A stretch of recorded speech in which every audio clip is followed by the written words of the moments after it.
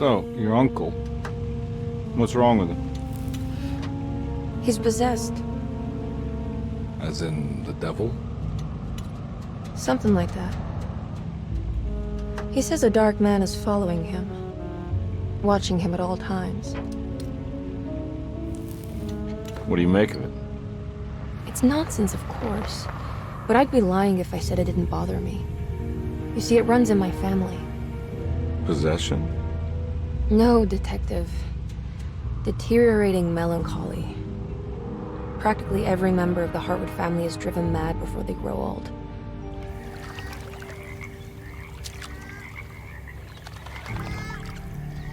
But Jeremy didn't kill himself. Is that why he's at your setup?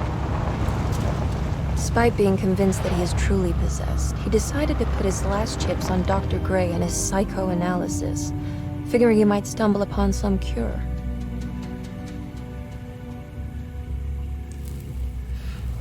You mentioned the letter. I received a disturbing letter from Jeremy accusing the staff and all the other patients of being involved in some cult. And now they are also out to get him. Could it be real? Or is it all just in his head? It's a story he tells himself, Mr. Carnby. Anything to avoid the truth. Which is? That we're all terribly insignificant. That people mean so very little to one another. That there is no one out to get Jeremy Hartwood because he isn't worth getting. Here we are.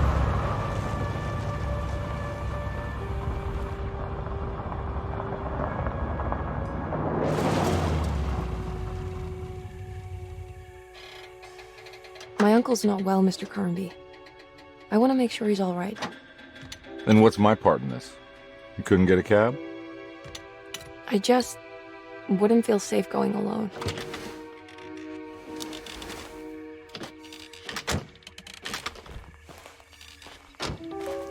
Did you bring a gun? Yeah. You think it'll actually come to that? No. But you might need to wave it around depending on how agreeable the staff will be. What exactly are we gonna do when we find Jeremy? I don't know. Let's just find him first.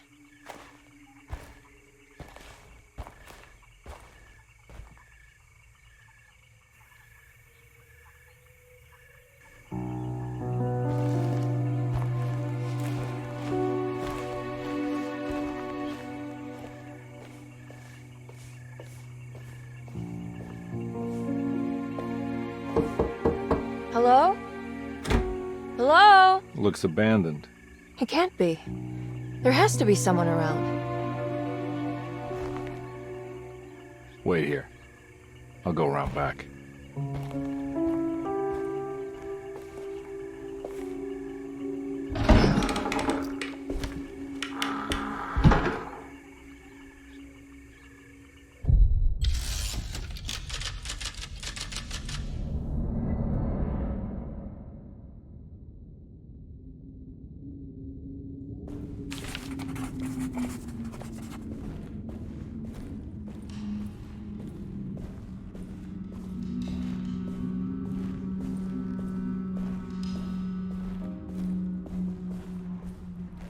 Now what do we got here?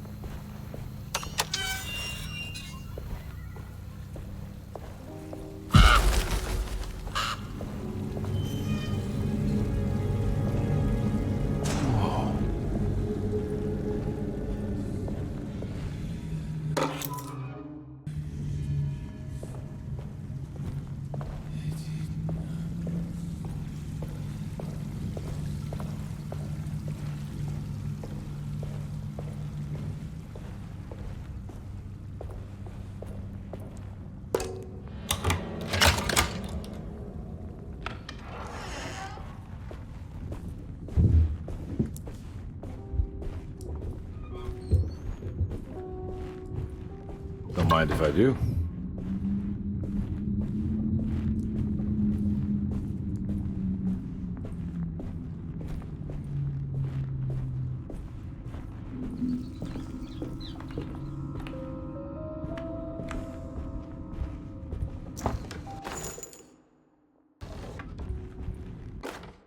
Every day your silence weighs a little heavier. It's been a difficult year for everyone, and many have lost all hope. I read in the papers about people suffering. Pictures of dust-covered landscapes without a drop of water. I wish I knew if you were still tending the earth or if you had turned your back against us. I have started to look for help elsewhere. I pray you will tell me if I am going down a path that you find disagreeable.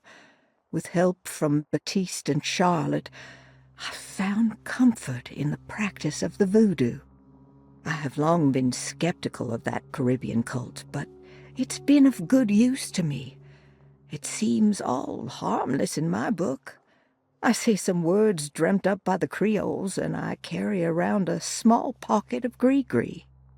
Nothing of this is mentioned in the Bible, of course, but the French Quarter priestess tells me it's all connected. She says the Christian God is just one more perspective on the creator of things. That's what I like to think, but the other way around, that the spirits of her faith are just aspects of you, our Heavenly Father. I am so grateful for the words you gave Mr. Hартвуд. We will sing your praises at St. John's Eve. The world will be blessed soon again. Only the sacrifices of the Old Testament compare to your demands. Let it be the truth. A mother of earth, wood, and dirt. A mother of 1,000 young.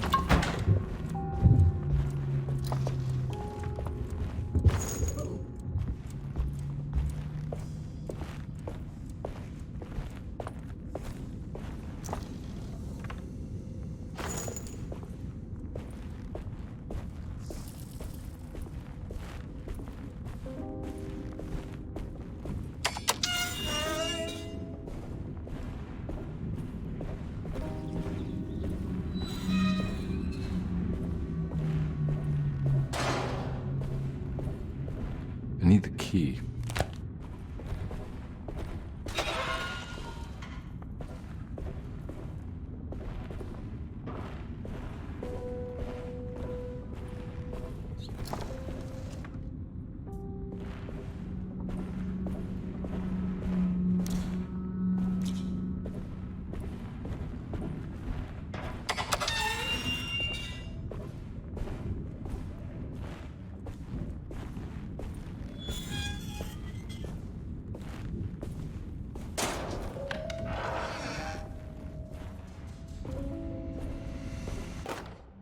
Please do not touch the boiler. It is working after all. While the sabotage has caused a leak, only the decorative plate has been completely ruined. Let's wait for Mr. Chance to turn up and he can take a look at the leak. Mr. Waits.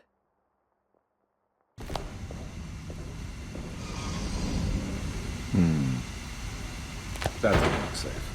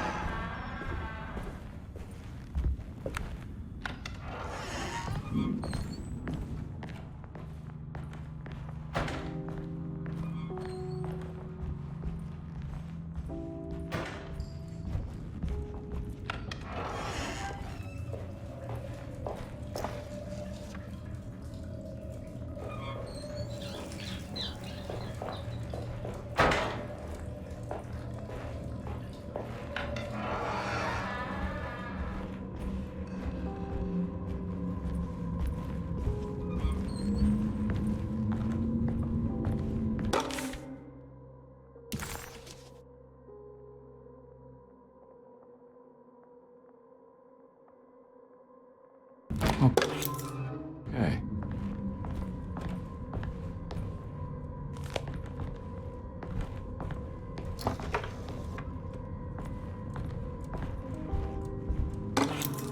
Sunday, June 22nd. I spent all day looking for Jeremy. I should have cared for the others, but I'm scared that he will do something irreversible. Cassandra is upset that I didn't give her the latest shipment of pain medication that Waits brought from the post office yesterday. I would have given it to her, but the company didn't send a new key this time around, so the box is just sitting there on my desk. They must have figured we had plenty of their gimmicky keys by now. I only remember seeing one lately. Grace was playing with it inside the grand parlor. Unless it turns up by itself, it will have to wait. I have to figure out where Jeremy is. I think Jack knew something. That dog of his found a strange rot permeating the house. She's showing us, he said. Like those blots and streaks of fetid rot was talking to him.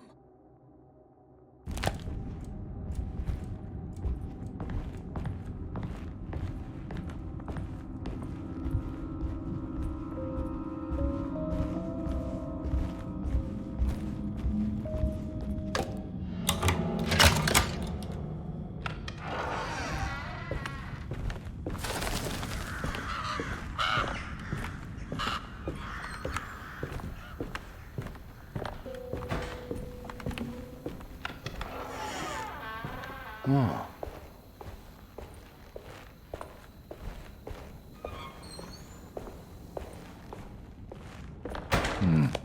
I need the key.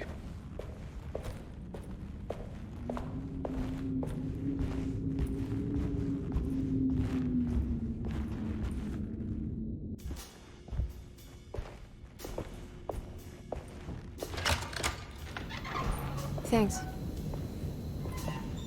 What are you doing? Who are you? Whoa, pardon me, excuse me. My name is Edward Karnbi, private investigator. I hope you don't mind we let ourselves inside. I do mind. This is private property. You can't just barge in here. I'm sorry about all this, but I'm looking for my uncle. It's urgent, and no one was answering the door. We can't hear you knocking anymore. None of us can. Who is your uncle, darling? Jeremy. Am I right? She has that Hotwood gloom, doesn't she? That's right. I'm Emily Hартвуд. I just came to make sure my uncle is all right. Well, he is unavailable right now. He will have to come back another day. Unavailable how? Is he sleeping? We can wait. He's lost. Don't I know you from somewhere? Who's your man again, Miss Hotwood? My name's Edward Karnbi, private investigator. Splendid. Enough! All of you! Get back to your rooms! McCarthy, keep your eyes on the child. And you two, please leave immediately. Look, we're not here to cause any trouble. Just let us see the old man, satisfy the curiosity of my client here, and we'll be off. Jeremy has gone missing. There's no need to worry, but it might be some time before he turns up. The whole staff is looking for him. What? He ran off? I don't have time for any of this. Please, come back tomorrow. All right, in that case, we'll just wait in his room. You don't mind, do you? It's upstairs, right? Wait, you can't. Don't worry, we'll be discreet. In the corridor. It's the first door on your left. I'll tell Dr. Gray you're here. Excellent. Thank you, madam.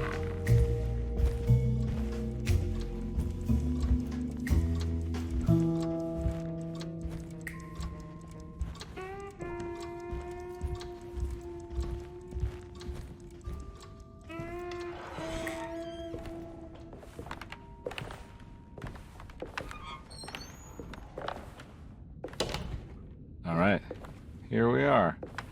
Let's look around. See if we can dig up any clues.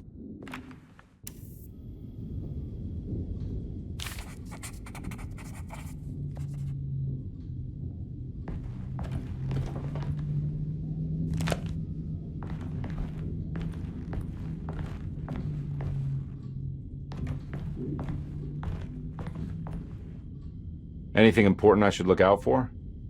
Did he keep a diary? Not that I know of, but it wouldn't surprise me.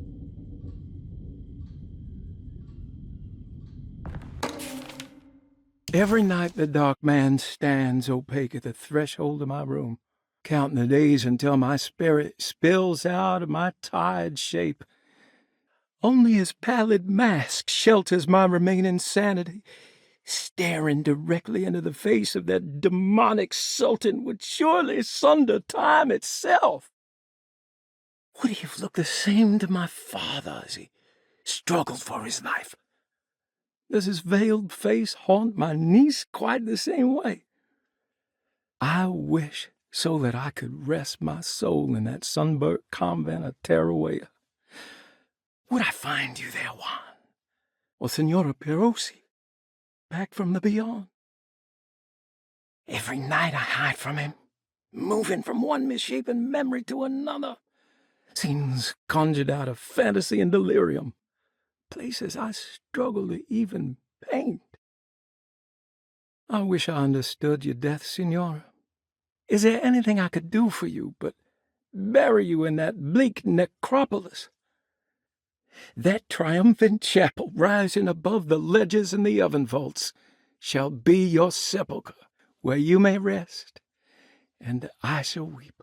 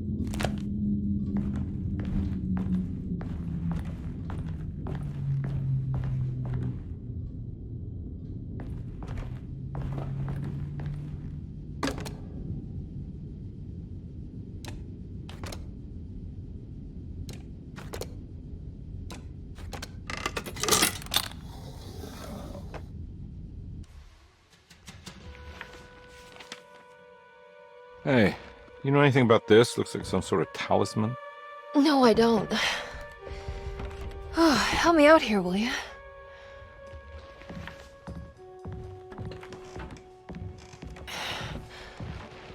I would kill the guy to throw some of this stuff out. I'd be crazy too if I had this much junk lying around.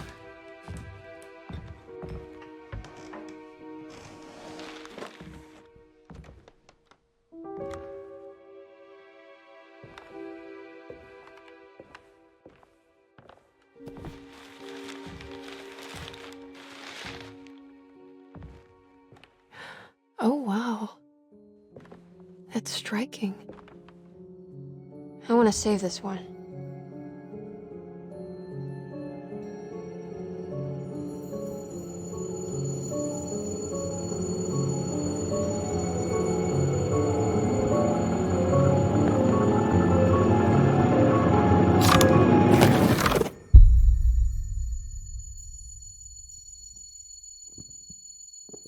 All right, come on.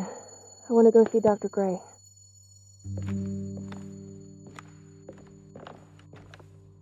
Come on, let's go. Yeah, I'm coming.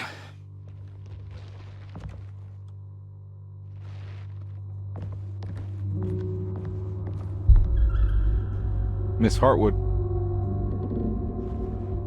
Emily?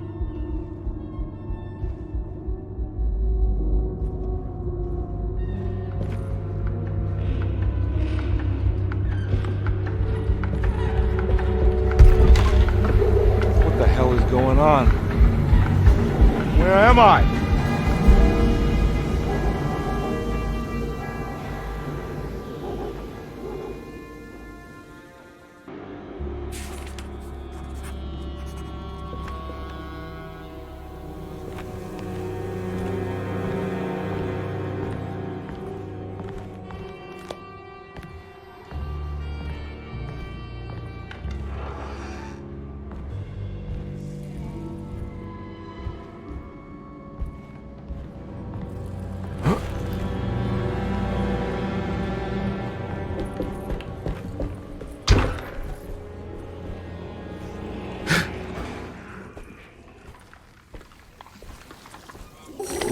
Ah! Ah! Ah!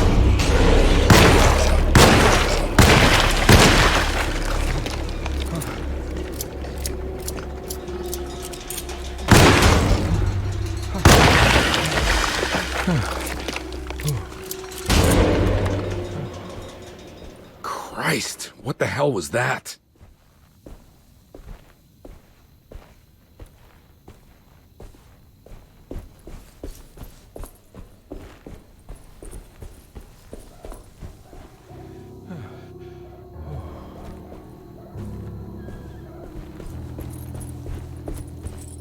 What the hell is going on?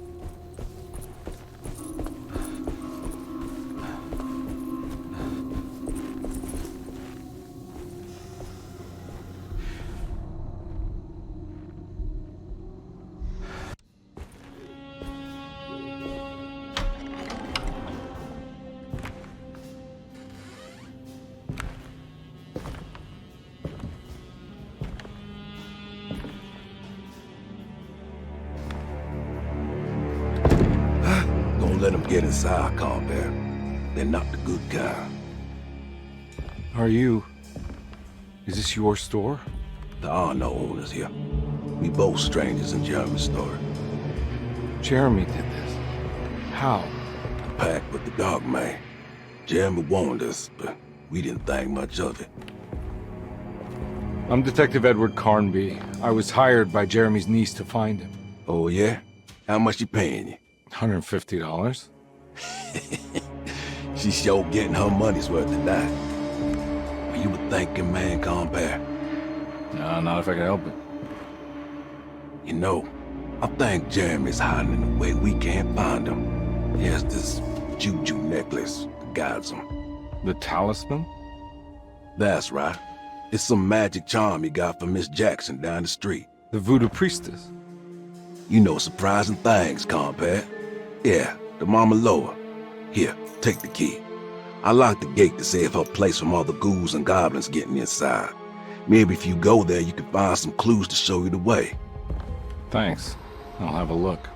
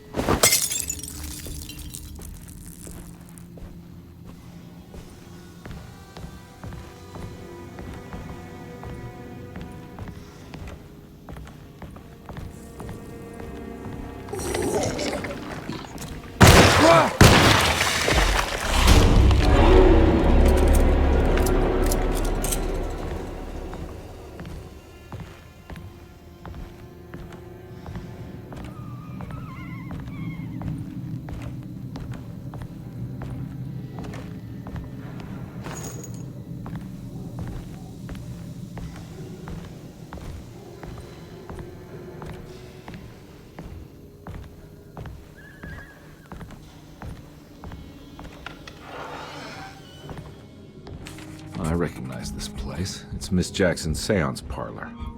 Let's see if she's got any information on Jeremy's talisman.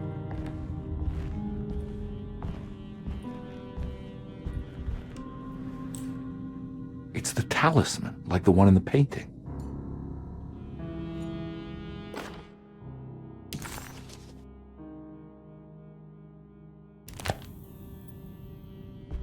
I think it's meant for the talisman.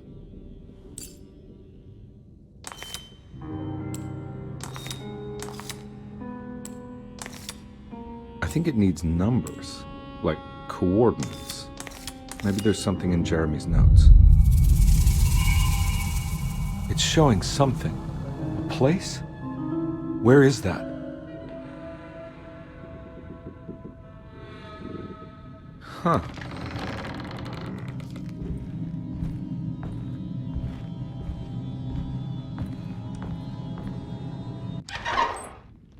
Detective, I was wondering when you were going to show up. Mrs. Thompson told me you were here. I understand you are working for Jeremy Hартвуд's niece. Yeah, I guess so. I mean, you're not wrong. We came here for her uncle. I just didn't expect... I didn't expect this. You are Dr. Gray, right? That's right. You don't happen to have some identification, Detective. I'm not keen on having strangers prying into my business. Oh, Detective Edward Karnbi, Decatur Street, New Orleans. Enjoying the Vieux Carré, Detective? Those old French quarters, the voodoo people, the gangsters. I'm sure you live an exciting life. Well, it's not quite like the stories, Doc.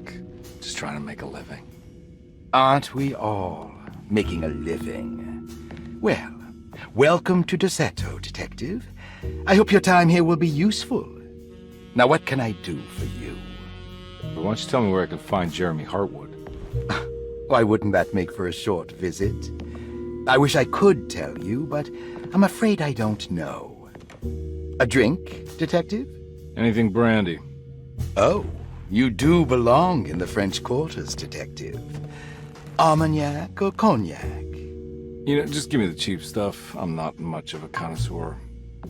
Having low standards is not a virtue, Detective. Let me see if I can broaden your perspective.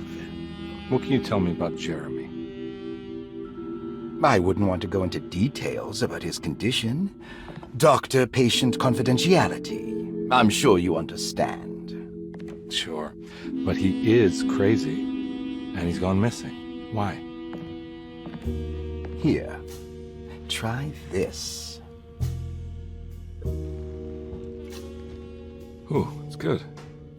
Got a bite? It's called a sidecar. The trick is not to be afraid of the tartness of the lemon. Then, for goodness sake, don't overdo the triple sec. Okay, what can you tell me about Jeremy? Well, let me think. He is an anxious man, constantly worried about events not presenting themselves according to his model of predestination. He complains about things not being carried out in the right order, and that some things simply shouldn't be. Is any of this helpful to you? Not really. I was hoping for some direction where to look next. I'm sorry. I have nothing for you then. You should talk to my orderlies. They have been looking for him for a while now. I'm sure they would appreciate your help. Yeah, I ran into Batiste earlier. Come to think of it, he might have given me a lead. Oh, excellent. So your investigation is already underway.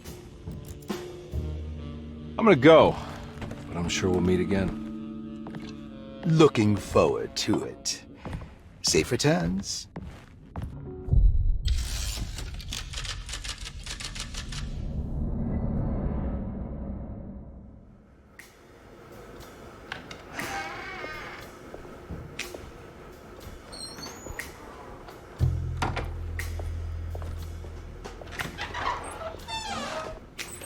Detective Karnbi, where did you go? I was just talking to Dr. Gray. You disappeared. No, it's not what you think. Have you Have you found anything strange going on here? Yes. Everyone is being incredibly evasive, and I can't figure out why. No, I mean something you can't explain. Paranormal, even. Detective, I really need you to get yourself together. I can't do this alone. Forget it. I'll figure it out. Do you want to come see Dr. Gray? No, I want to try something. With this talisman, I think I can follow Jeremy to the place he mentioned in the book. What was the name? Do you remember something Spanish? Tarawea. Yeah, that's where I need to go. Detective, are you gonna be all right? Yeah, of course. Go talk to Dr. Gray. We'll rendezvous later.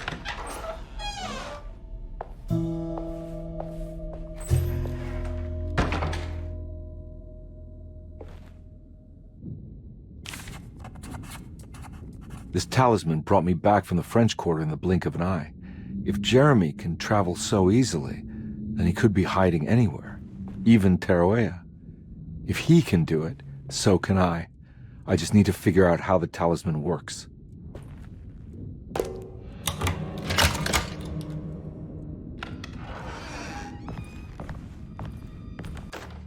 Saw your notice in the boiler room. You should know Mr. Chance won't be coming back.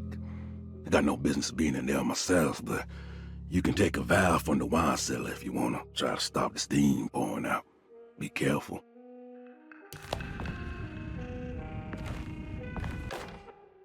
Paul, you're right about the plates on the boiler and the clock. They have been sabotaged, and I think I know who did it. They have something to do with Jeremy's episodes and how he seems to disappear at night. Right now, it's important that you keep an eye out for any of the pieces. I want to find out if I can repair the plates. Let me know if you find any of them. Lottie. Tell Lottie to take a look at the well in the kitchen garden.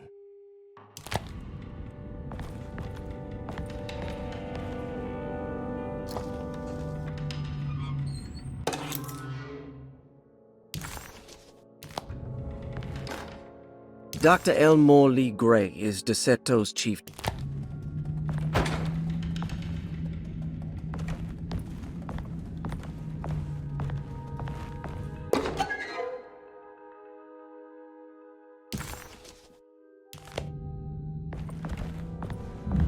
There's no way I can get into this thing. Better leave it alone. There's no way I can get into this thing. Better leave it alone.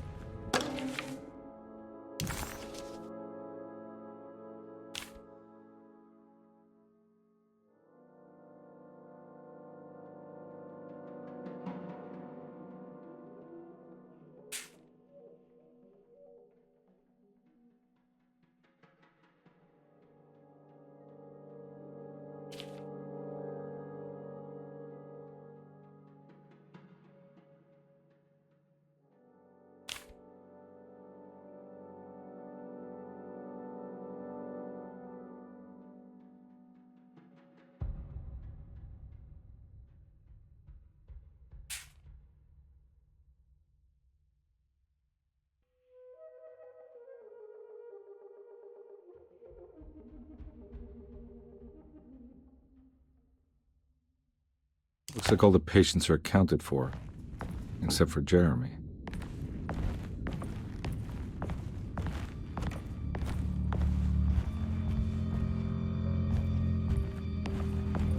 I need the key.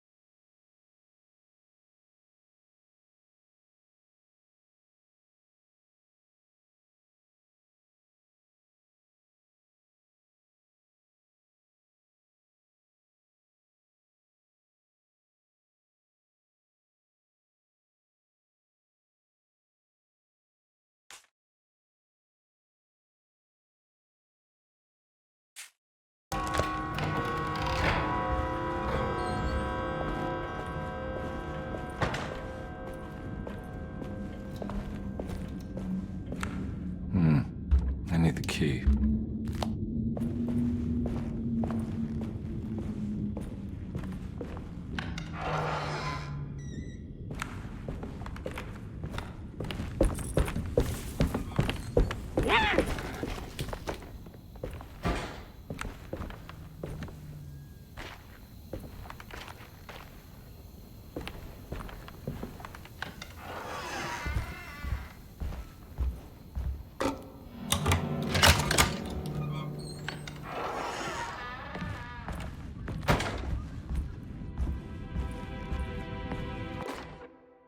Lost Plantations of Louisiana, Thierry Bricklow, 1917.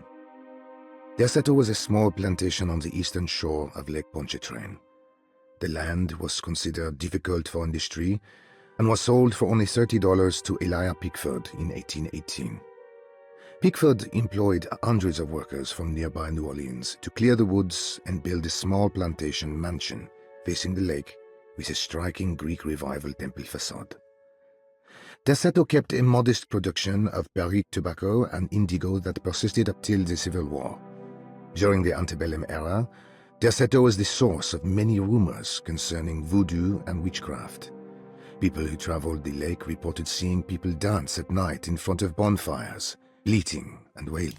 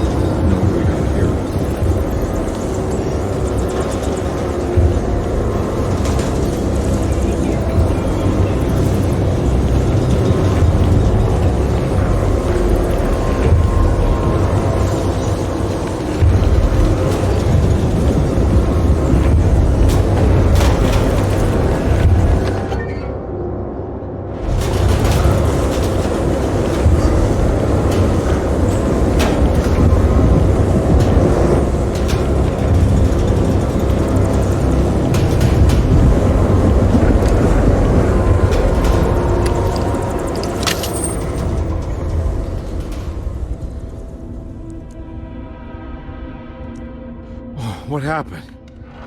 Everything's normal again? Right.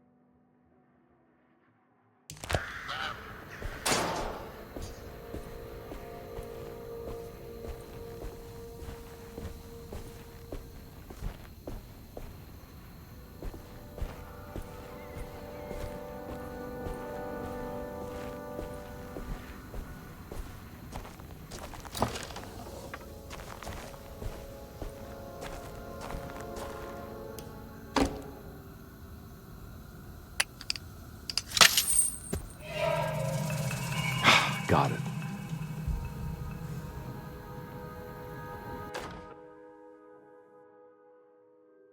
Okay.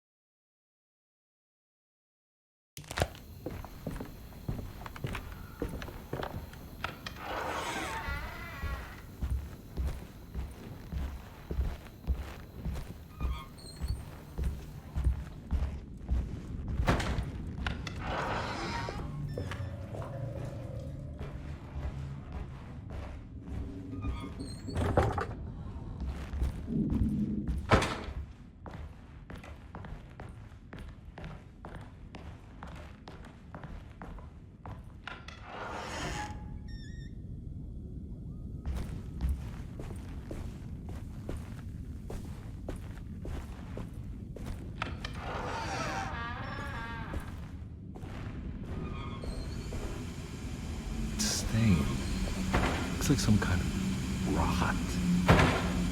It's another plate for the talisman. Like the other one that's broken and missing some pieces.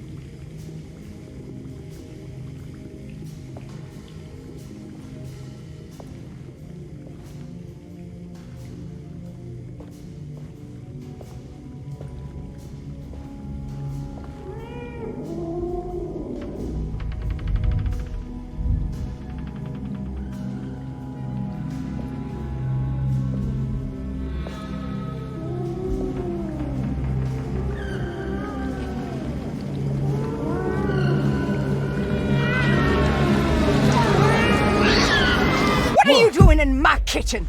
I assure you. No, I'm sorry. Promise I didn't. you. Mr. Hartwood is nowhere near my kitchen, and neither should you be. Don't make me kick you out of this house. Sorry. Now get out! Yeah.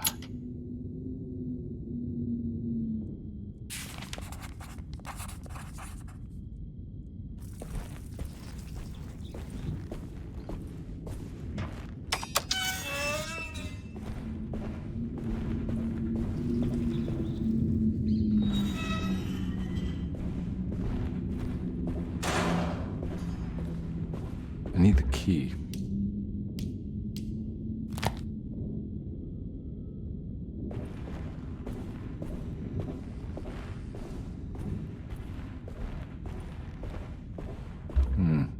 I need the key.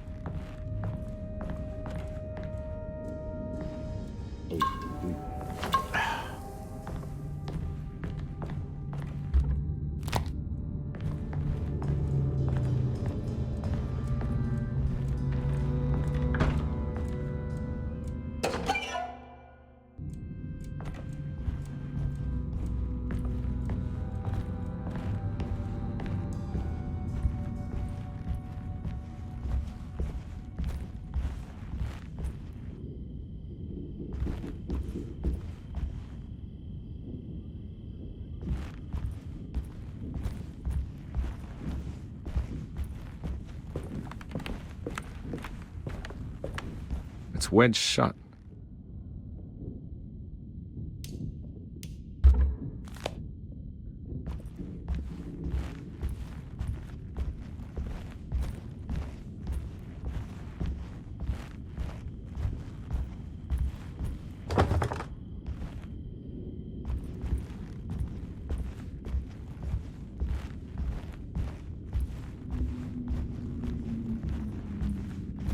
It's wedged shut.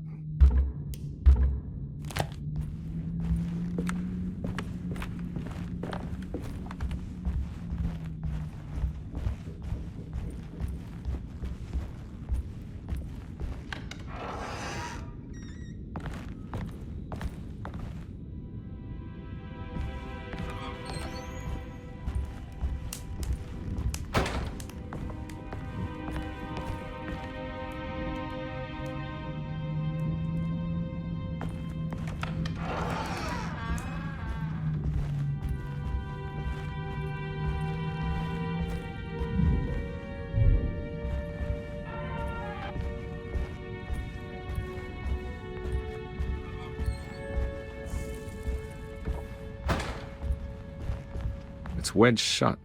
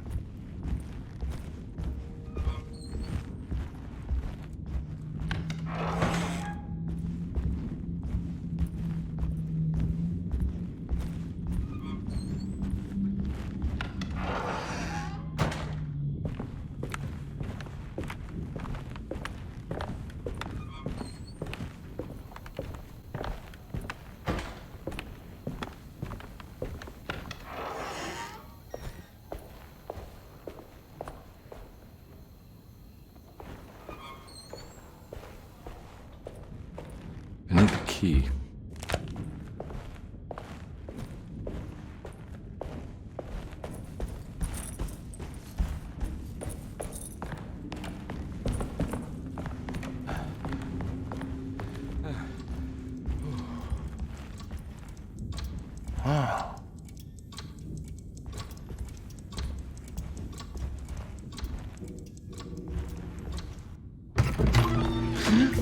Yeah, sorry, Detective. Didn't mean to obstruct justice or anything. That's fine.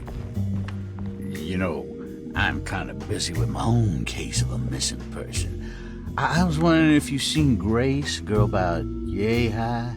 I can't say that I have. Why are you asking? Well, I'm looking for her. Is she in trouble? No. She's just hiding somewhere. But we can't have a rascal like that running around unchecked at a time like this, you understand?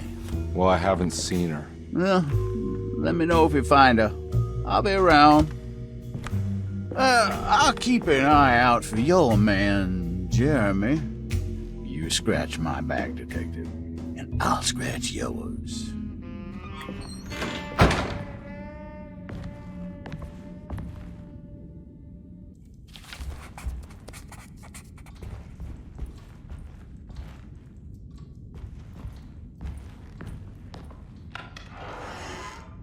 Looks like everything's back to normal here.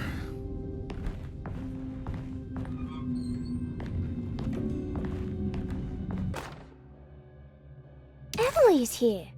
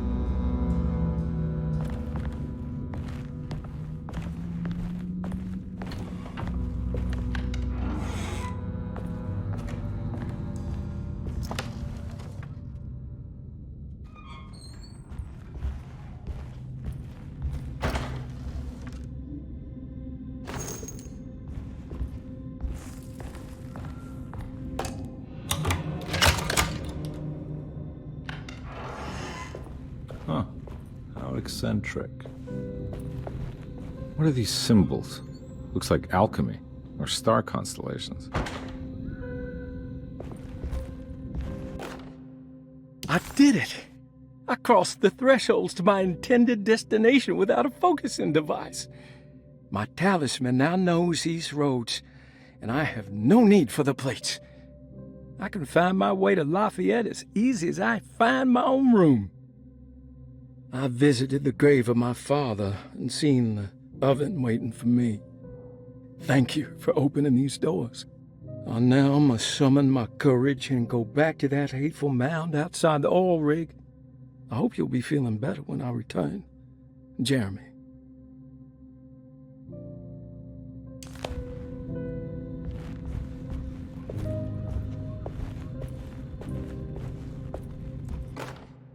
Will I need to remember how to get them out again? They are locked up for good reason. I am sure she is still able to whisper the answer in the ears of the wrong people. But not for long. I will see her burned soon enough. That black goat will be sacrificed to put an end to it all. Then it will all be over. No more Derceto, and sadly, no Astarte. Those good pirates of Pontchartrain. May you still sail the lake, until you find the shores of Hali.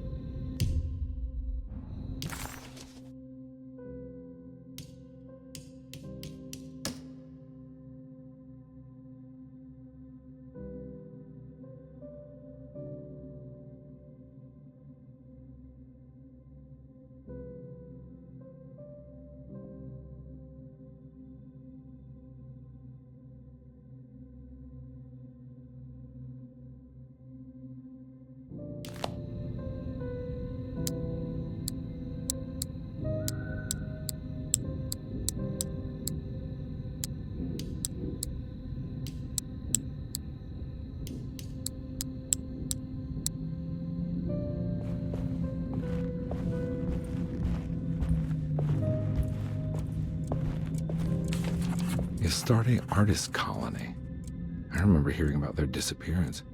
Must have been 15 years or more now.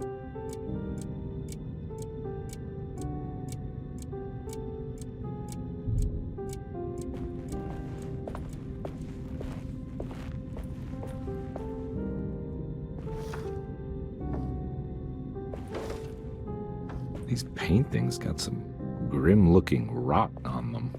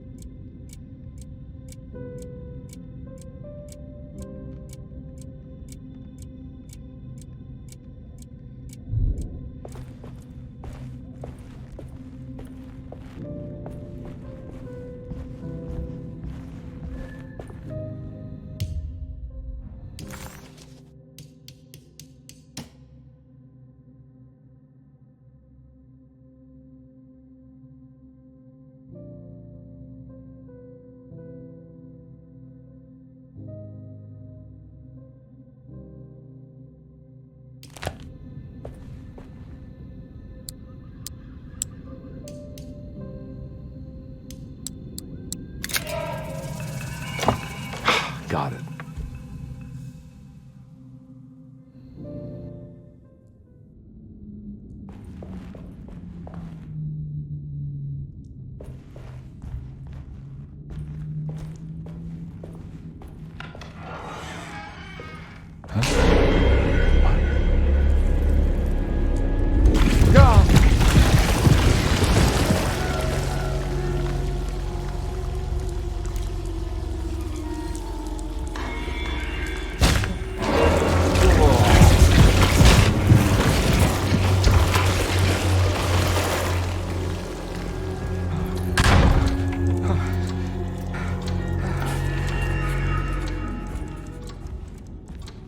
What the hell is going on?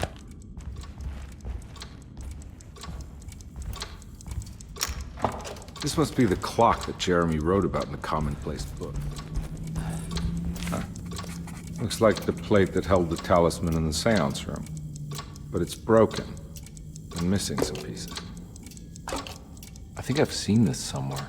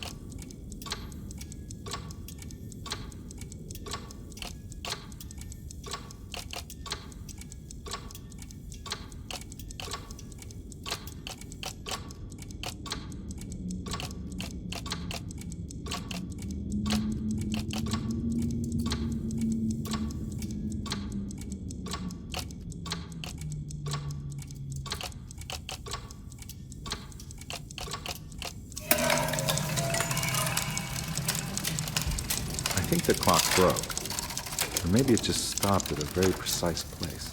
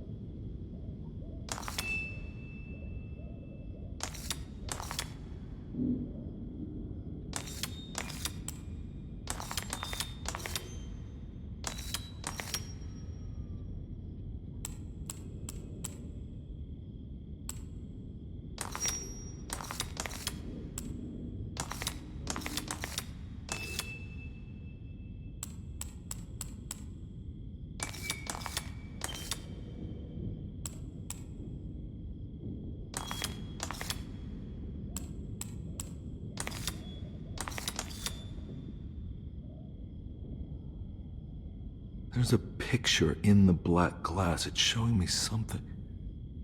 It's the hallway outside Jeremy's room.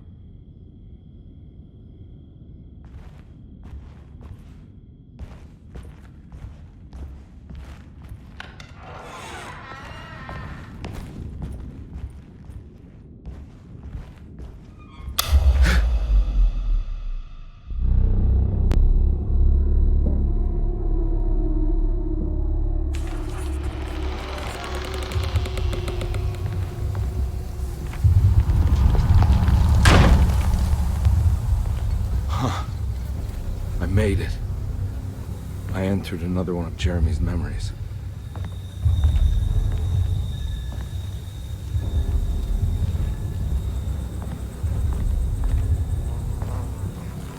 Ugh.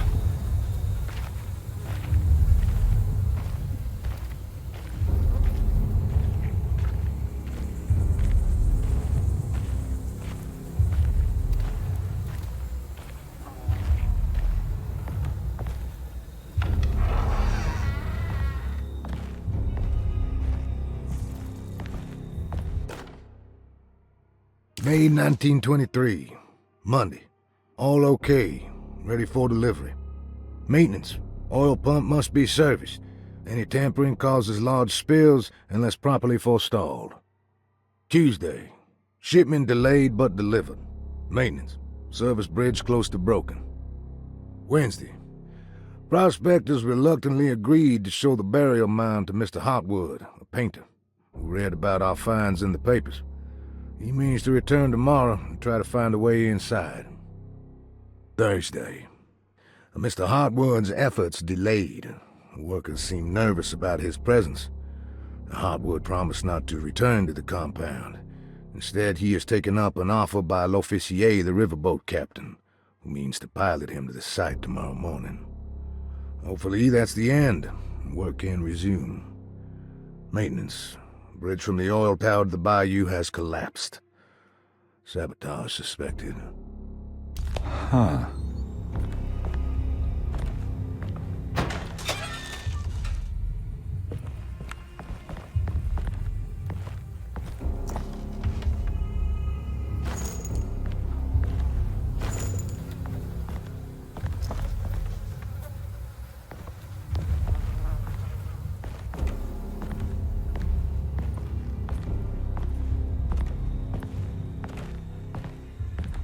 I need the key.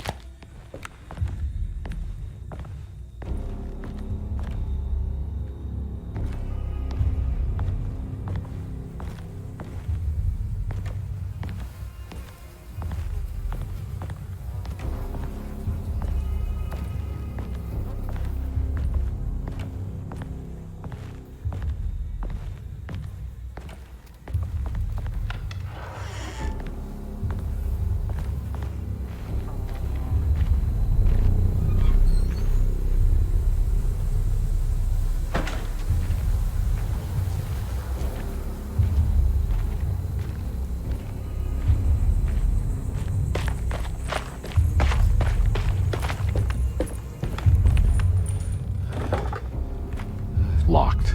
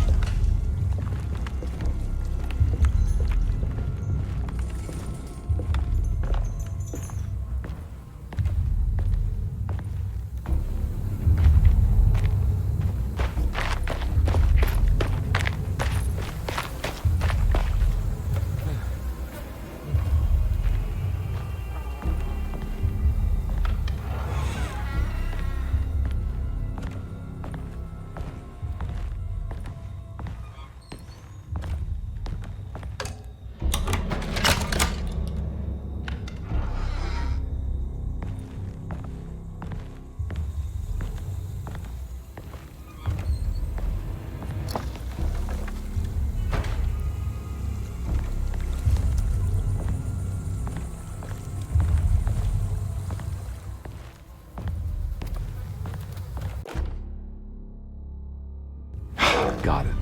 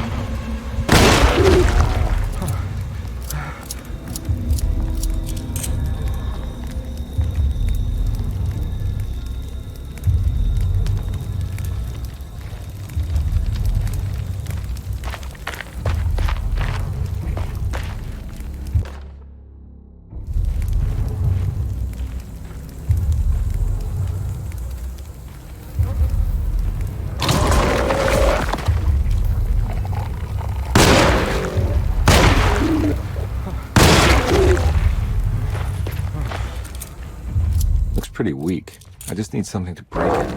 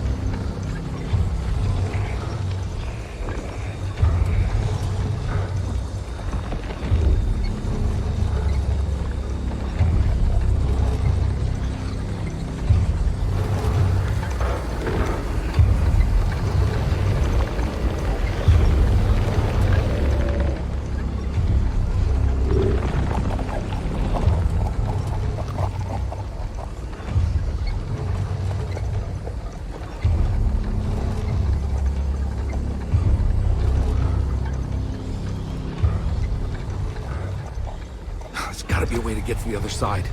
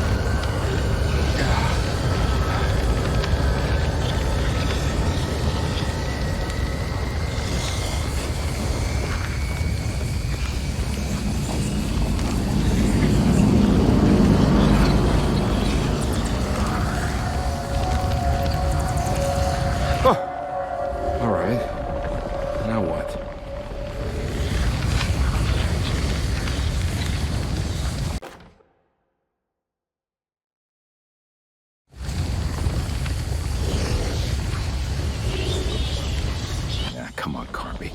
Wouldn't you rather fall to your death than go up in flames?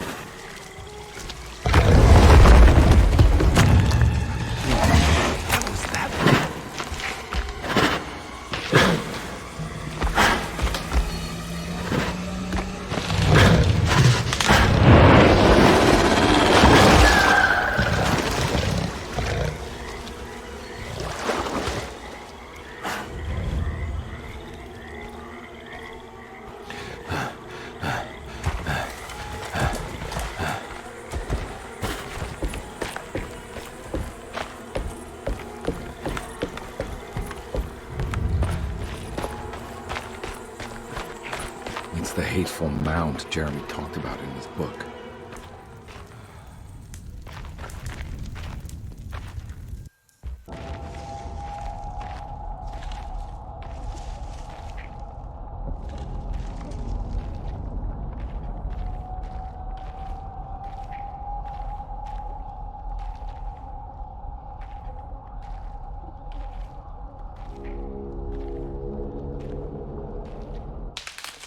Don't come any closer.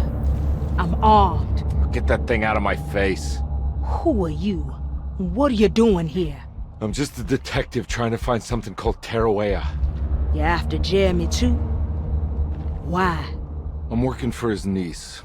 She wants to make sure he's alright. He might be unharmed, but far from alright. He's a curse upon Deseto. Here we go again. What?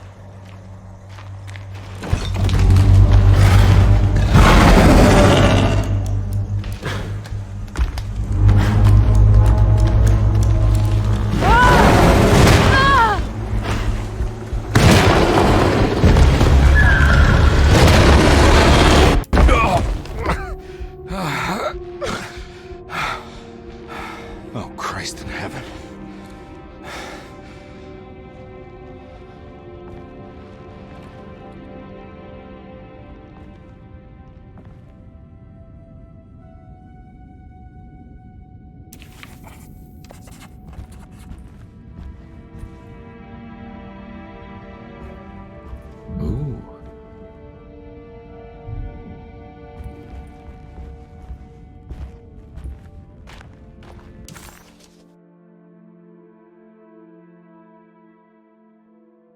It was a bust. The oil rig and the hateful mound.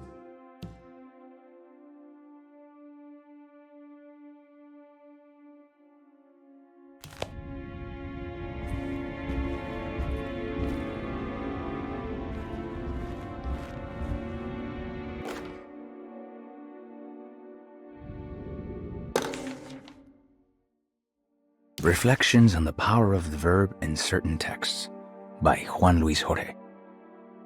To act is in itself divine. Even the slightest movement of our hand is evidence of our soul in motion. Yet our free will is so easily overwhelmed by the dullness of everyday life. Our actions become rote and rigid in spite of luxury and comfort. True divinity is found in the choice of leaving the stage where we all perform. People who discover this freedom unexpectedly will be struck by the terror of this revelation and become paralyzed, or worse, turn to suicide. However, if you are able to weather that storm, you will discover that there is a divine path beyond that fear. There is a chance to dismount your destiny and make something new. Something that hasn't been planned for or predestined.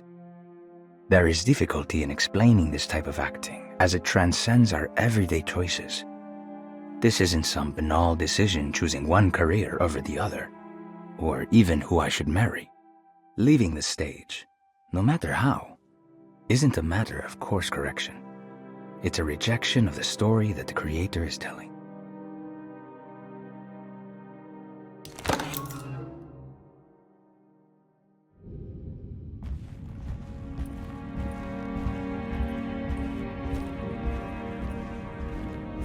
It's wedged shut. It worked.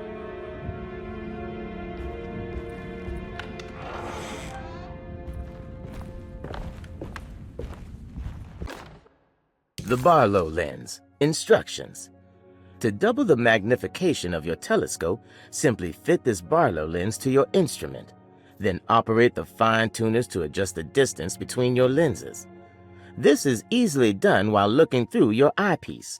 Simply search for a position where your picture is clear and appears flat.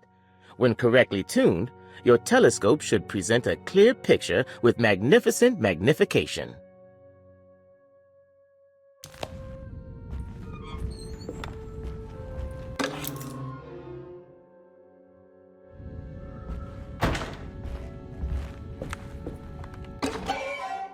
What's this? I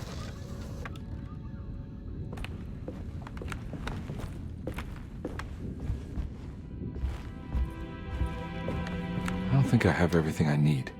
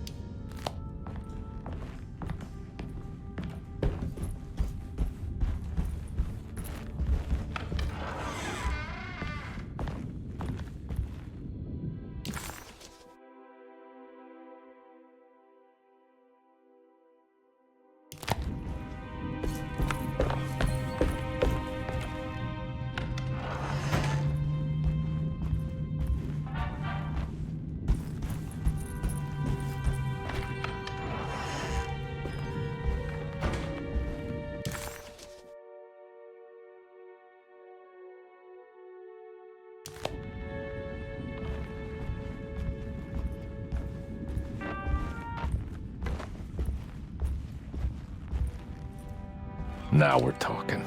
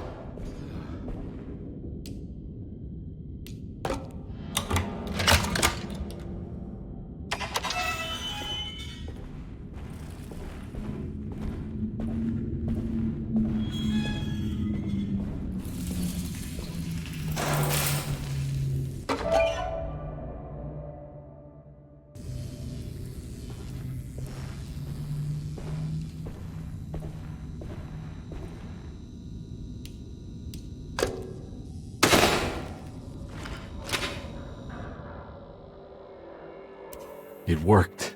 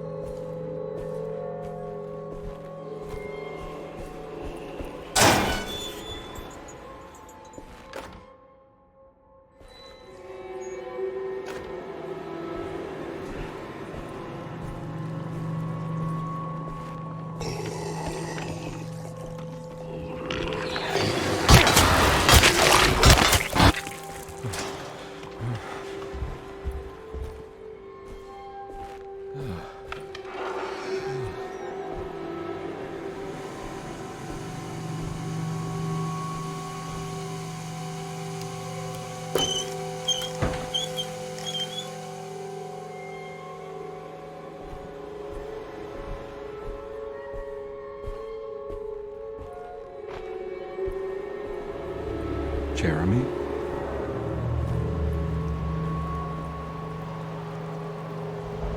What the hell is going on here?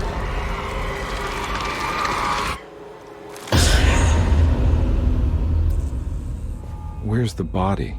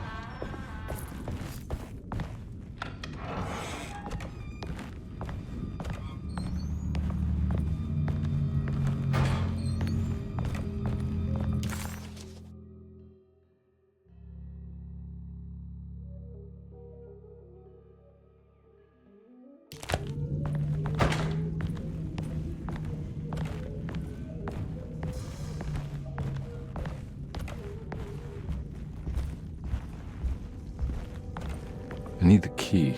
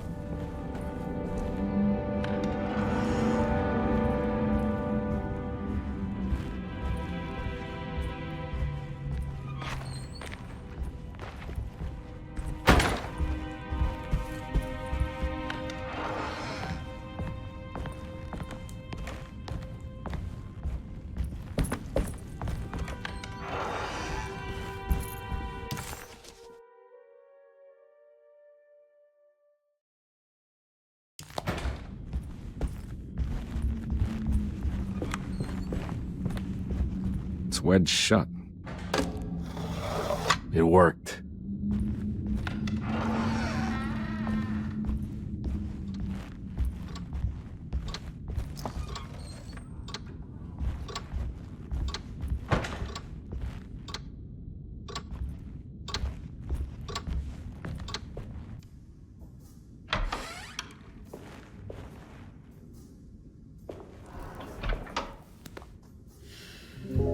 Detective Karnbi, how good of you to come. Let me pour you a drink. What happened here? This place looks like it was hit by a bomb. Welcome to the madhouse, Detective. Thanks. Did the ceiling just collapse? I heard it was something in the attic, something that was supposed to happen but didn't. How that could have such consequences is beyond me. The truth is, I don't know why the room looks like this. But I bet your friend Jeremy does. You know where I could find him? Oh, somewhere in his past, I suppose. He keeps going on about that mysterious dark man. I think he is hiding from him. Or maybe he's with him. I can't really keep up. I don't worry much.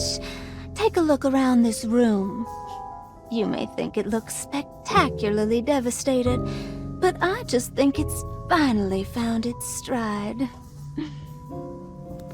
It fits perfectly with the state of this place and its loonies. The same goes for the nonsense with Jeremy. In my eyes, we finally managed to match the wild ride inside all of us. Well, I'm happy you find the evening so harmonious. I hope you don't mind me setting things right. Jeremy's business, that is. This room looks beyond my capabilities. Good luck, Detective. Hope to see you again soon. Yeah. Evening, miss.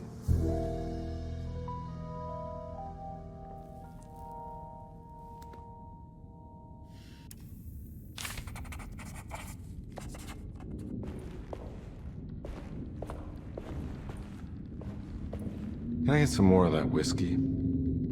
Go ahead, Detective. I don't think I can stomach any more anyway.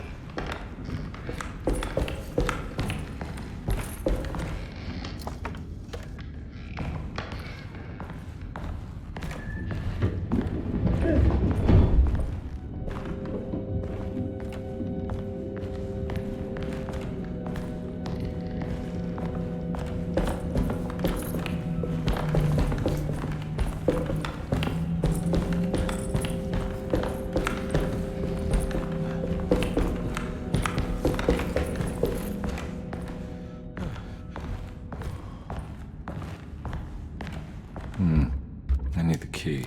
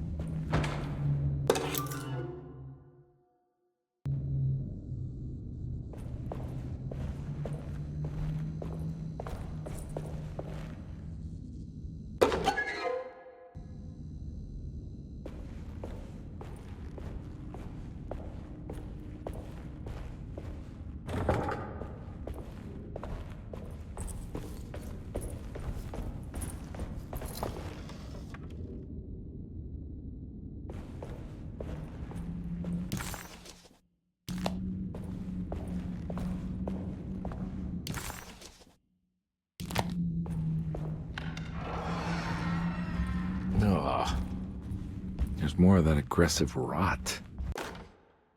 On the commonplace of evil, there lies virtue and stark irreverence, careless thoughts of luminous indifference. But blame not the beast we once were, which science so often wished to refer. Not the wicked full of sin, it is you who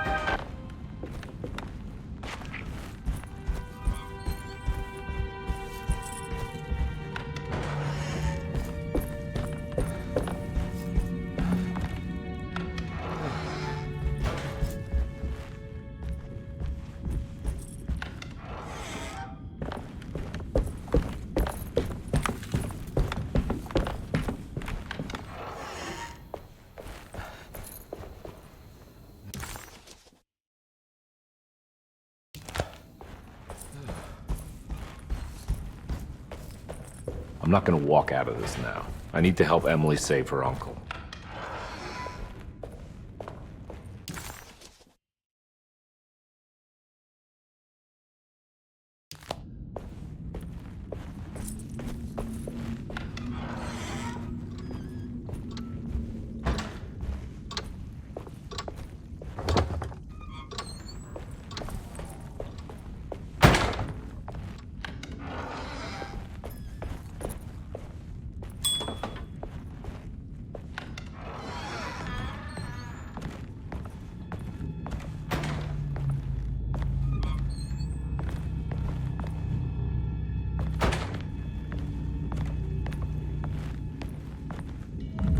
There's no way I can get into this thing.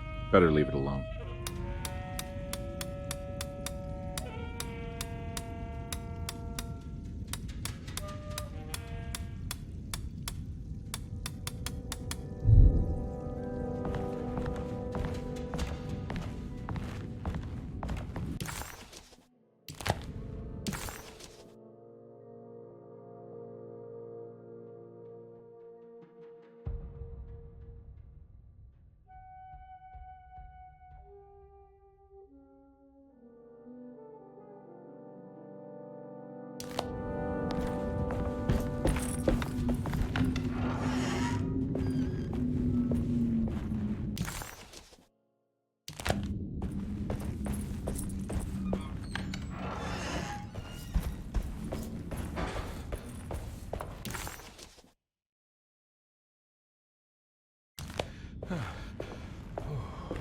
I need the key.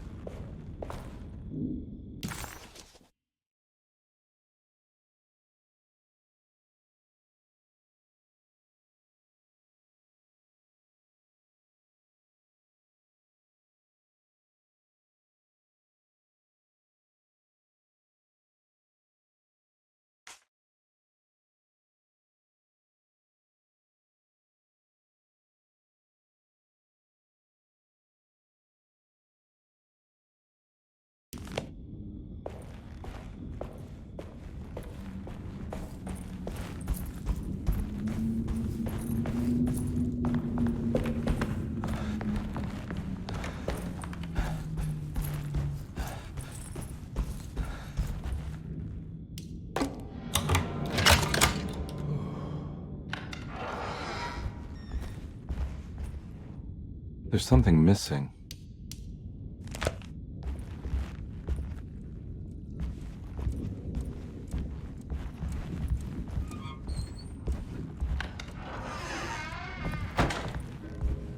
This must be that kid's room.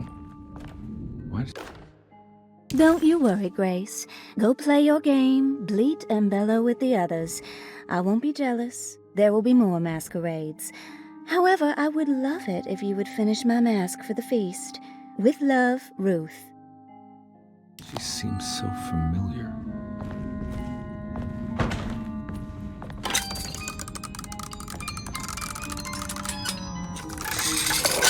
Huh.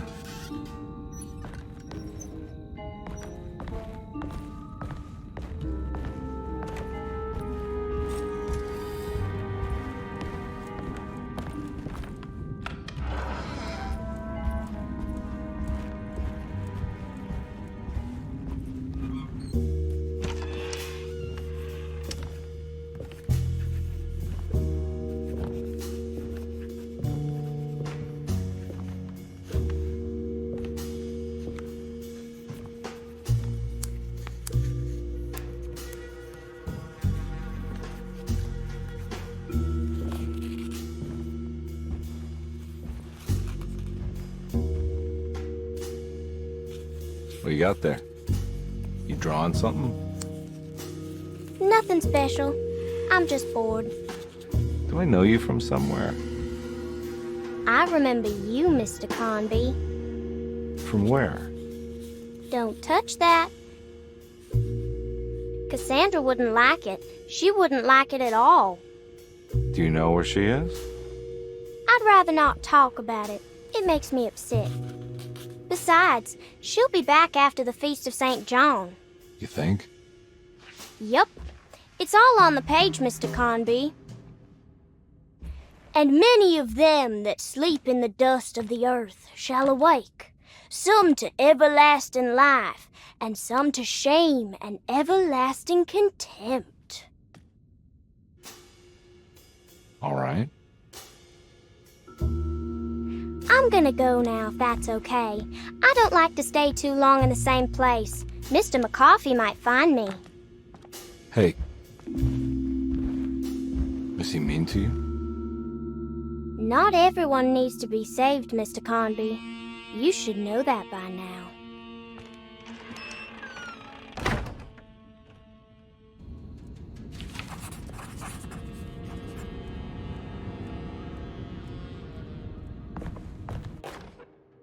Miss Beauregard, I picked up your medicine at the post office today. As you understand, it needs to be administered by the orderlies for your safety. I've put the box in Lottie's room for now, and I'm sure she will find you as soon as possible. Mr. Waits. So this is where Cassandra Beauregard ended up. For some reason, I thought she died years ago. There's more of that rot again. Like it's guiding me to do something. But what?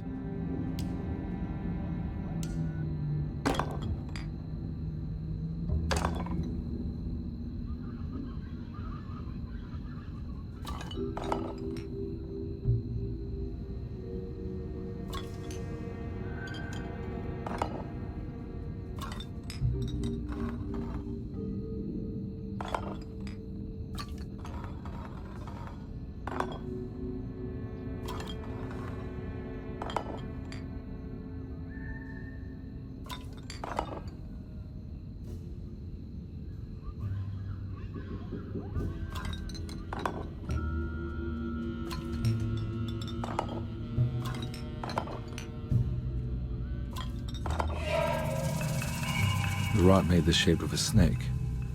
There must be something important to find here. Maybe it has something to do with the numbers on the labels.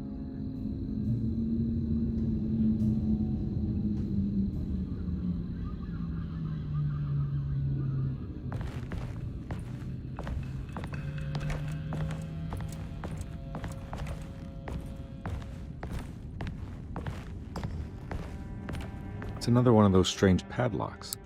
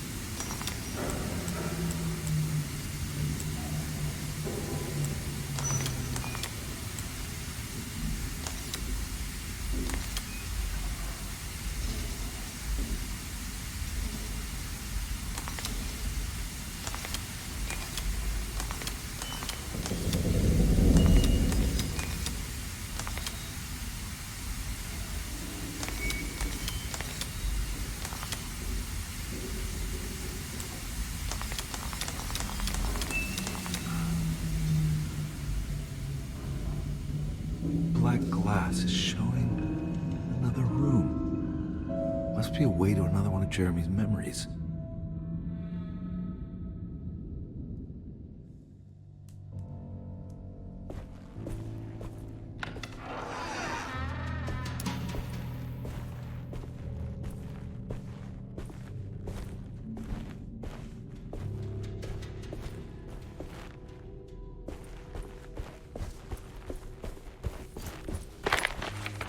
I knew it. I knew it would work. You're getting good at this, Carnby. Maybe a little too good at this.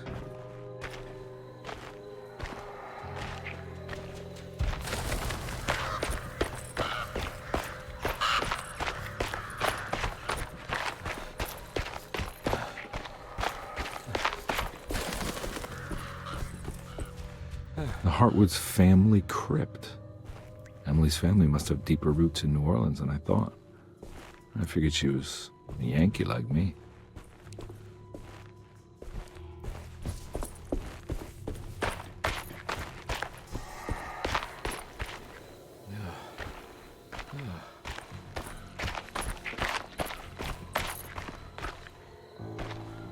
Now what do we got here? There's something missing.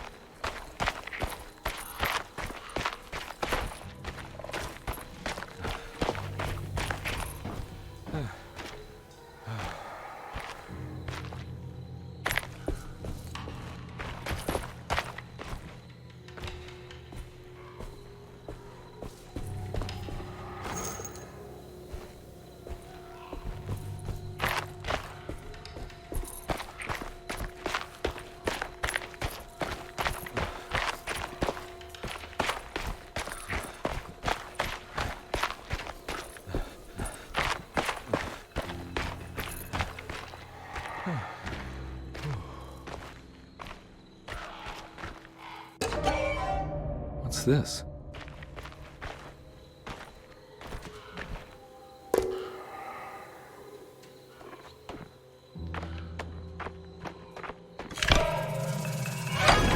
Got it.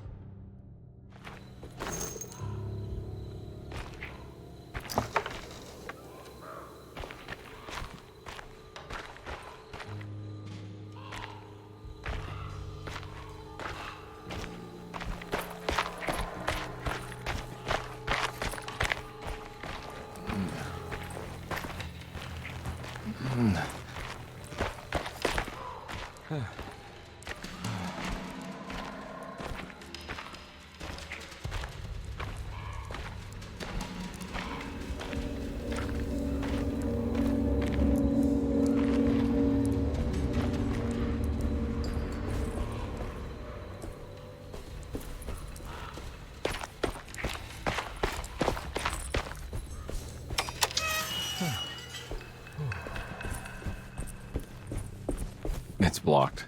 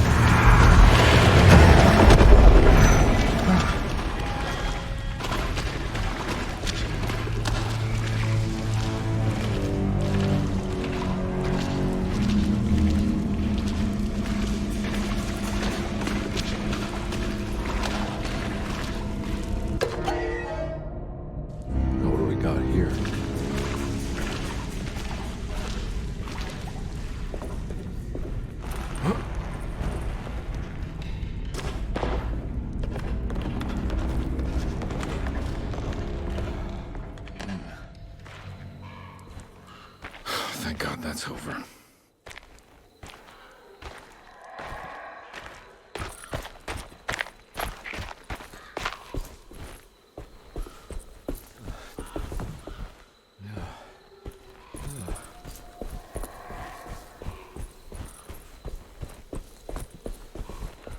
Huh.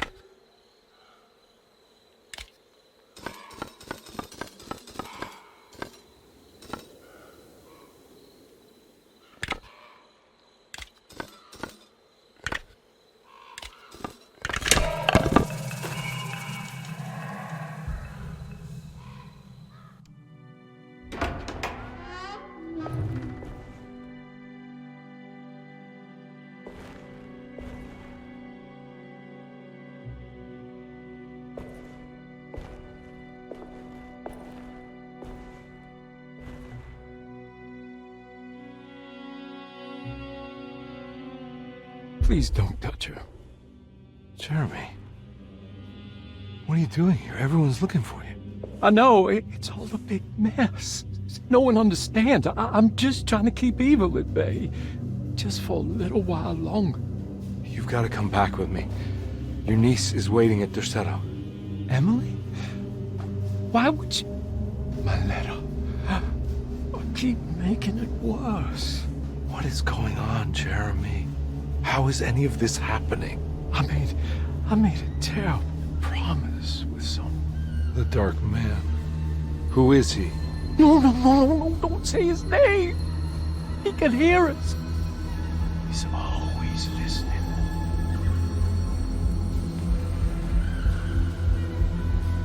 Jeremy, I need to understand what is going on.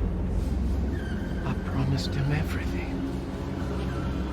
When the sun rises, I will be chained in his sunken desert temple for an eternity. But at least the evil about to awaken and to settle won't harm anyone outside of that cursed place. You're acting crazy, Jeremy. I want to help. There's nothing you can do. Then what's all the business about Tarawea? Why did you want to go there? Well, I can't go there. I'm not allowed. But you wanted to. Can I go? Tell me, will it help me to break your pact? Is there something there that would help? Why would you give me hope? That's so cruel. Okay, sounds like we're onto something here. What should I— Look out! Behind you! Run! Don't let him take you!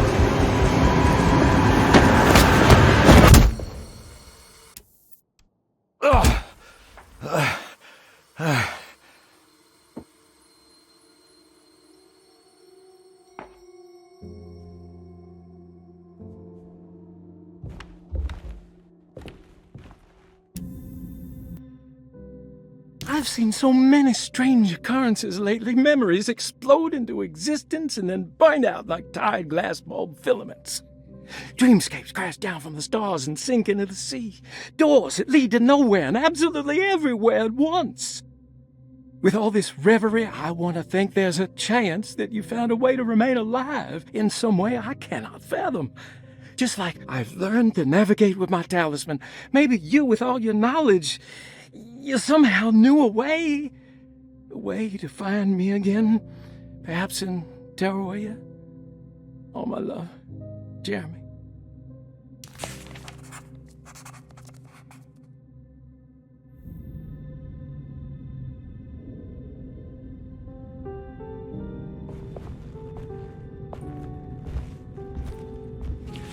She's dead.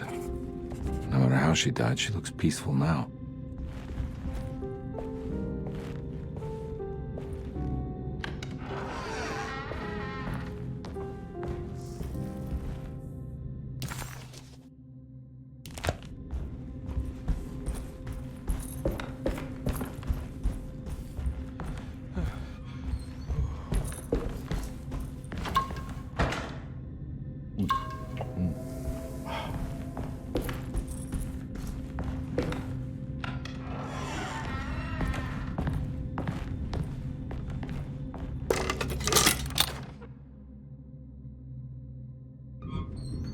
Telescope lens.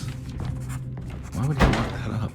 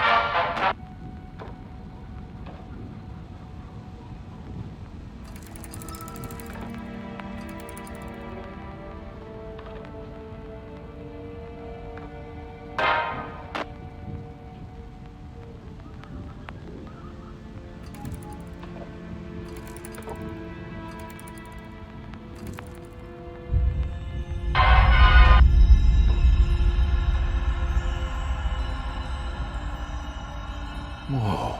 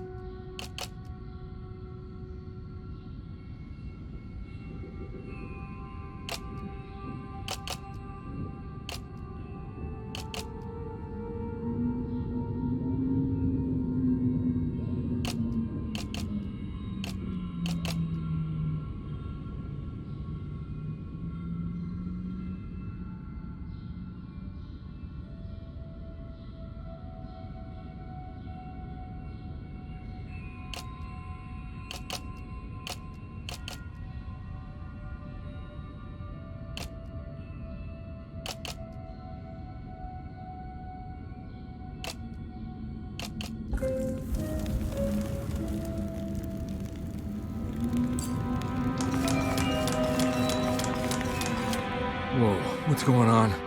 It's dialing in something all on its own and it's showing the way to another memory? Where is that?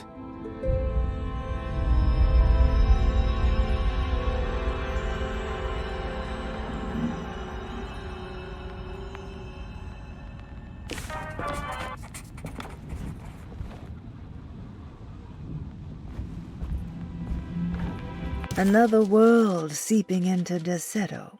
Was this a taste of that mysterious Terrawea?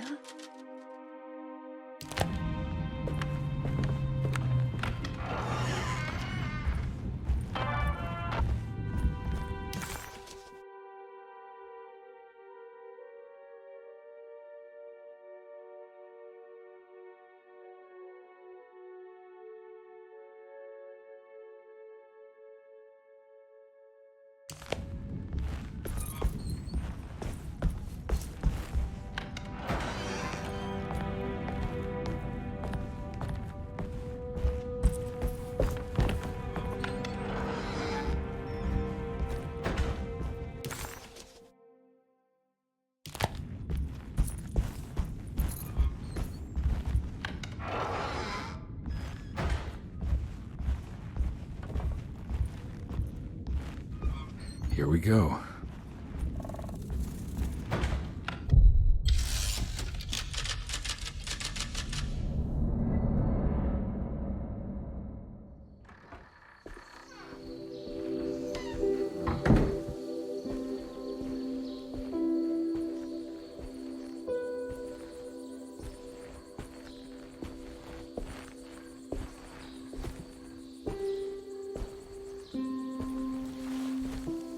I'm glad to see you made it. I had my doubts, but the hope you instilled has yet abandoned me. I guess this must be Terrawea. Who are you? My name is Juan Luis Jorge, and this is indeed the convent of Terrawea. You'll have to excuse me, but Yermi never got your name. The name's Edward Karnbi. I'm a private investigator. You're not a patient, are you? No. I'm the author of a book that Yermi once found important. How does that work? Are you part of this memory as well? Is this even a memory? I think calling me a manifestation of Yermi's subconscious would be more correct. And so is the convent of Terrawea. I'm a man Yermi has never met, and we are in a place that he has never been. Okay. So are you here to guide me or something? I have no more purpose than you do. I simply am. I will happily help you, of course, if I'm able. If you are already somehow part of Jeremy, why did he want to come here? Isn't he sort of here already? Yermi wanted to come here because it's a representation of his mind at peace. When Dr. Gray asks him to find his focus during his sessions, this far-flung convent is what Yermi imagines. He is under the impression that if he could physically come here, he would reach a perfect equanimity, a spiritual apotheosis. You don't think it would work? Yermi subconsciously knows it's just wishful thinking. He can't come here. Despite the pathways opened by the dark man between Derceto and Yermi's psyche, it's simply not possible. But I'm here. Indeed. It's a shame it's just another place for you, Detective. Otherwise, you could have become a Buddha. Always a bridesmaid, never a blushing bride. Am I right? Yes, I suppose so. You'll have to chase enlightenment elsewhere. So what's the next best thing? What can I do here? You should seek out the convent library and try to find the truth about Yermi's relationship with the Dark Man. It's the sort of knowledge he represses and is unable to reflect on. Will it tell me how to break the pact? Perhaps. At least you'll have something to confront Yermi with. Wait, why can't you just tell me? I don't know such things. You'd be better off consulting the texts of Dr. Freud if you want such answers. No thanks, I hate shrinks. There is another thing you should know about the library. He is here as well. The Dark Man has been working his way through the text for a long time. He's here? How am I supposed to get past him? Be careful, Detective. Oh, jeez. Just perfect.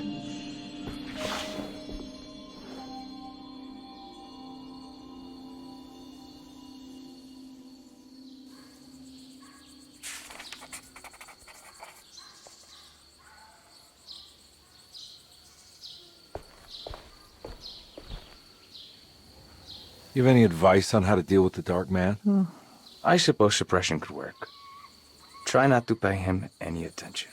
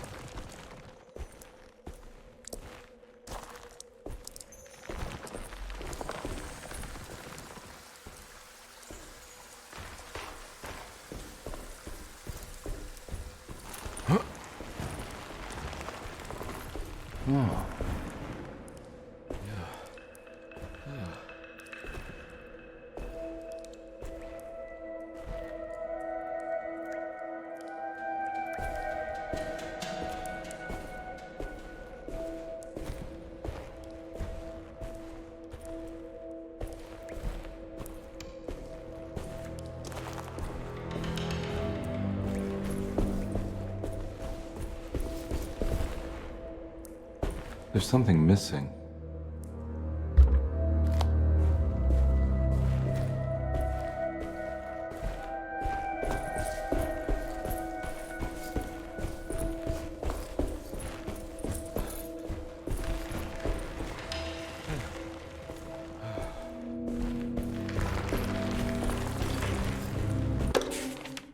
The great library was endless, beautiful, and terrible. An Akashic record for the universe inside the mind of Jeremy Hardwood, now corrupted by a story forced upon him, told by a maniacal liar, an evil conjured by science and secrecy. I will suspend a room and lock away the foundation of his character. Its key will be left to the librarian.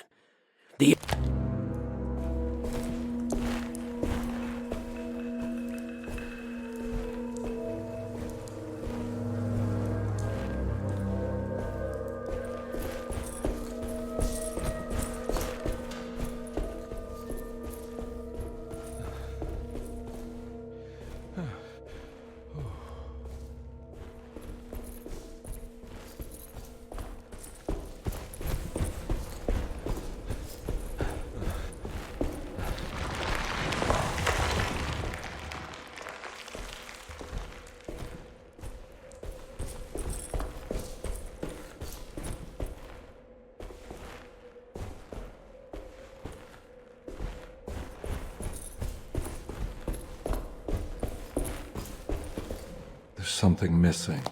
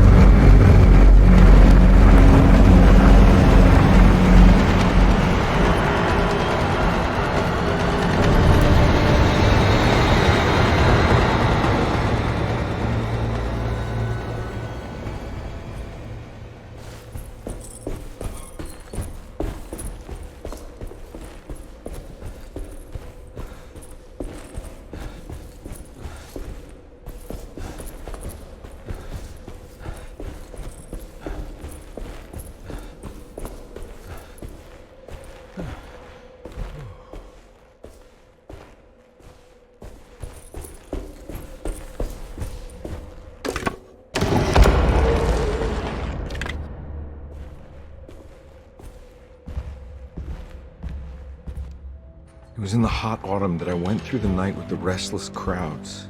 He was a kind of itinerant showman who held forth in public halls and aroused widespread fear.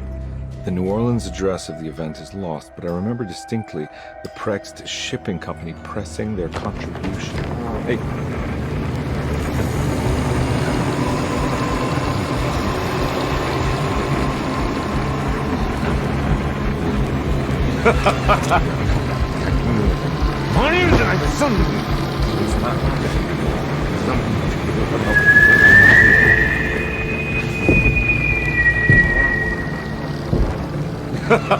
Detective!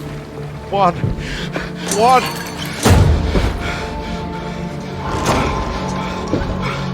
I hope you found what you were looking for. I fear there is no going back.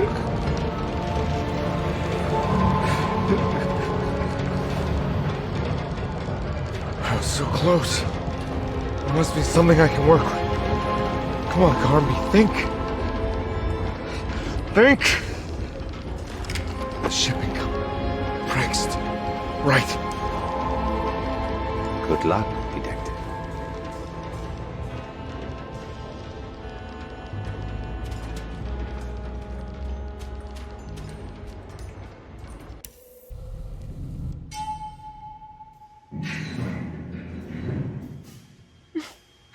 Well, thank God you're here, Detective.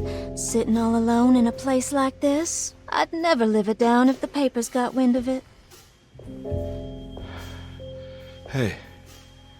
Ruth, right? Oh, don't pretend you don't know. I'm sure you have a whole file on me by now, Detective. I suppose we weren't formally introduced. I'm Ruth Talon. Miss Ruth Talon, in case you're wondering. Edward Karnbi. Enchanté. Are you sure? I had too many already. Nice. It's good. I know. I have great taste, Detective. I heard you're trying to break Jeremy's promise to the Dark Man. Yeah. Do you know anything about that kind of stuff? No, but it makes you wonder. If he made a promise, can't he simply stand by his words?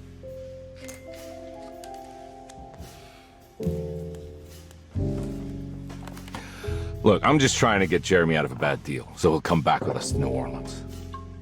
Well, if all fails. What are you doing? It's a sign of submission to the Dark Man. I saw it in a dream once. What?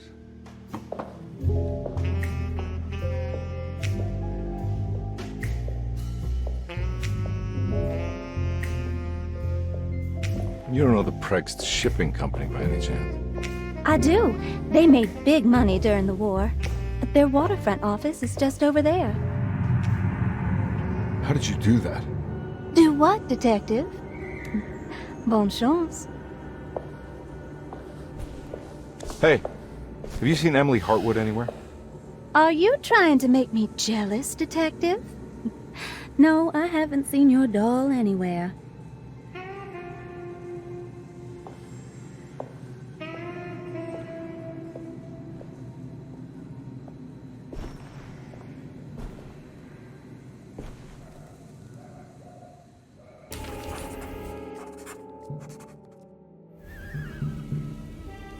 Prext Shipping Company. According to the book in Tarawea, the Dark Man is connected to a performance that Jeremy went to somewhere in New Orleans. I'm sure I can find the address inside.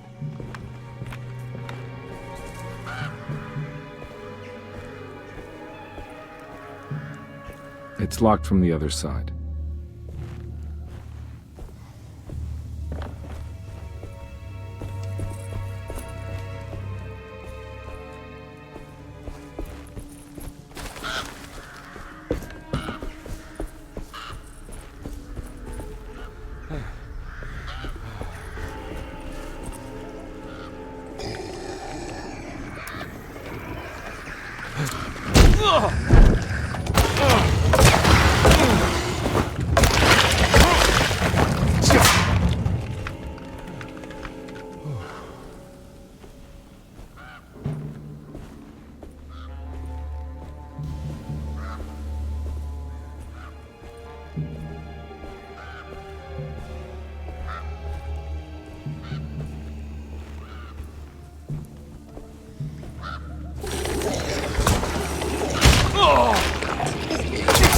weapon broke.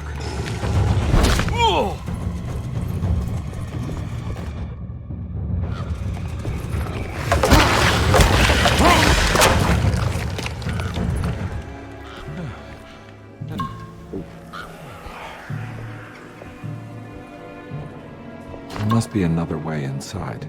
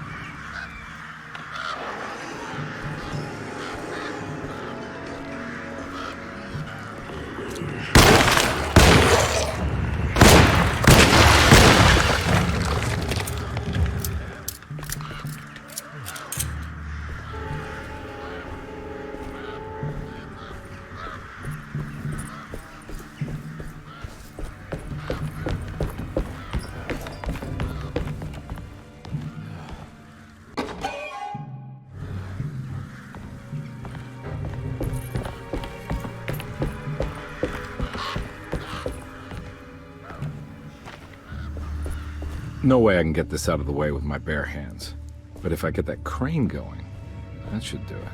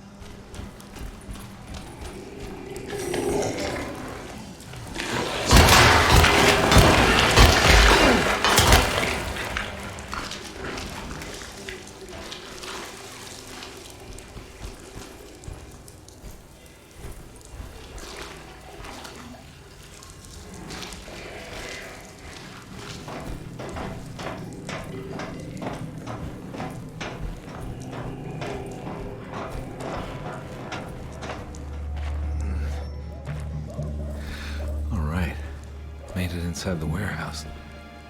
The office must be upstairs.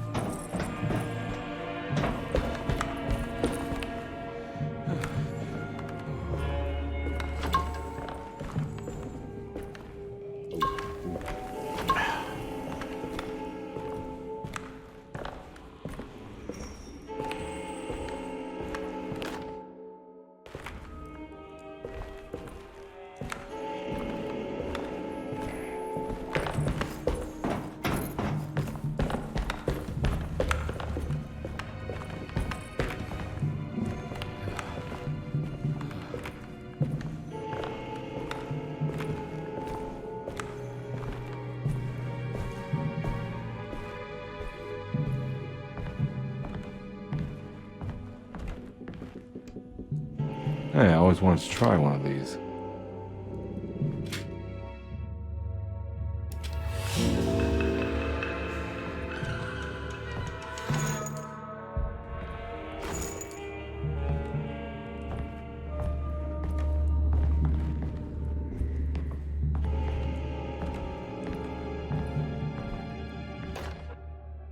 Our ship was raided while in dock.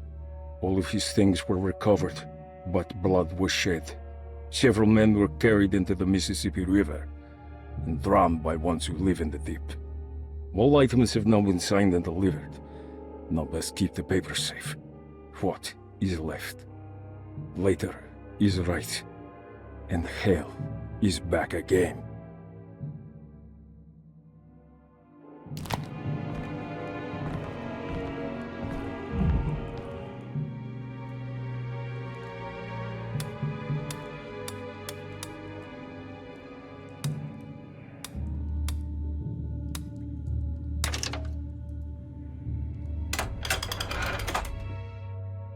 Cargo Manifesto, September 19th, 1892.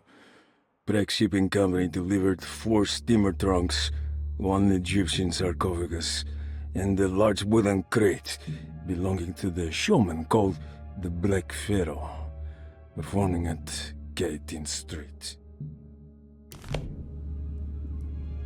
Here we go. The address where Jeremy first encountered the Dark Man.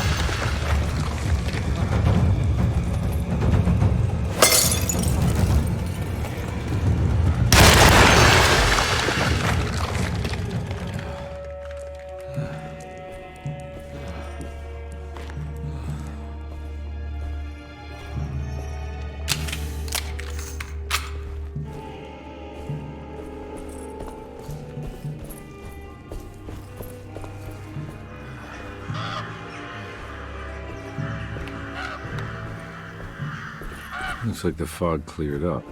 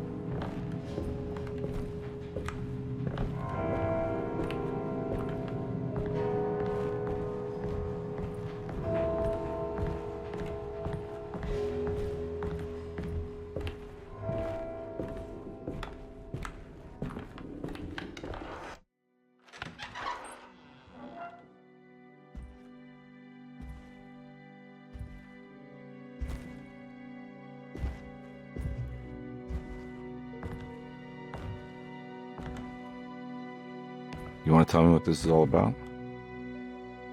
Welcome, Detective, to the greatest show this side of the Mississippi. Y'all Hotel, the Black Pharaoh, the ancient magician who lived 1,000 lives and wore 1,000 masks.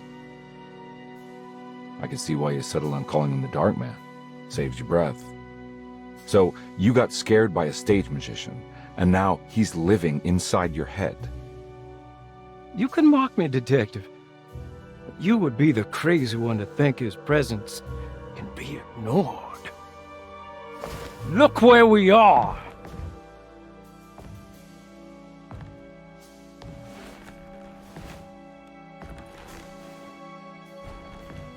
We didn't get to finish our last conversation, did we? You were about to tell me how to break the contract with the Dark Man. No, we can't. If we turn her loose on the world, so many innocent would die. But there is a way to break out of the deal. There is. He offered me a way out. Steps to take. What are they? You'll never find them. They're forever entombed in his sunken desert temple. Jeremy, I'm not your enemy. Tell me where to go. How do I find the temple? No, we can't. I have to make this sacrifice. God damn it, Jeremy. I'm gonna save you. Don't worry.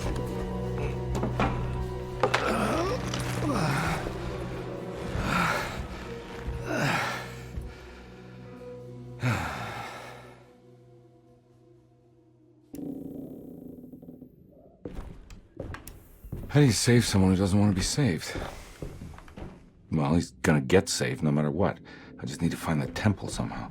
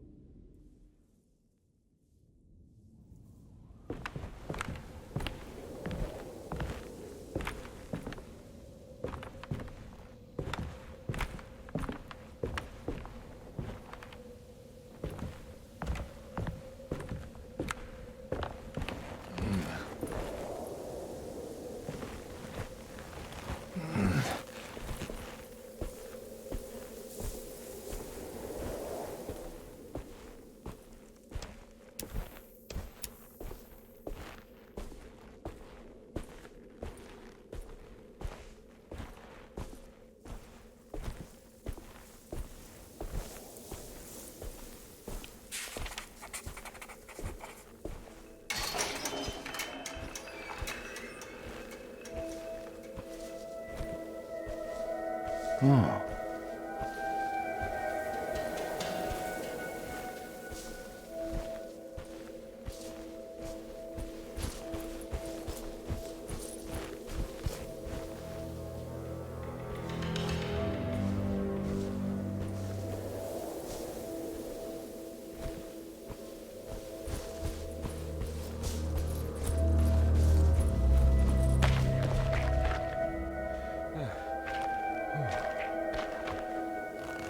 A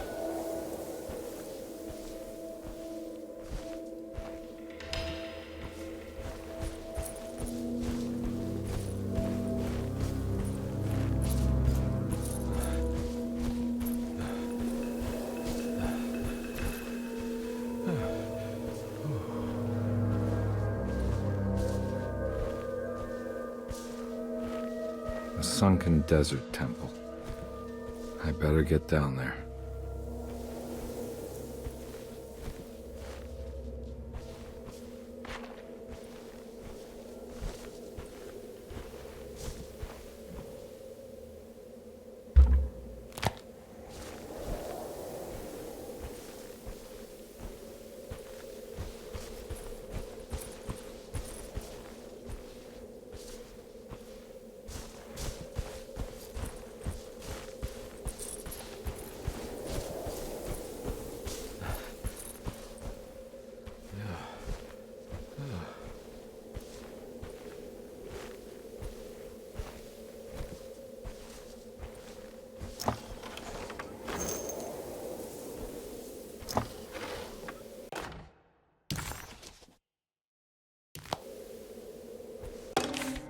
The temple of Nephron-Ka lies under our camp.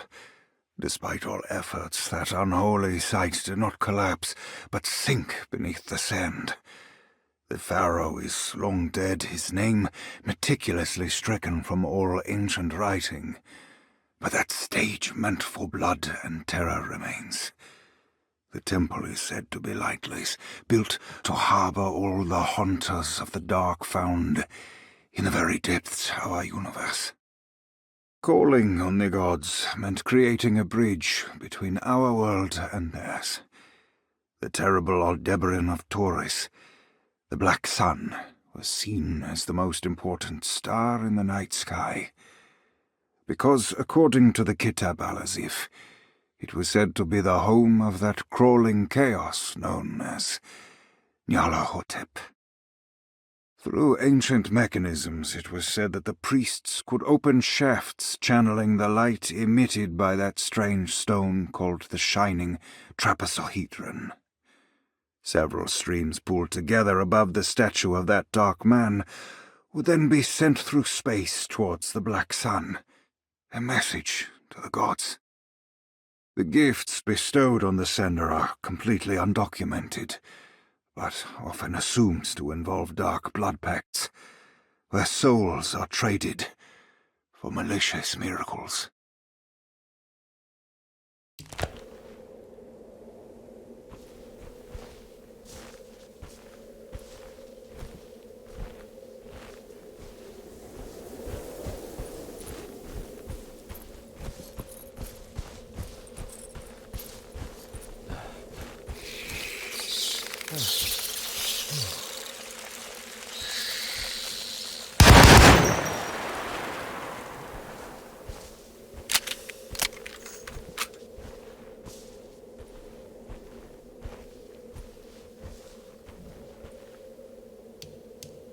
Here we go.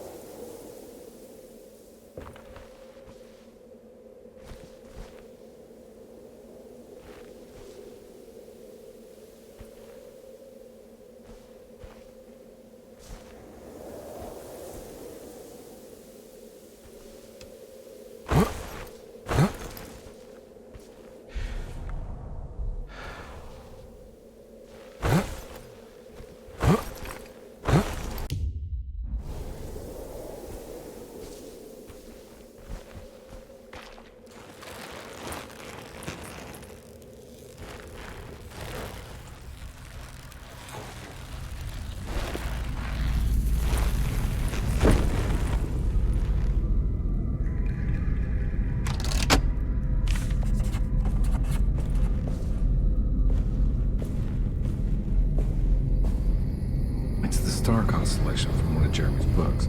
The Taurus. And one star's clearly bigger. Must be important. I got a feeling this is it. This is where the contract is hidden. But how do I get to it?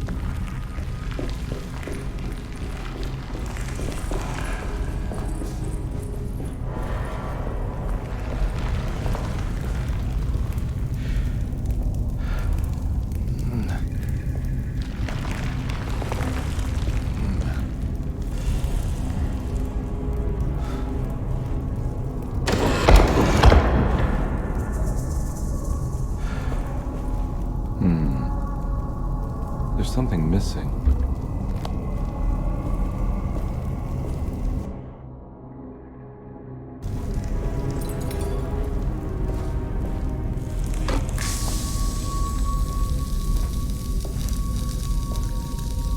This one looks operational. It worked.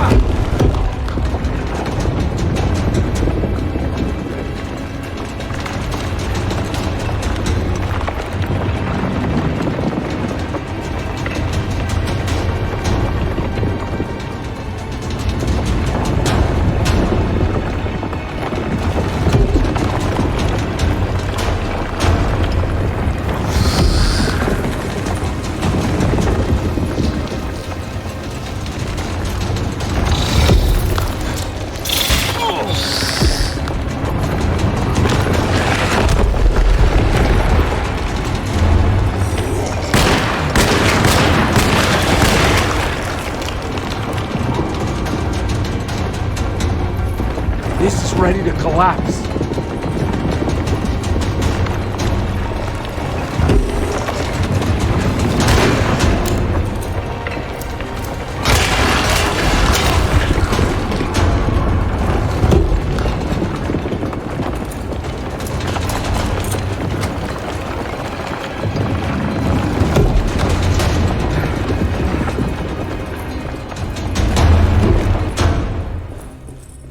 What is going on?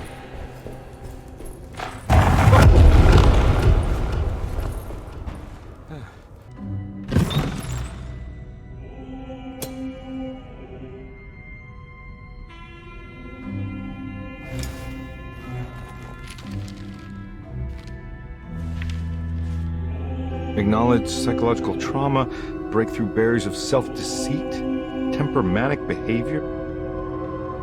These are the Dark Man's terms. The contract. Huh?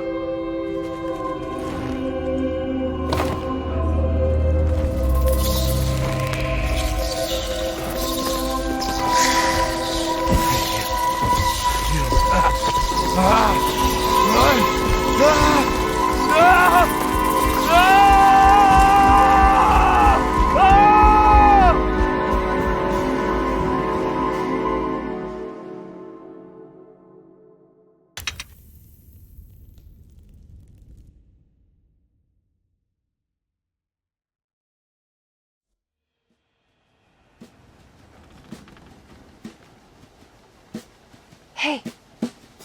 Hey, detective?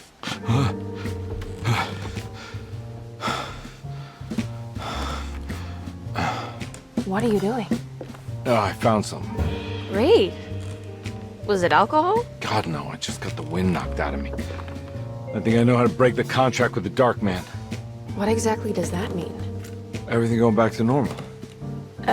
All right. I found some more information on Dorsetto and the patients. There are some seriously strange things going on here. I'm pretty sure 2 of the patients are dead, and maybe even the clerk. Oh, yeah. I kind of just gave up on worrying about that. Well, just keep your eyes open, I suppose. What were you doing again? Jeremy made a pact with the Dark Man to keep all the madness locked inside Dorsetto. All right. I'm gonna break it. I just have to... Where is it? Where's the talisman? It's around your neck? I worry, Detective. Don't, I'm fine. I worry that you're not much help on this case. At least you're a good distraction. Trust me. You're getting your money's worth. At this rate, I'm an absolute bargain.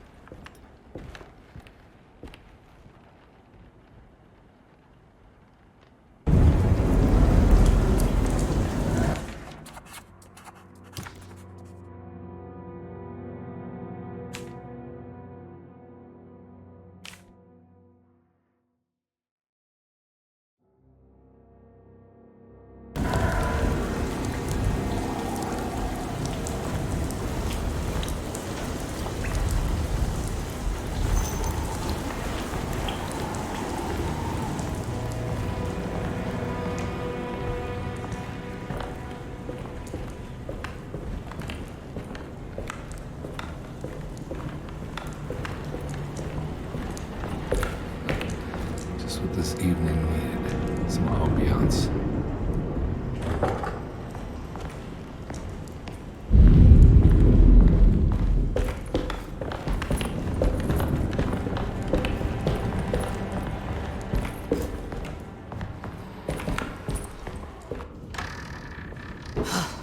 Got to be around here somewhere.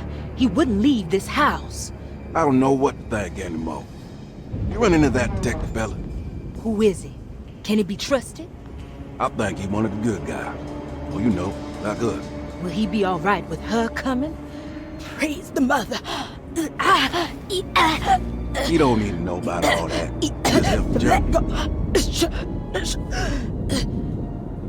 Just calm down. Ain't time yet. God, it hurts. As far as I can tell, Detective Karnbi seems to be solving problems, not causing them.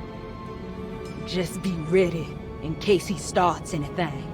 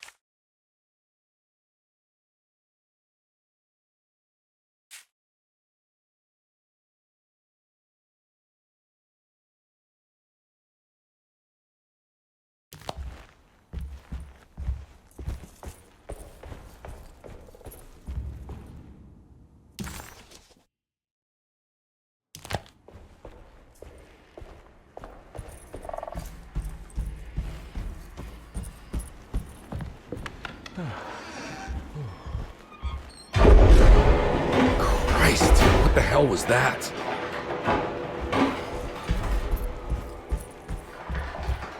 It's blocked.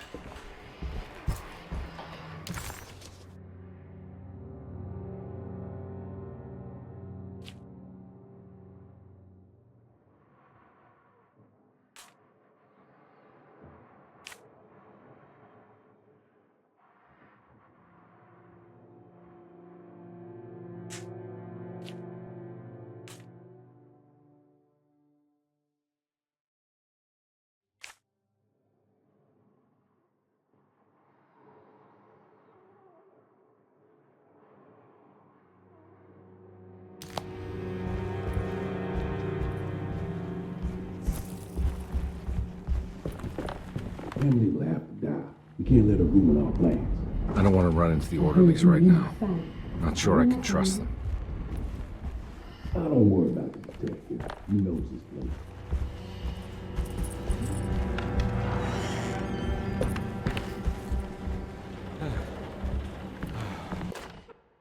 Lunacy and the Astarte Artist Colony, a monograph by Yael Klein.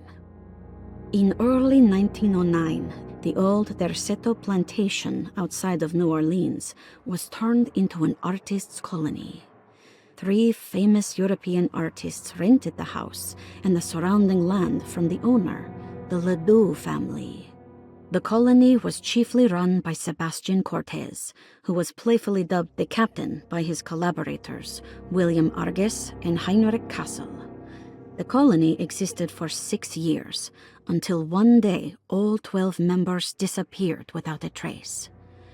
It is widely believed that their disappearance is connected to the disastrous hurricane that passed through on September 29, 1915, but nothing truly supports this claim.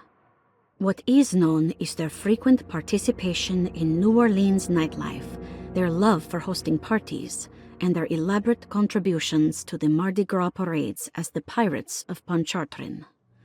Accounts of their lifestyle can be found in almost every gossip column. It can effectively be summed up as carefree and bohemian.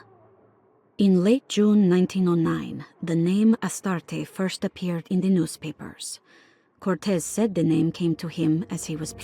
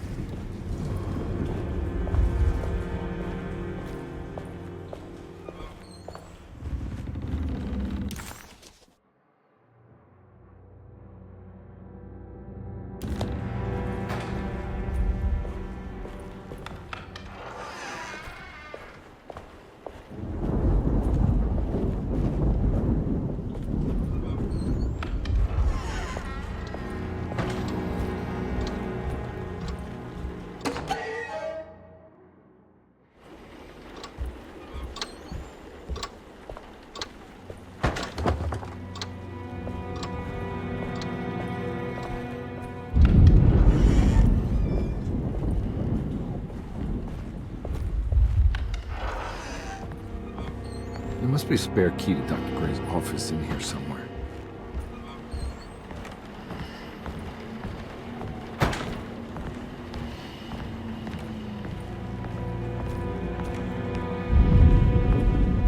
I don't have the combination for this.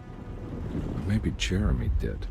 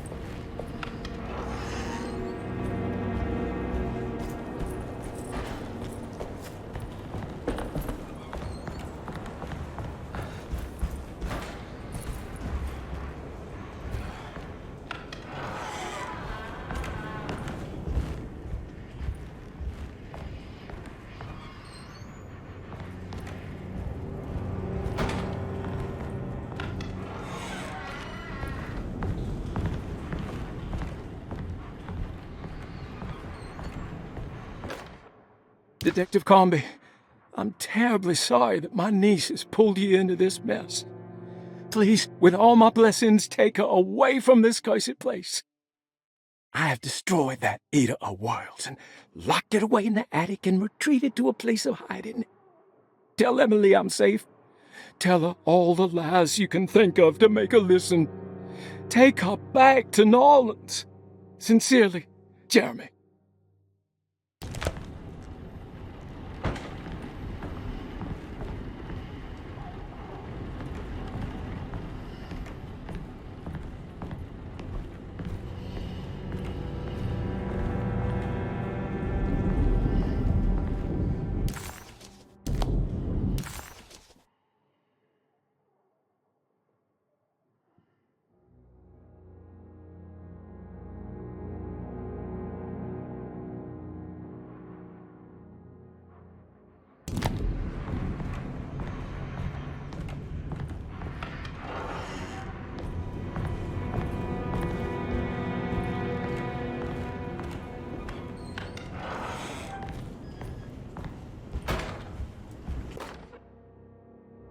Brother, I need you to trust me. This is the most important moment in our family's history. I know you have doubts and that the terrible Mama Loa told you lies. I would never betray you. I promise. Lottie.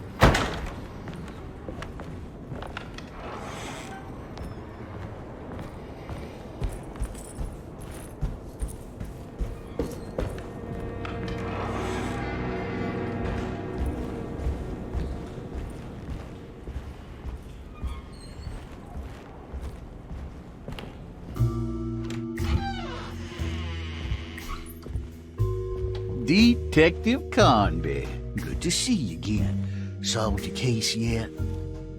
I'm trying. Hey, Grace, you okay? Oh, she is just peachy, Detective. Are you looking forward to the Feast of St. John, Grace? I can't wait. Kids, ain't they great? What exactly are you planning for tonight? Oh, not much. We eat, we drink, we pay tribute to the wishing tree in the conservatory. The usual. Then why all the excitement? There is just something about tonight. Something's different. I think we all feel it. Besides, we got ourselves some new words for the prayer thanks to your buddy Jeremy. She'll come and turn the world inside out, and things will begin again. That sounds strangely threatening. You should come.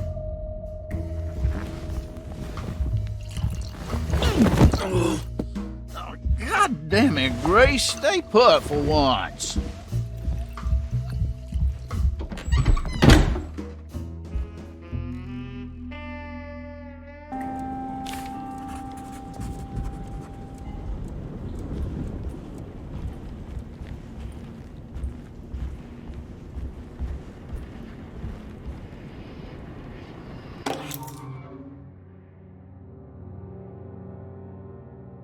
I better hold on to these.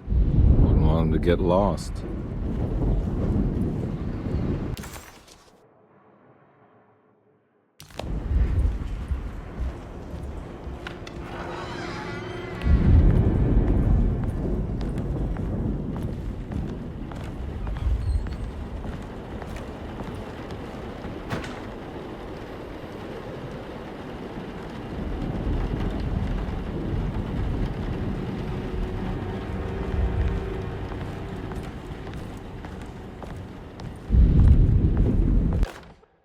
Jeremy knew that the only one who could help him now was the guest in room number 3. The room seemed to have been empty for so long. But that wasn't allowed to be true. The story needed to be different. to include something from the outside. He would bring the guest back to room 3 and show them what was in that safe. 913. But those were not the right numbers. That was the combination for the safe in the clerk's office.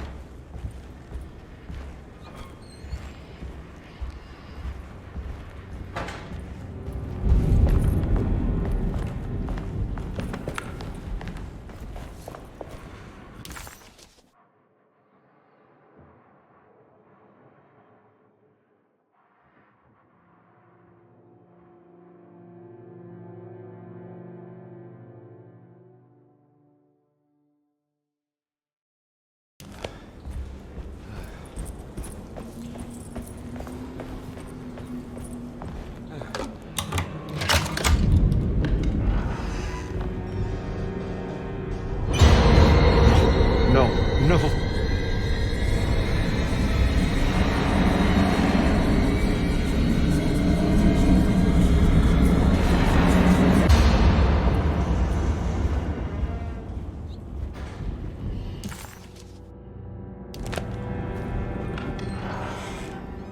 Surprisingly neat. Maybe I've been selling that old barfly short.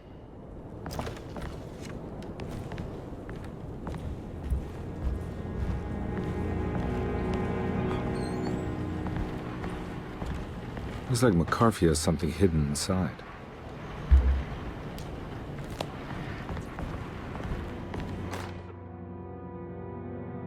Sometimes I think this place makes me worse. That Desetto might be my grave.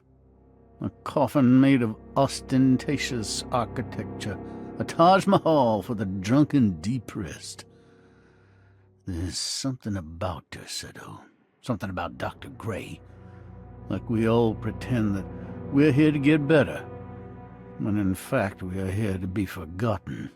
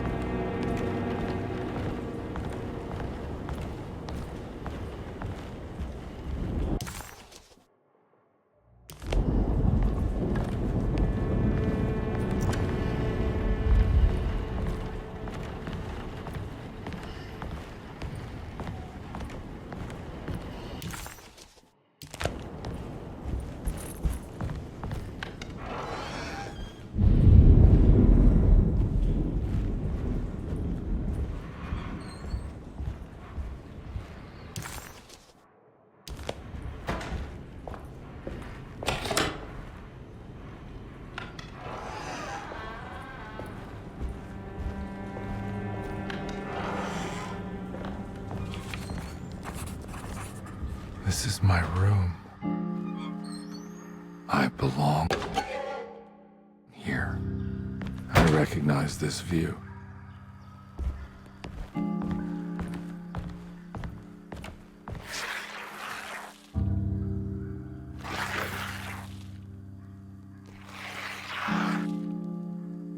I know that number.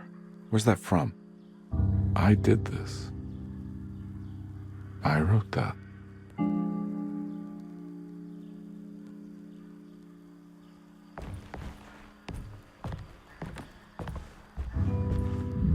I know the combination. I carry it with me.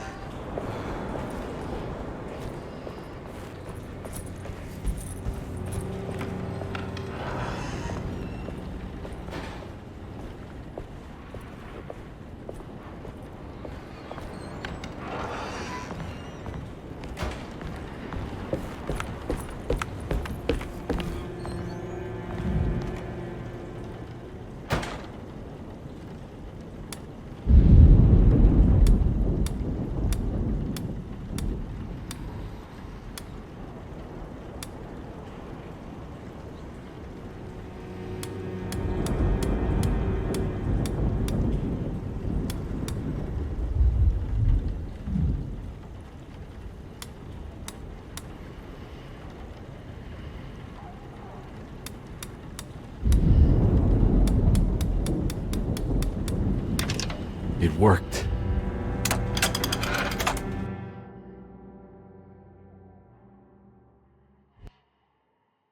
The last guest in the empty room suffered from severe maladaptation. I must write this down, because if I understand the condition sufficiently, it could make me deny this fact at a later date, and there is reason for me to think I may come to suffer the consequences from this dysfunction, as some who came in contact with the guest seemed to adopt a new worldview in which everything was predetermined but broken. Upon accepting this worldview, some memories became unmanageable and later rejected.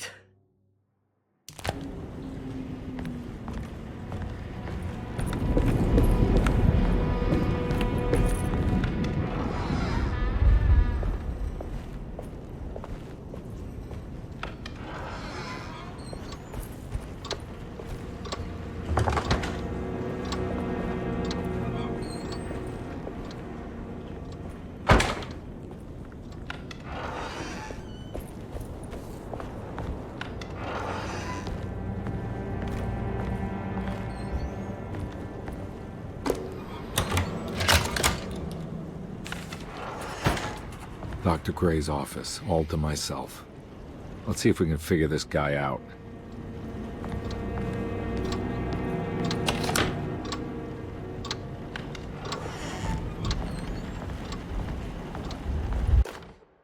I have finished tidying up Miss Beauregard's belongings. I will leave it to you to contact her agent and have them collect her things.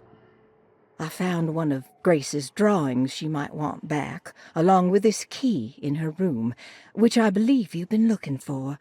Mrs. Thompson.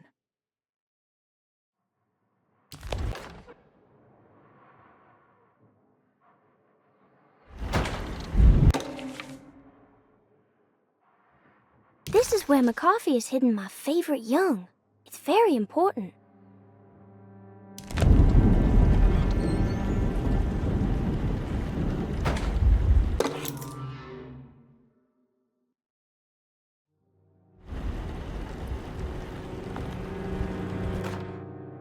Dearest Dr. Manzetti, I find myself in a losing battle with my patient.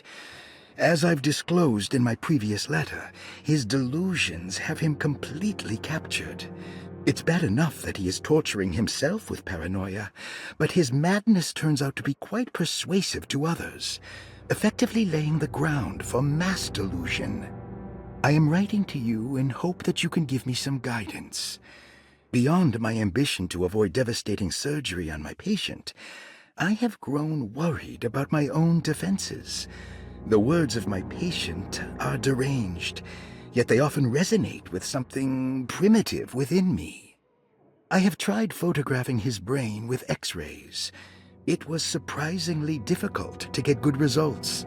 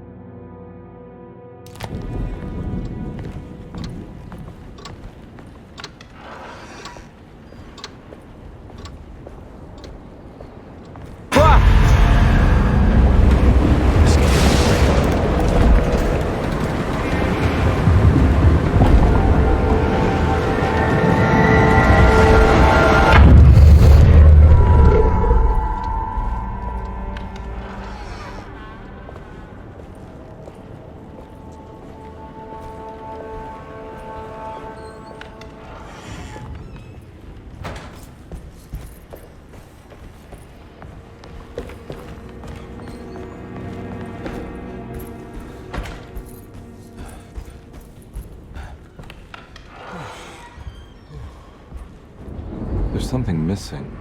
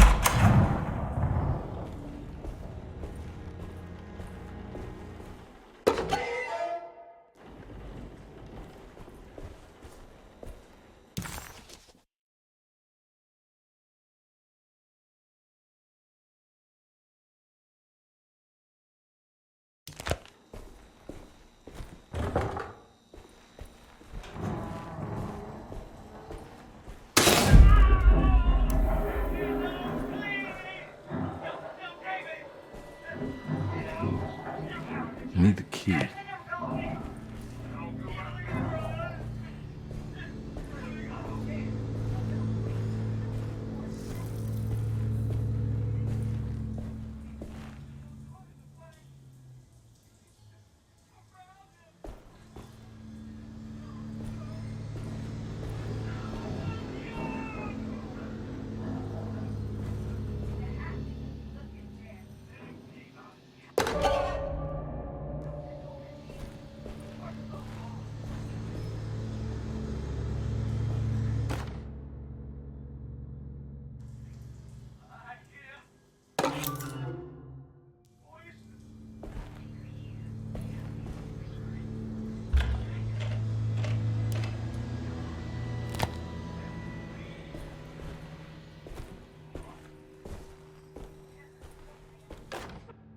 hypothetical psychosurgery based on the ideas by Burckhardt and the St. Petersburg research could end up saving Jeremy's mind.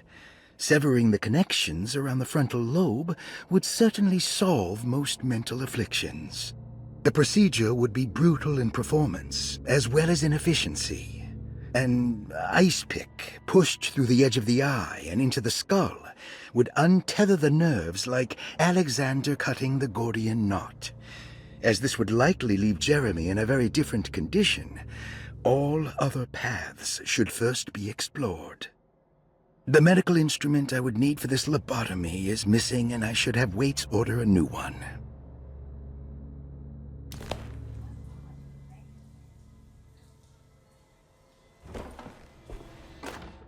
Radiography. Patient Jeremy Hартвуд. Date June 14, 1930. Plates. Jeremy's skull proved difficult to capture properly. Partial radiographs worked best. A complete picture of the brain can be assembled by piecing 3 plates together. Observations. Even when looking at an assembled version, a shadow covers significant parts of Jeremy's brain. Possible tumor, but more likely that the equipment is failing. Jeremy reacted strongly to the pictures and claimed to see a giant clay worm eating and displacing his memories. Notes. While this exercise has left me nowhere closer to an answer, I feel confident that a Burckhardt lobotomy should sever all necessary parts.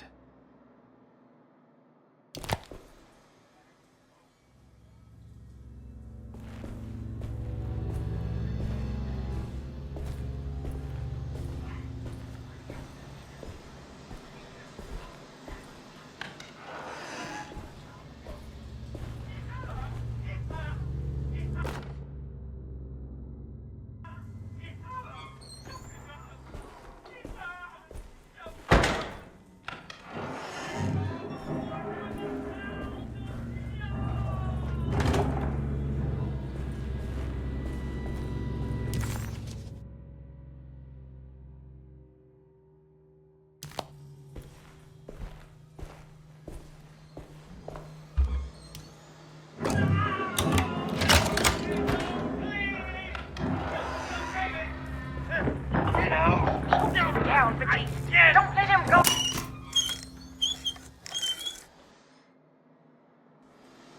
Don't mind if I do.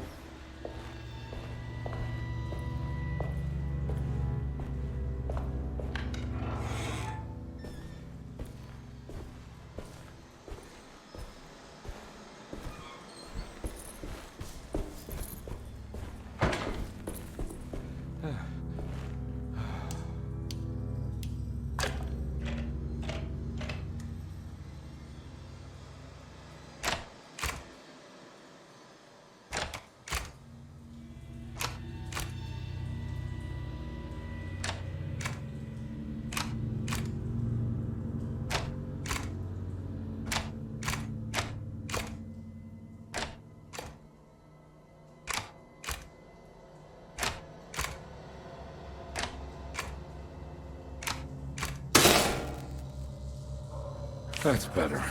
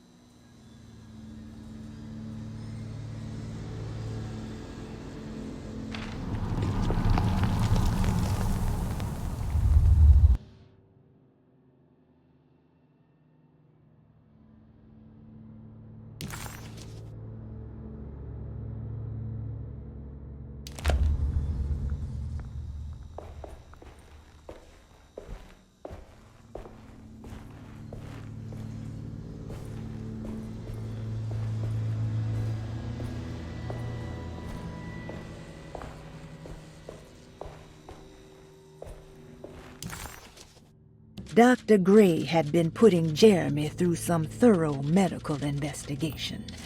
He was trying to break through Jeremy's stories and get to some truth, just like Carnbi.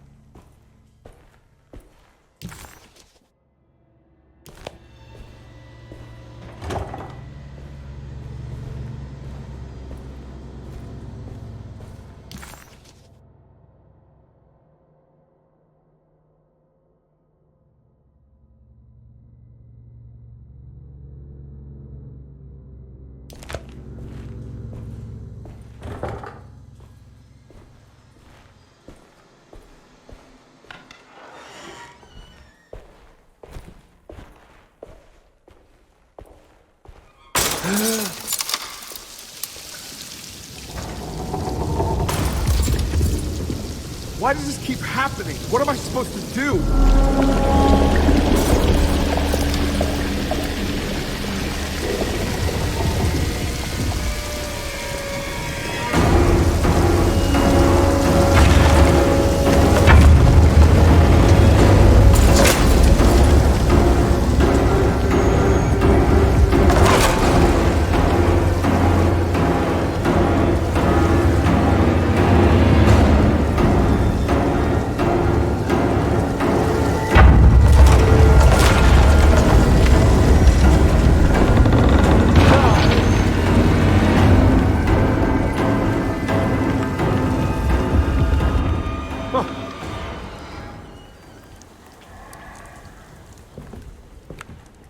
And we're back here. Well, perfect time to have a look around this place.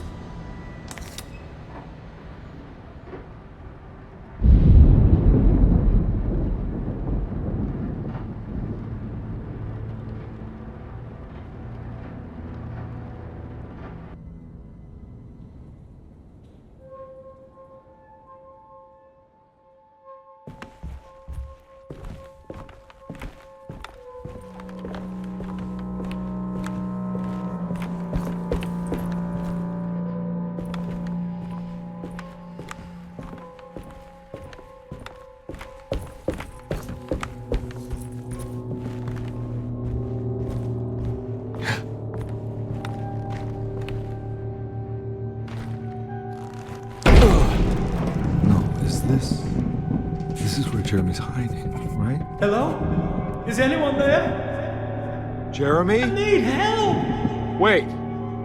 Can you hear me? I'm stuck in the mud and the bayou is taking Jeremy, me.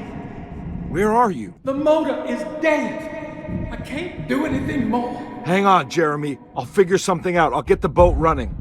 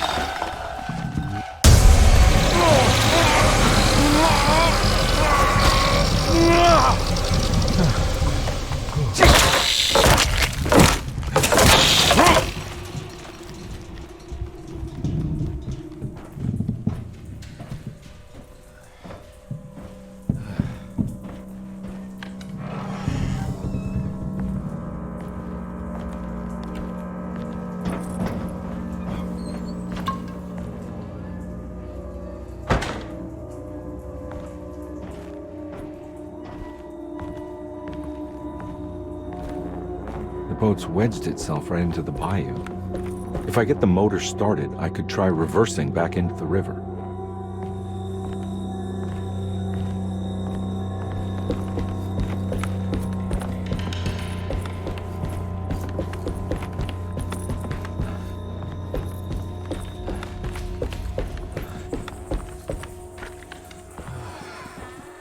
Jeremy, where are you?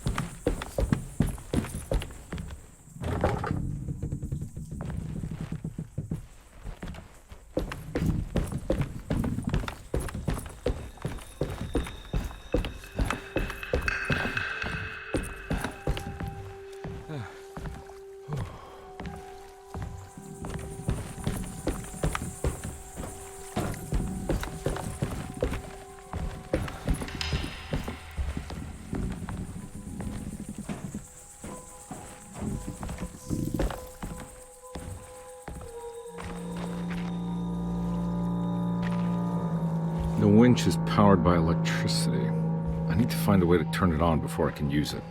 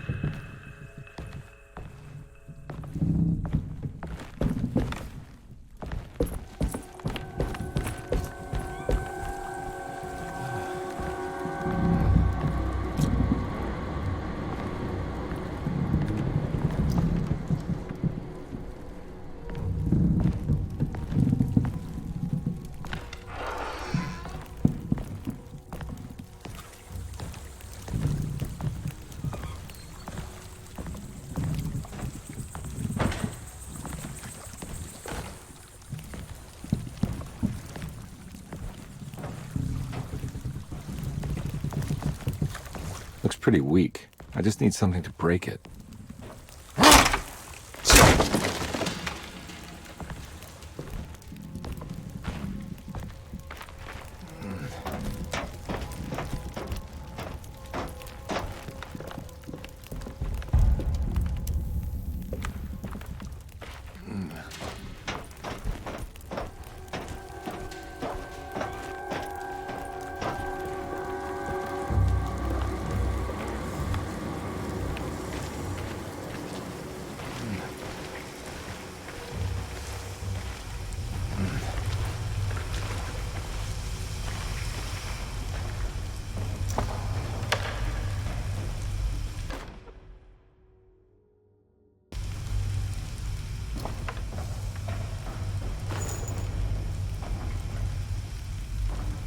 This definitely needs fuel.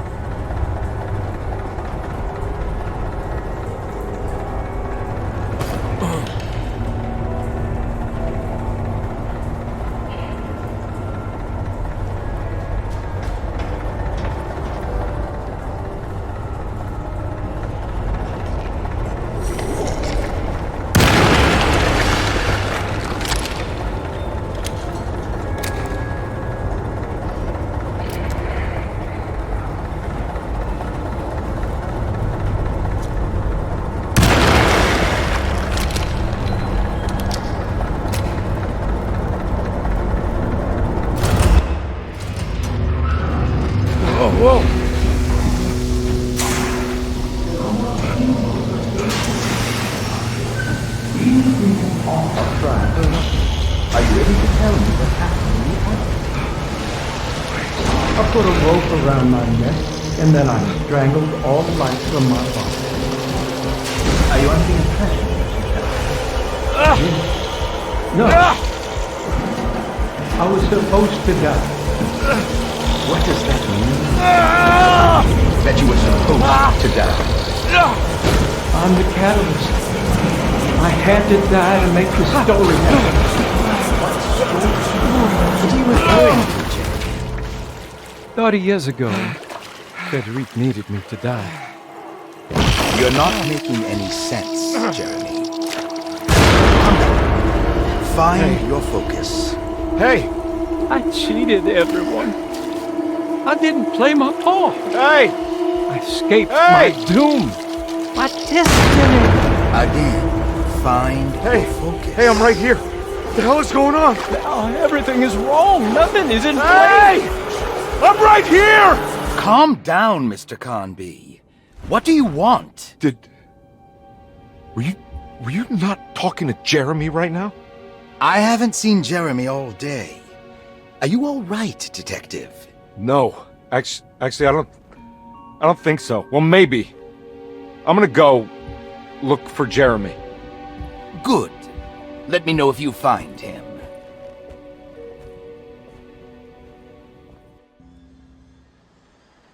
That was Jeremy's self-deceit? A steamboat stuck in the mud? I'm not gonna pretend I understand any of that. What a bunch of psychoanalytic nonsense.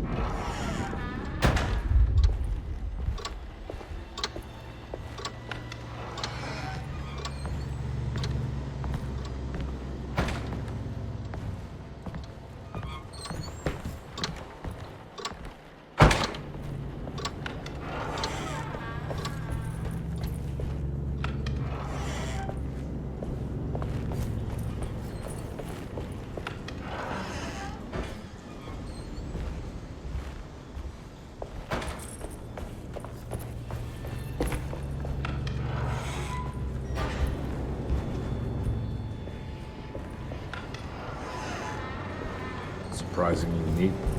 Maybe I've been selling that old barfly short. Looks like McCarthy has something hidden inside.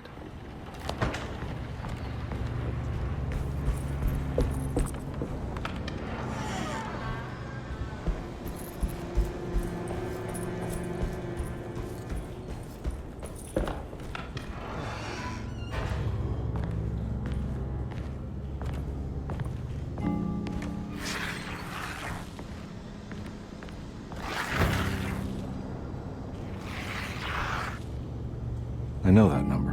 Where's that from? I did this. I wrote that.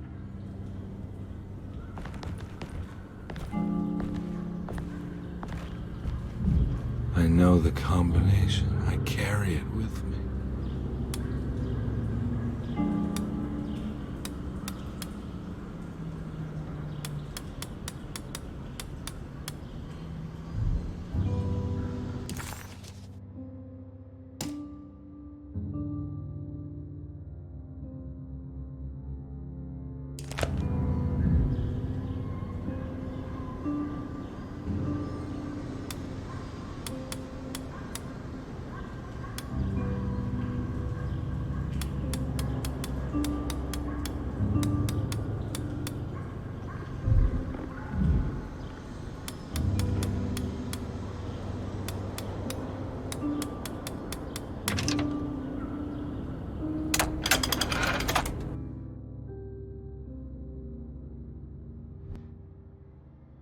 detective. I have made many discoveries in my case. The child we want is safe, thanks to good people like me and you. We're so similar, but you don't see all the things I do. To find your man, Jeremy, you also need to look for the girl. It has always been that way. The young deliver us all. You should have a look in my room. There's a piece of the puzzle you will need. Take care now. My coffee.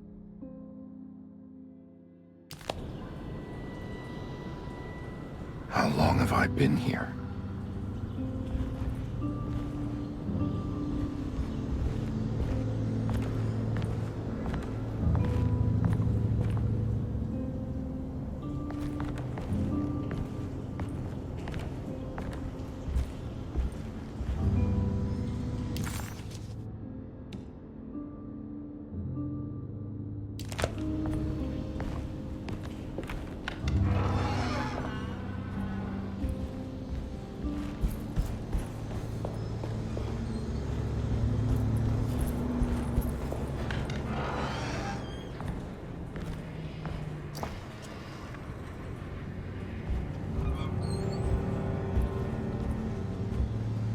Looks like McCarthy has something hidden inside.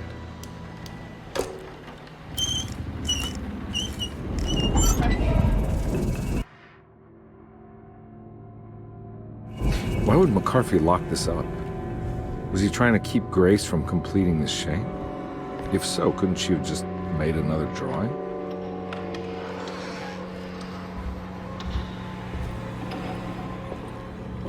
What the hell happened in here?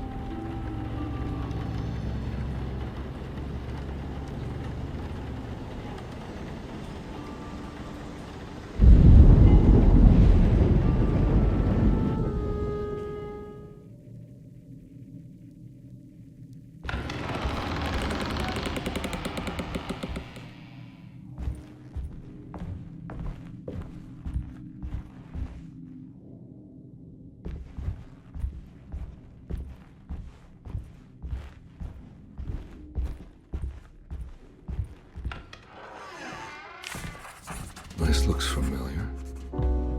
How am I back at the office? Jeremy's never been here.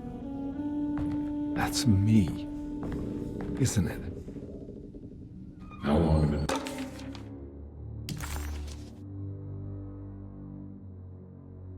Since I drowned myself in drink and depression. And it all felt so peaceful, slipping away into oblivion. A welcoming, dark voice wrapped around my mind like a heavy blanket. It turned off suddenly as I woke up from the sound of my office door closing shut. A messenger had left a telegram from Mrs. Saunders. She had a lead on where to find her husband and her kidnapped daughter.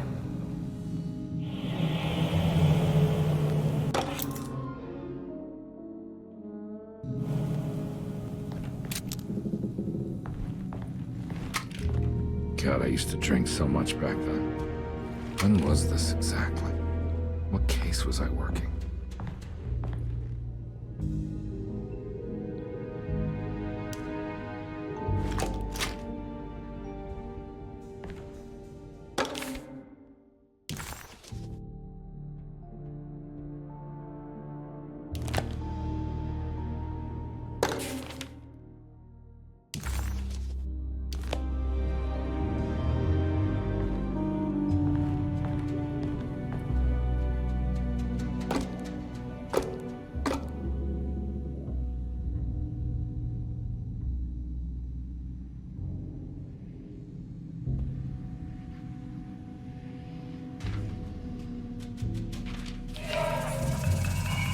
I remember this case. Some kid got taken by her father, headed out of state, but he had made a mistake by selling a painting that his wife actually cared about to a collector named Thornhill to fund his venture. That's how I tracked him down. At least I think so.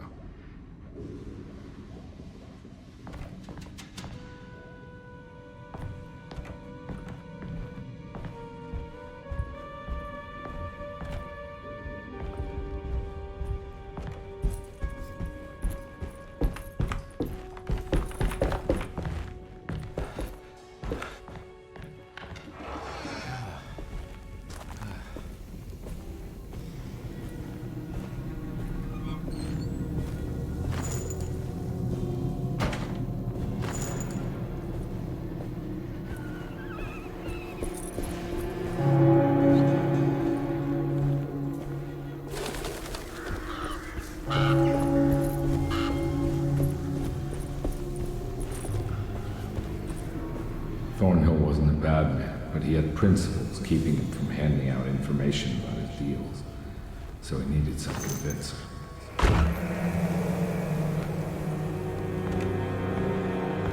Well, every case can't be squeaky clean.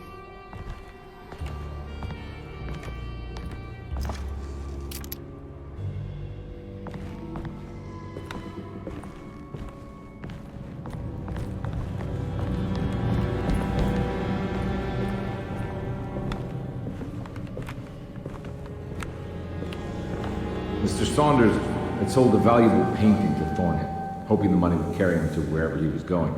The painting, now leaning on an easel in Thornhill's bedroom, had a certain mesmerizing gloom that seemed to call out to me, telling me I was needed for something important.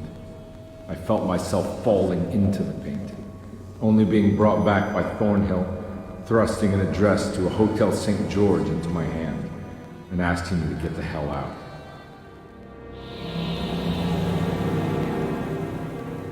I don't remember this at all, but I can't say it didn't happen.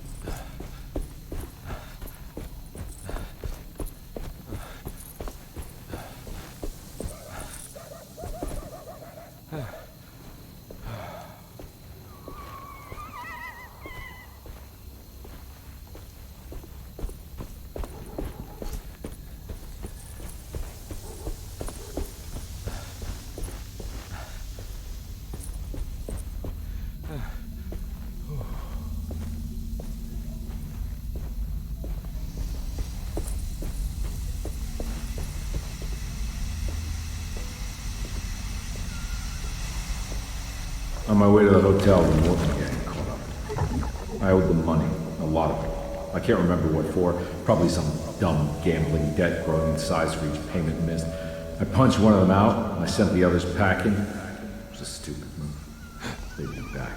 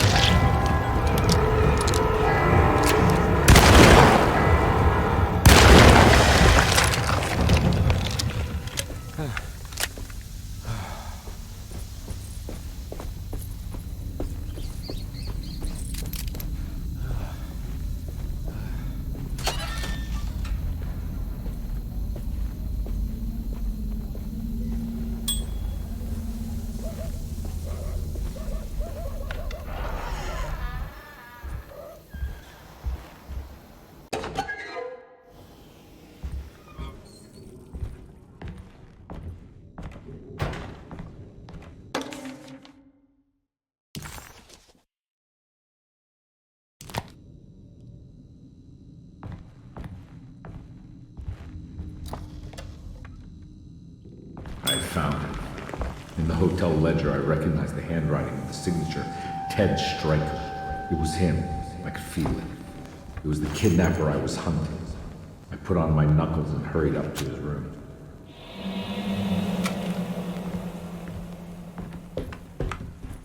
Something about that name, Ted Stryker, rings a bell.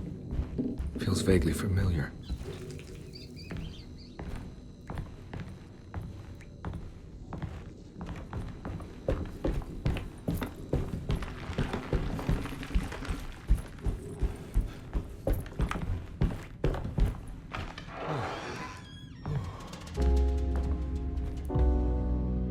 I recognize this room. But I didn't catch up with them here. I must have followed them. But where?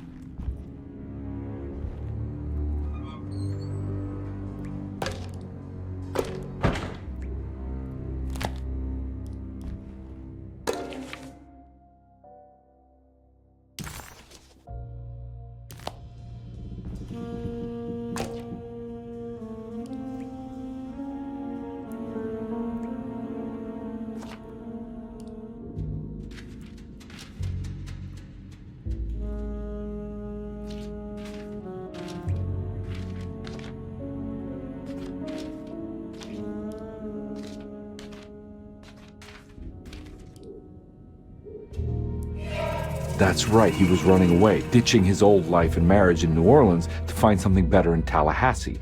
And he took his daughter with him against the will of the mother. That's why she hired me. But I stopped him. I caught up with him at the Pearl River Bridge.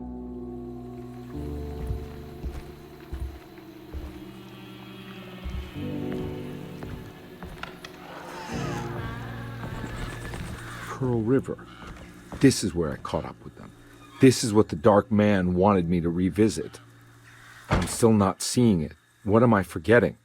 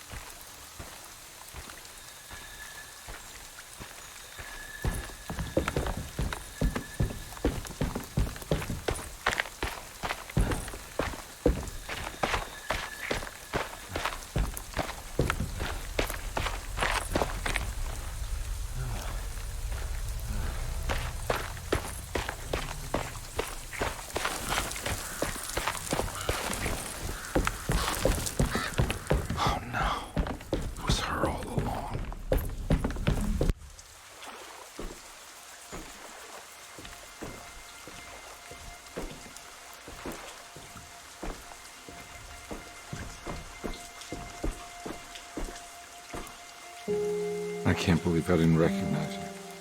I looked a little different back then, I suppose. Was any of this real? How do you mean?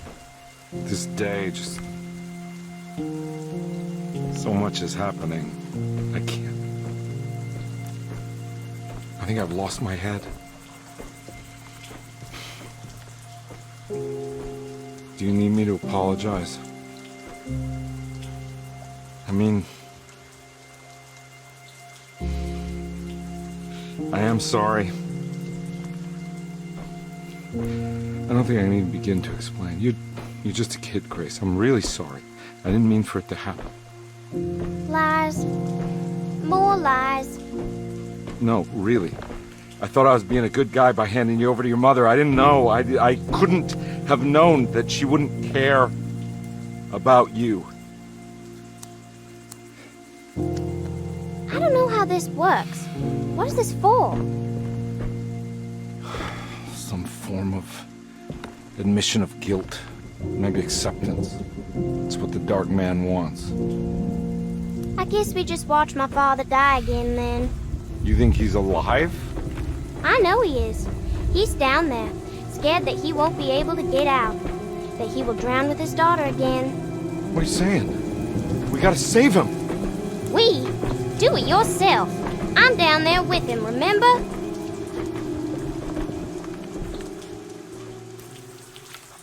Can I really save them? This all happened so long ago. I have to find a way to get down there. I have to see it with my own eyes. There was a boat at the house where I entered. If I can raise the bridge, I should be able to get to the car.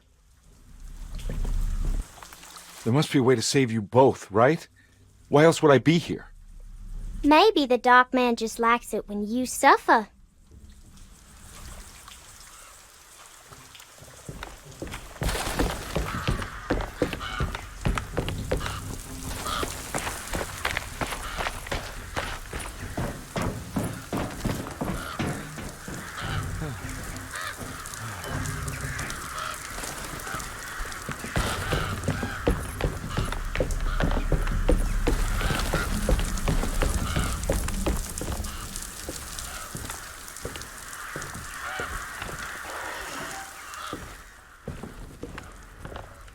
This must be where the bridge is operated.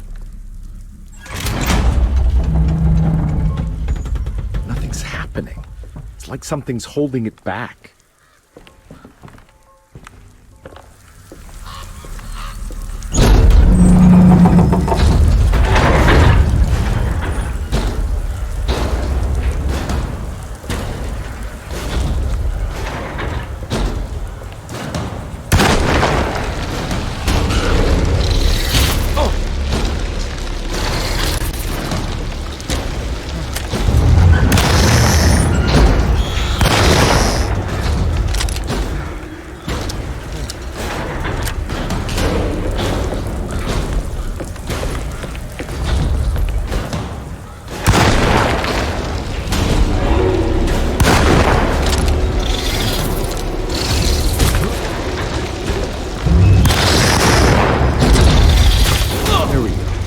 Should be able to pilot the boat.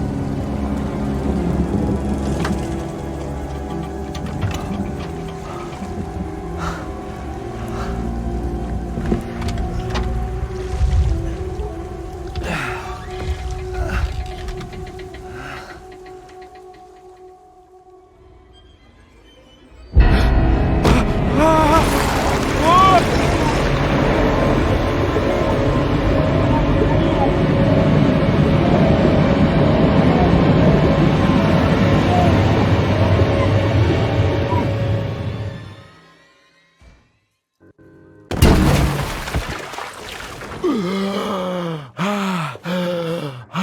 God, Carnby. Are you okay? Don't leave me alone. What the hell have you been doing?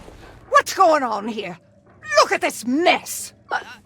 I'm sorry, Mrs. Thompson. Don't make me kick you out of this house. Now get out!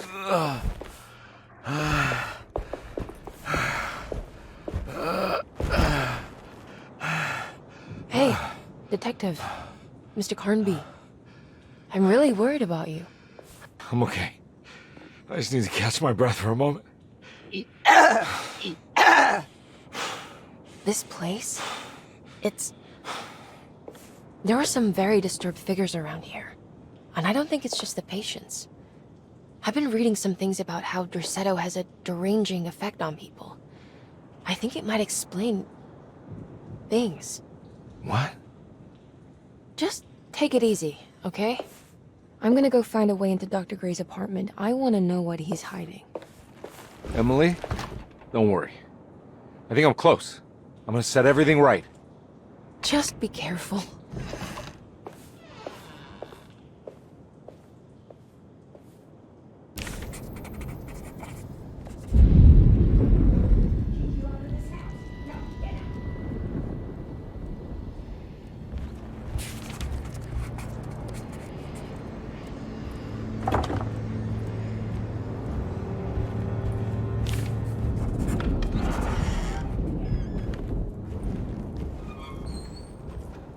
Carnby had run their car off the bridge.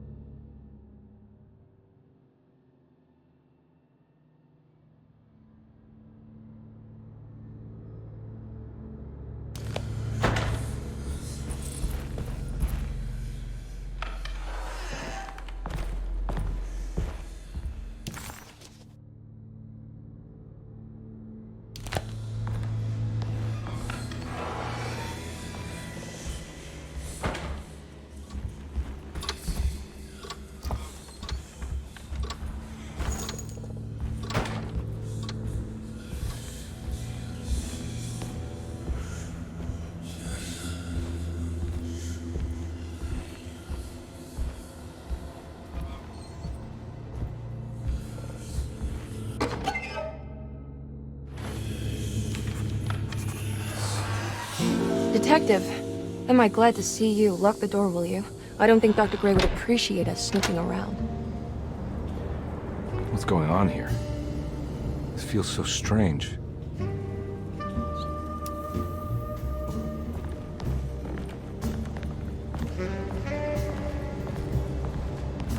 There's a book missing.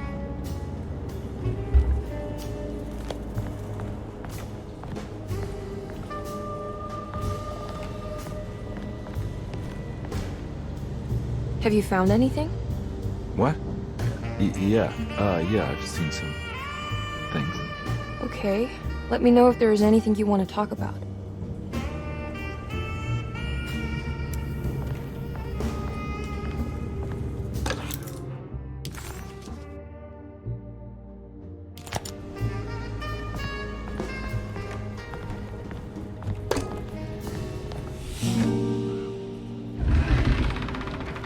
What did you do? I was just rearranging the books. Well, come on, let's check it out.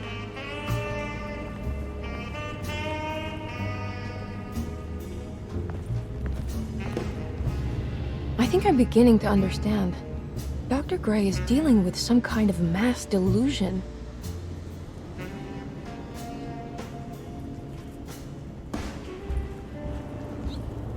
That mark on the floor looks like talisman positions, but from which direction should I look at it? Good to finally meet you, Mr. Hартвуд. I'm here on the behalf of your brother Philip. You were expecting me, weren't you? Yes. You're from Derceto, no? That's right. I just wanted to ask you a few questions to see if there is anything I can...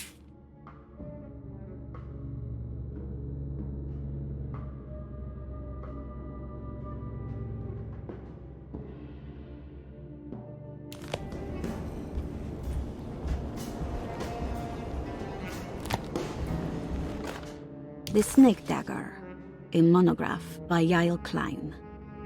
In Ludwig Prin's book on pagan rituals called The Mystery of the Grave, as translated by Nicholas Vachy, there are several references to a sacrificial dagger called the Snake Dagger.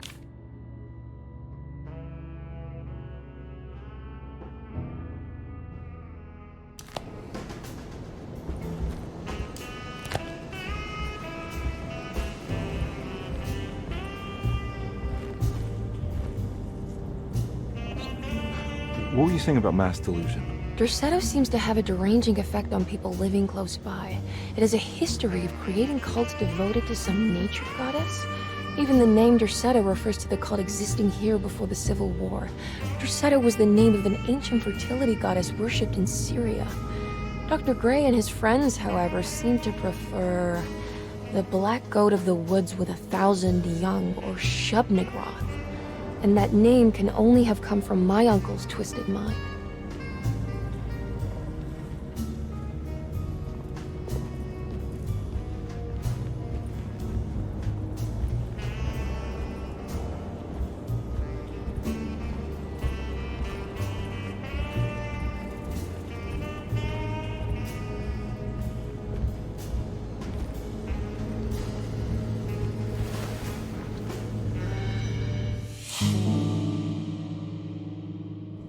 Huh. Has that been there this whole time?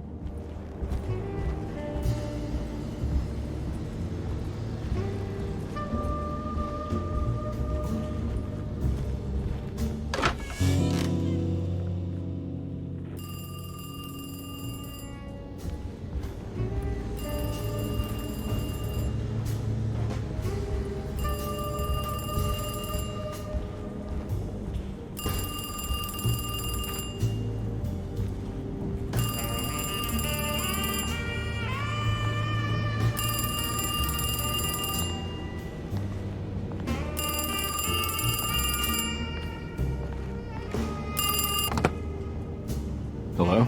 Detective Karnbi? Who is this? Jeremy? Jeremy is with the Dark Man. You can't save him. Well, I've done everything he wanted so far, and there's just one more thing on the list. I expect him to keep his promise and return Jeremy unharmed. Get out, Detective, while you still can.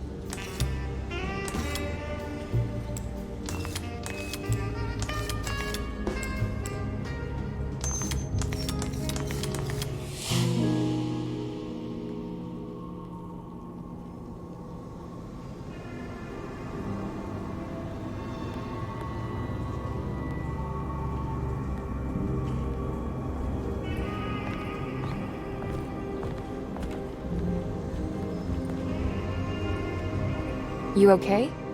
You look a little frazzled. Just stupid telephone.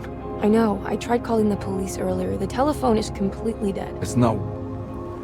Yeah, no, the telephone isn't working.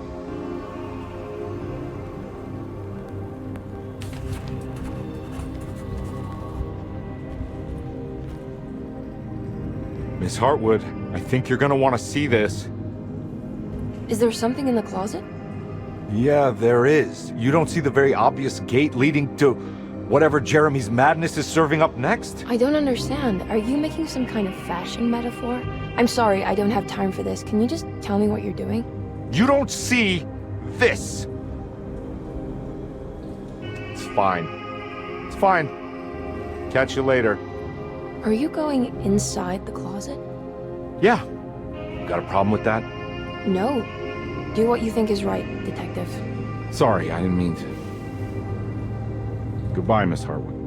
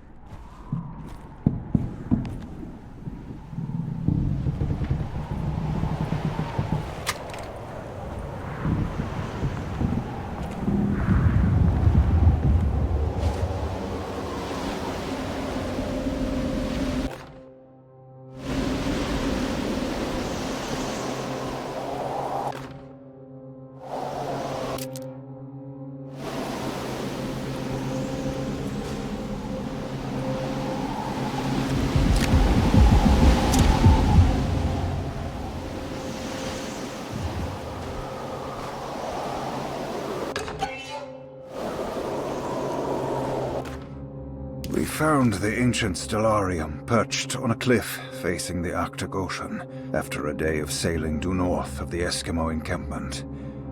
Jacob van Oostad was our most keen member of the expedition.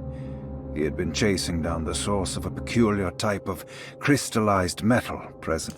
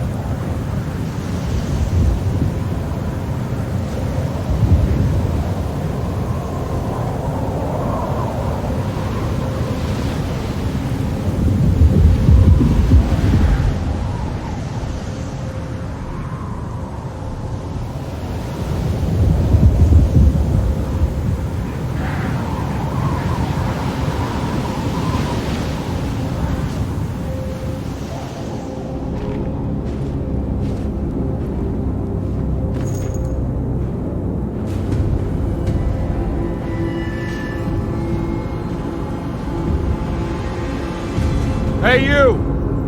What are you doing here? What is this place? Turn back, detective. You're not wanted here. Whoa, take it easy. I'm not your enemy. Oh, you're wrong, detective. You're wrong.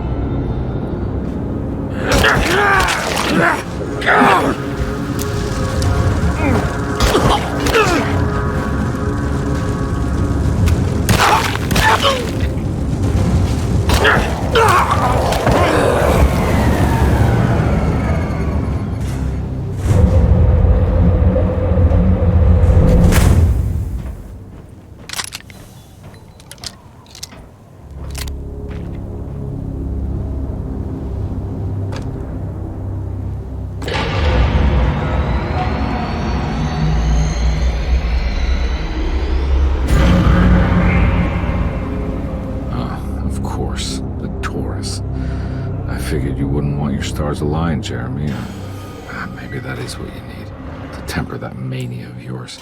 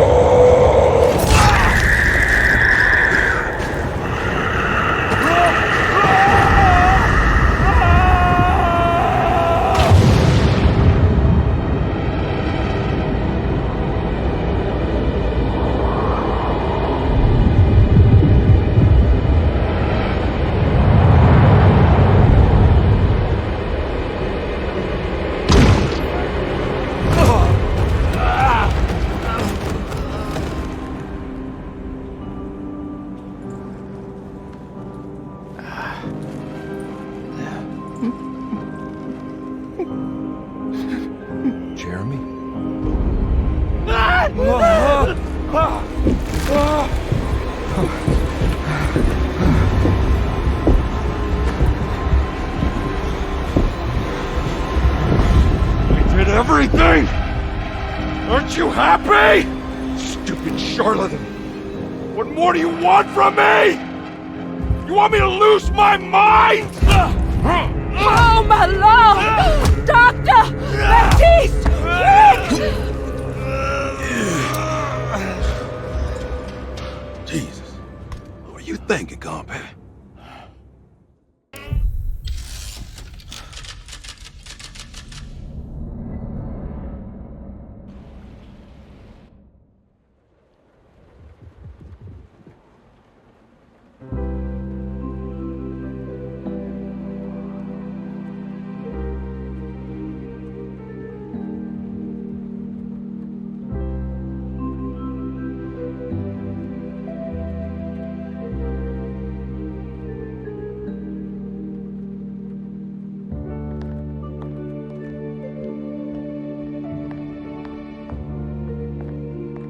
You awake? You are awake. Mr. Carnby's up. Hey, buddy! I thought you'd be knocked out for the rest of the night. Come on out and join us, will you? I'll save you some gumbo. Good to have you back. You gave us all a good scare. What happened? You had a psychological breakdown. Sorry for manhandling you, but you were being violent. You stabbed Jeremy and then punched Dr. Gray. Are they okay? Jeremy's a little strange, but everything's back to normal. Really? All thanks to you, combat. You want to try standing up?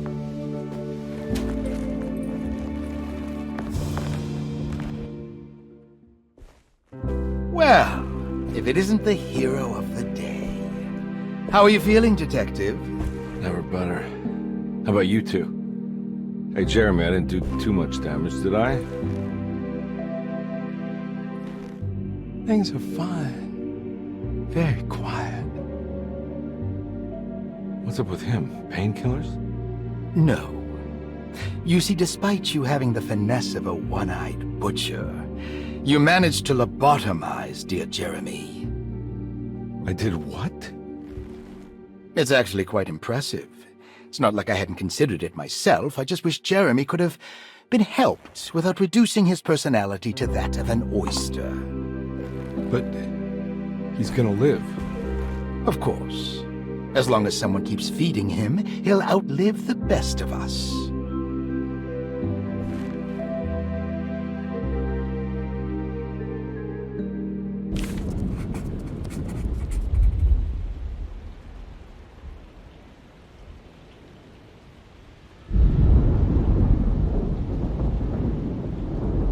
Does Emily know about Jeremy's condition? Yes. She seems to be handling it quite well under the circumstances.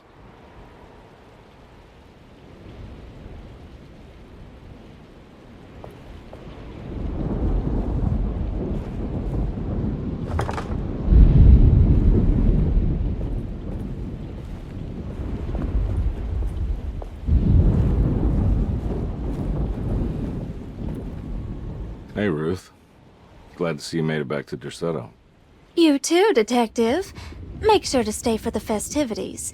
It's no Mardi Gras, but it ain't bad.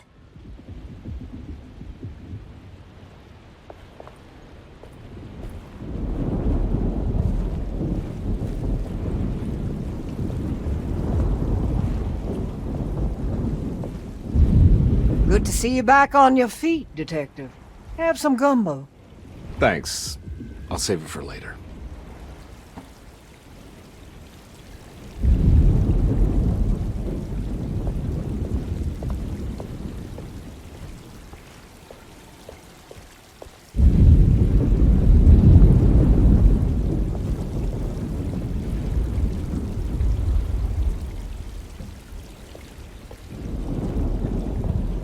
All right, tell me, what the hell's about to happen here?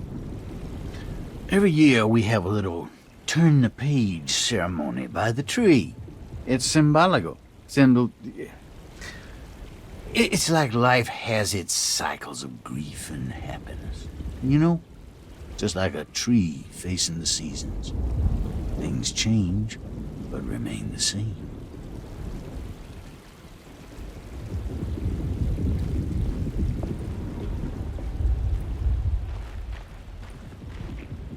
Hey, kid. What are you up to? Preparing for the ceremony. I don't want to disappoint Mother.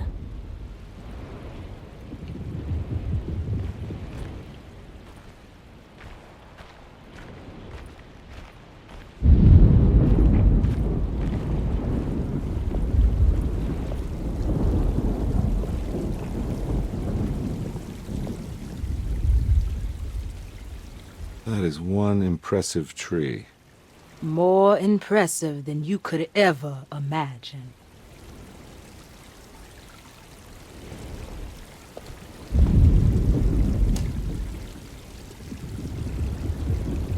Everyone knows what to do? Y'all know the new words. Mrs. Thompson, we talked about this. I'm not sure everyone is comfortable. Doctor, I insist. This is important. We've waited for so long, Doctor. Let's just go with the old song. Not every change is an improvement. Boss, good or bad, we need to move forward. All in, Doc. Let's bet it all. But we don't know what we're dealing with. It'll be okay, Doctor. Better even.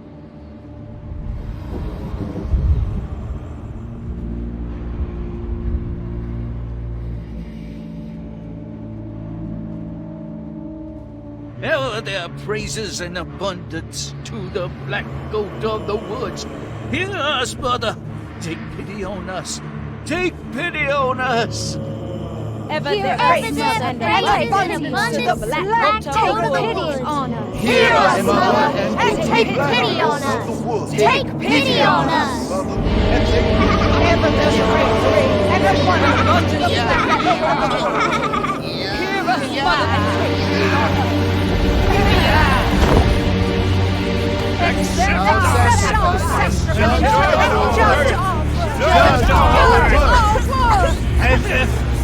Stop! Are you crazy? This here's what needs to happen, Carnbi. Grace! Stop! Stop! Shoot the ground! Yeah! Shoot the ground!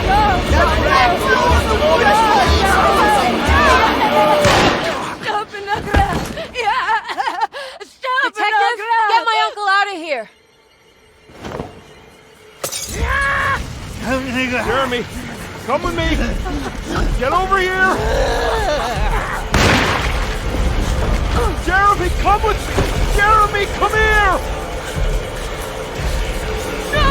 There has to be a sacrifice! We're Jeremy!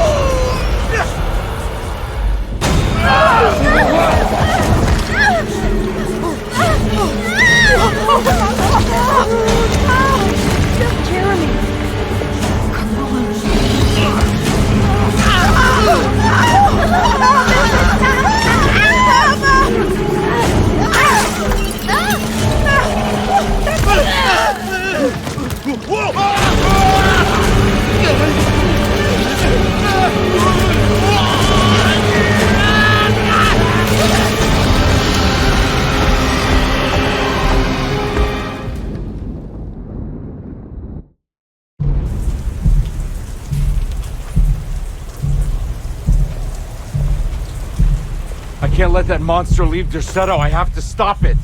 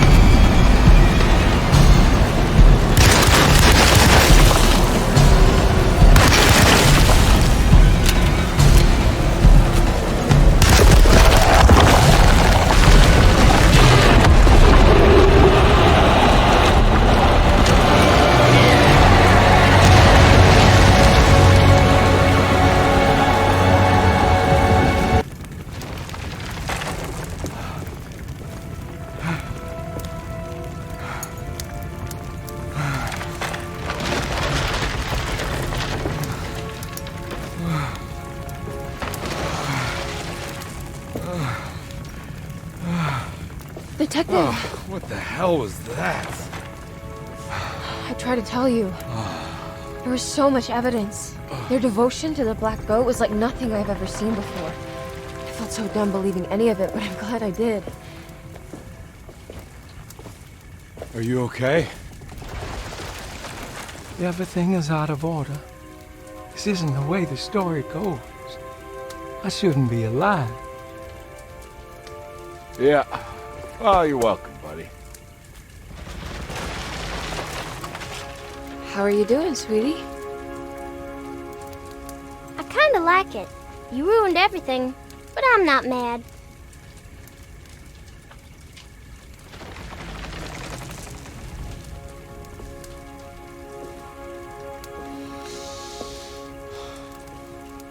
All right, you ready to head back to New Orleans? Come on, Jeremy. We're leaving. Can I come? I thought you said you didn't need saving. Don't leave her. She's important. Of course we're taking her with us.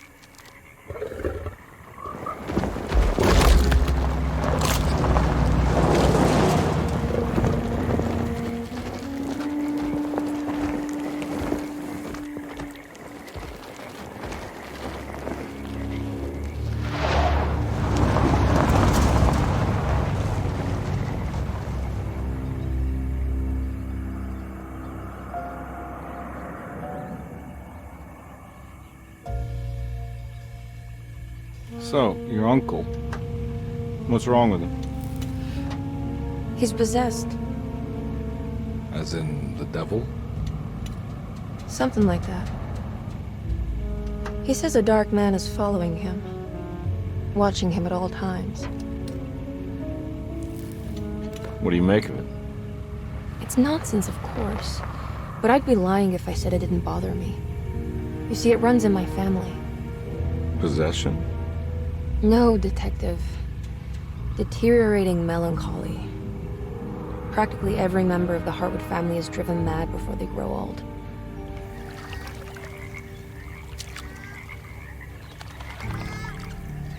But Jeremy didn't kill himself. Is that why he's at your setup? Despite being convinced that he is truly possessed, he decided to put his last chips on Dr. Gray and his psychoanalysis, figuring he might stumble upon some cure.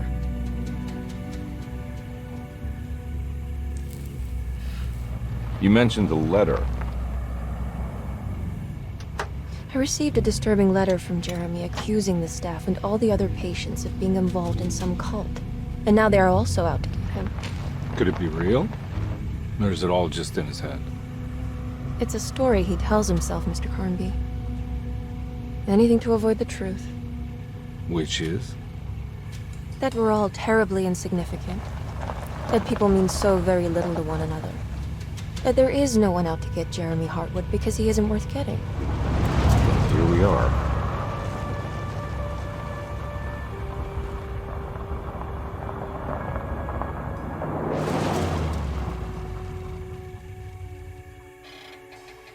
My uncle's not well, Mr. Carnby.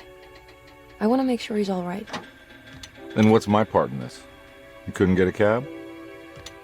I just wouldn't feel safe going alone.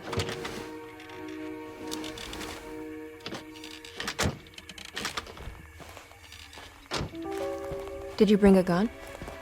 Yeah. You think it'll actually come to that? No. But you might need to wave it around depending on how agreeable the staff will be. What exactly are we gonna do when we find Jeremy?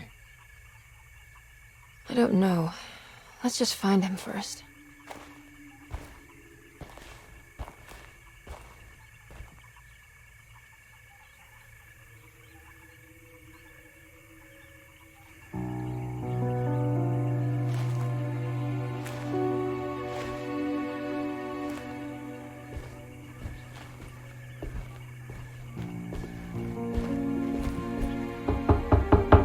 Hello? It's so quiet. Where is everyone? This is a big place. Maybe they're on the other side of the house. Stay here. I'll have a look.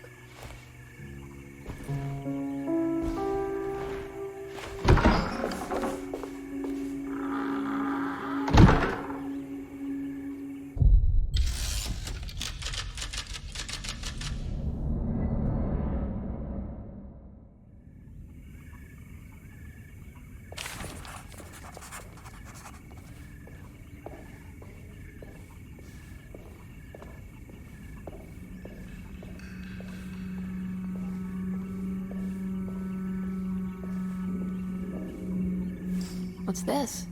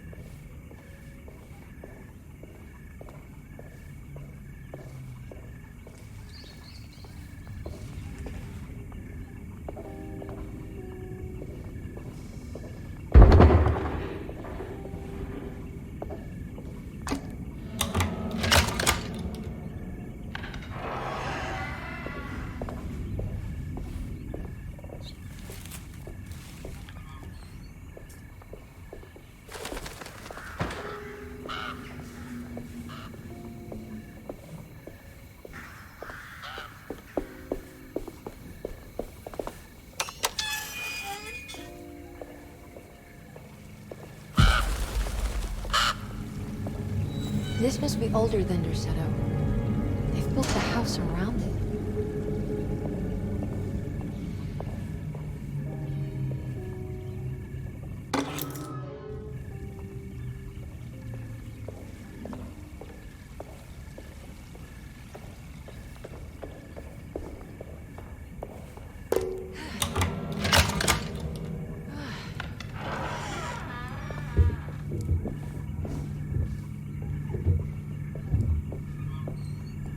I'll just take this.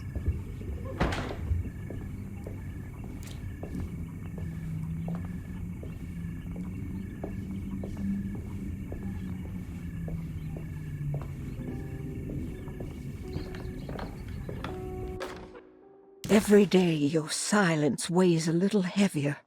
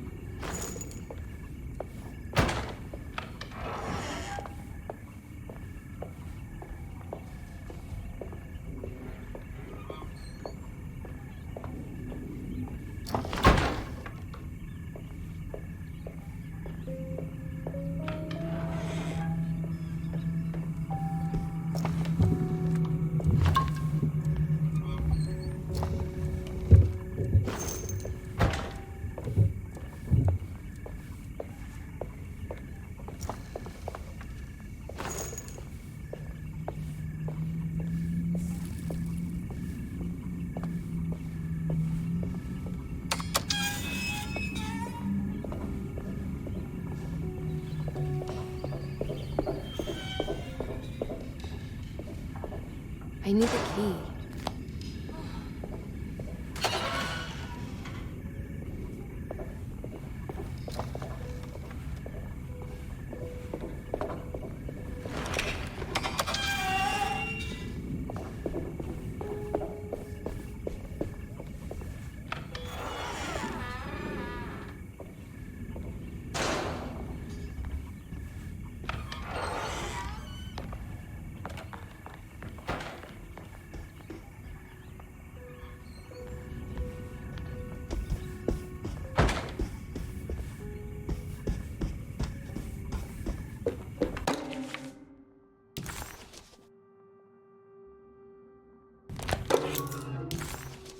What's this?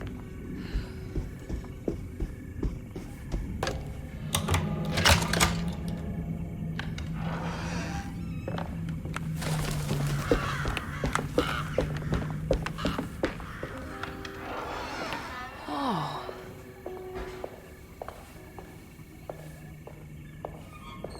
I need the key.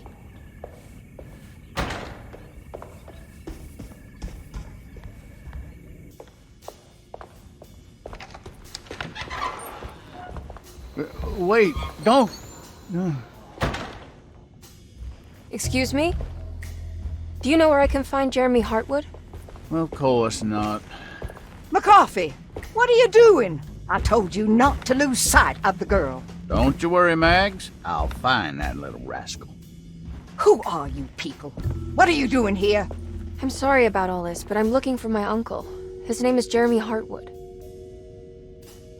What are you doing, child? You shouldn't be alone. Go find McCarthy. Who are you? Are you here for the Fay Dodo? Go upstairs now.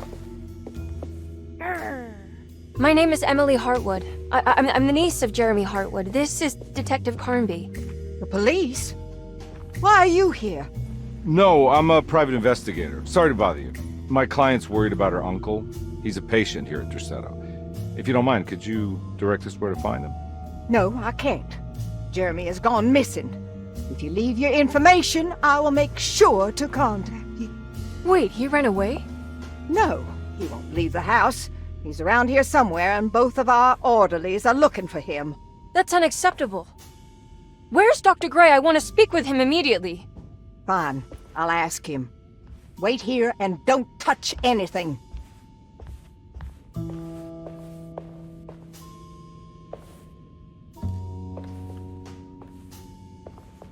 Do you want to see Jeremy's room?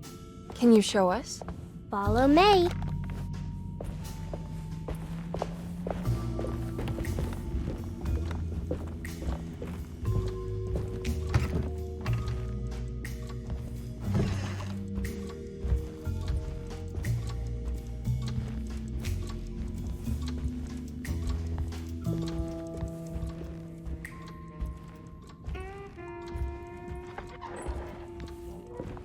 Thank you.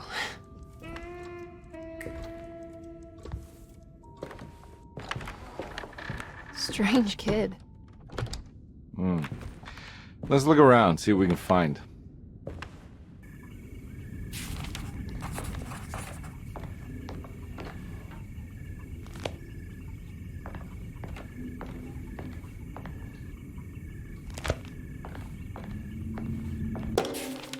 Every night the dark man stands opaque at the threshold of my room, counting the days until my spirit spills out of my tired shape.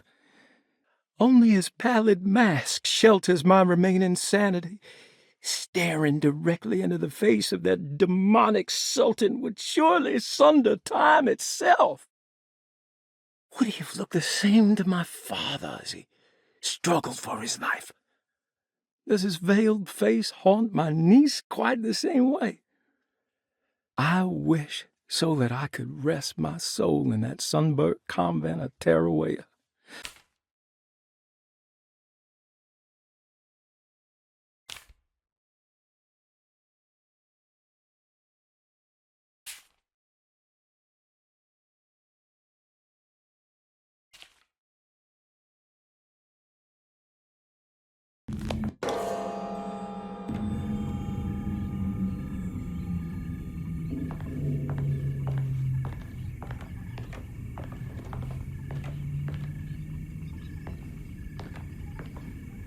I found a commonplace book. What's that? A notebook with all kinds of stuff in it.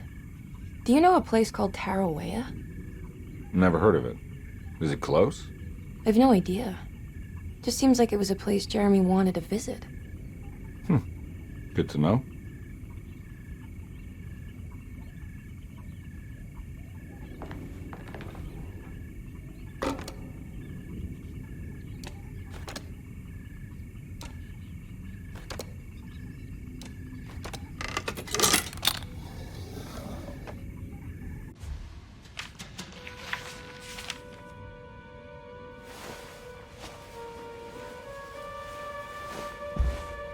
Have you ever seen anything like this?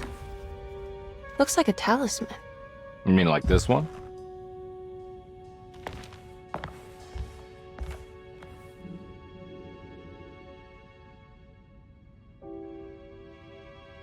Can you find me a knife to cut the canvas? I want to take this with me. You want to take the painting? Sure, I'll find one.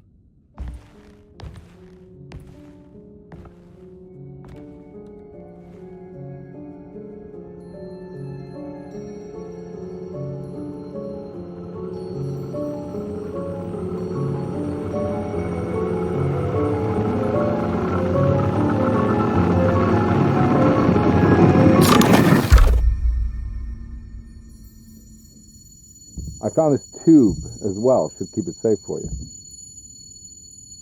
Do you want to carry it or should I? Miss Hartwood? Emily? I'll take it. Thank you. We're done here, right? I'm not sure.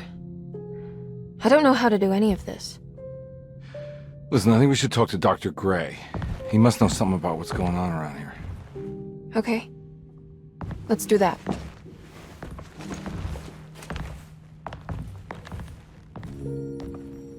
Come on, I don't want to be here all night.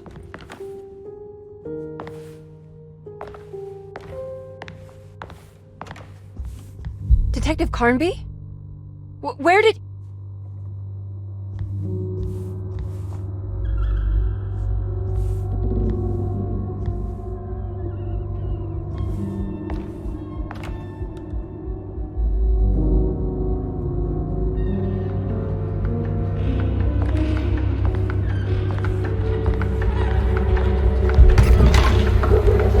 What on earth is happening?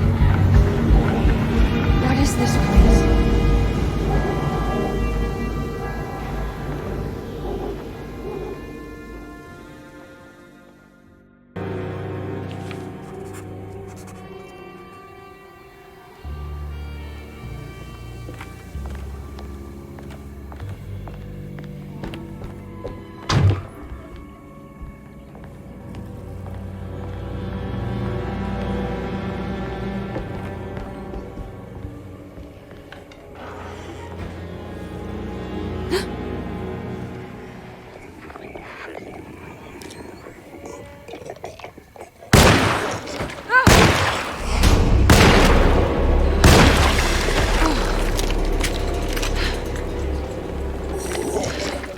What the hell was that thing?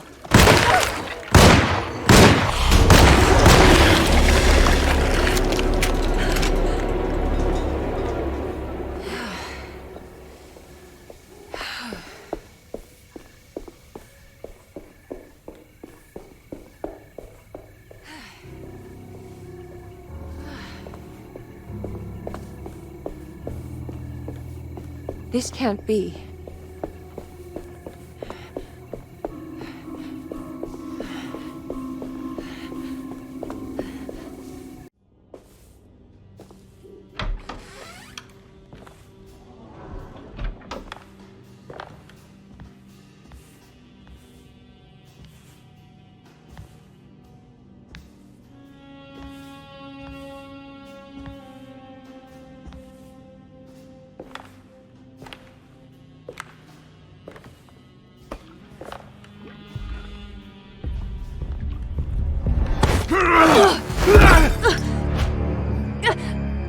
Emily? Is that you? Batiste? How'd you get here? I was back at Derceto. Looking for my Uncle Jeremy? Jeremy's your uncle. I didn't know. Why would you? You're still working at Derceto? Yeah, both me and Lottie stuck around. We're real orderlies now. You remember my sister Lottie, don't you? What happened, Batiste? How are we here? You know about the dark man haunting your uncle? I'm familiar with his mental state. I think we all in his head somehow. Because these streets are real, but they're not like on any map. Nah, this is like when you remember something, but in the wrong way. Do you know how to get back to Derceto? I'm not safe here. Truer words have yet been spoken, Mrs. Marcus. Don't call me that. It's Miss Emily Hартвуд. There's no reason to call me anything else. I'm sorry, Miss Emily. I'm just trying to tell you like it is. This place ain't safe for no one. There's evil hiding in the dark. How do I get back? Only Jeremy knows how. He has this juju necklace guiding him. You mean this talisman? Mm-hmm. Just like it. He says it's been protecting him ever since he got it from Miss Jackson down the street. You know where it came from? Have you been there? I was there no more than 1 hour ago looking for Jeremy. Locked it up to keep the ghouls from getting inside. You can have the key if you want.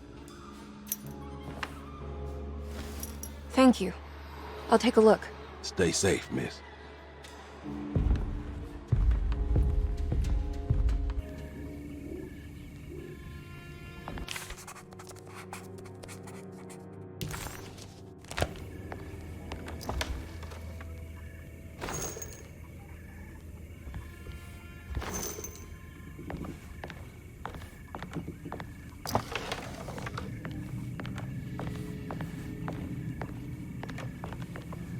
Are you staying here? For a while. Want to see if Jeremy shows up.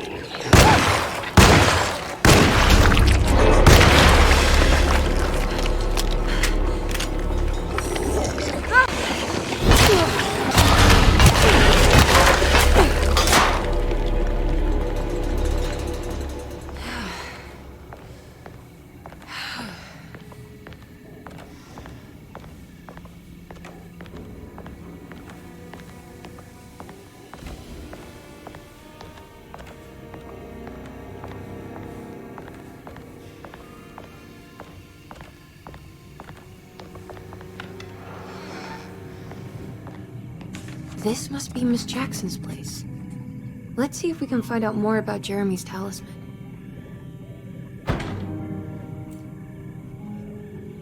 It looks exactly like Jeremy's talisman.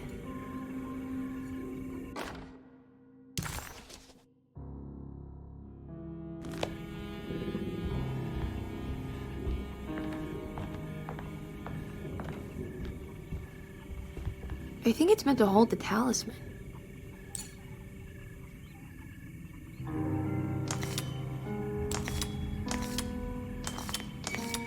I'm not sure what numbers I should use. Maybe there's something in Jeremy's notes.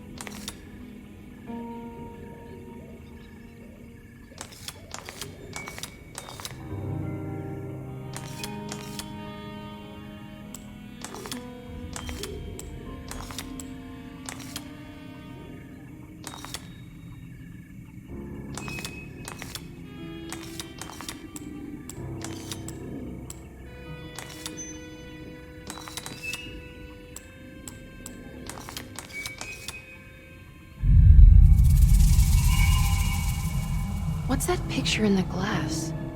Where is that?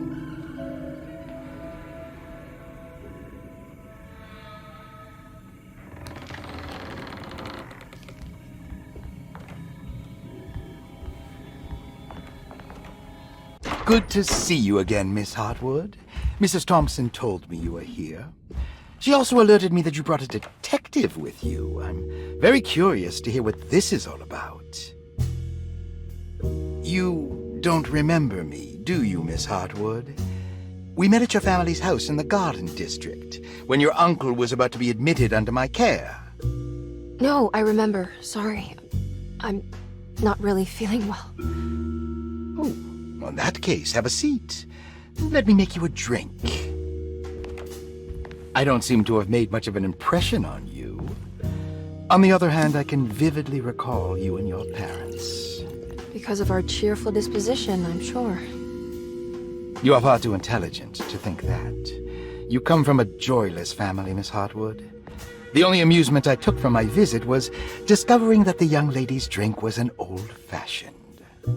Very astute. Is that supposed to make you seem attentive or intelligent? Whatever you prefer. Are you ready to tell me why you are here, Miss Hартвуд? And why you brought a detective? I received a letter from my uncle. He seems certain that he was in danger here. If I find out you're treating him badly, I'll be taking him back with me to New Orleans. Really? Is he going to live with you in your tiny garçonniere? That would be a spectacular way to ratify your spinsterhood. Because you are well aware that your father would never let him back in his house.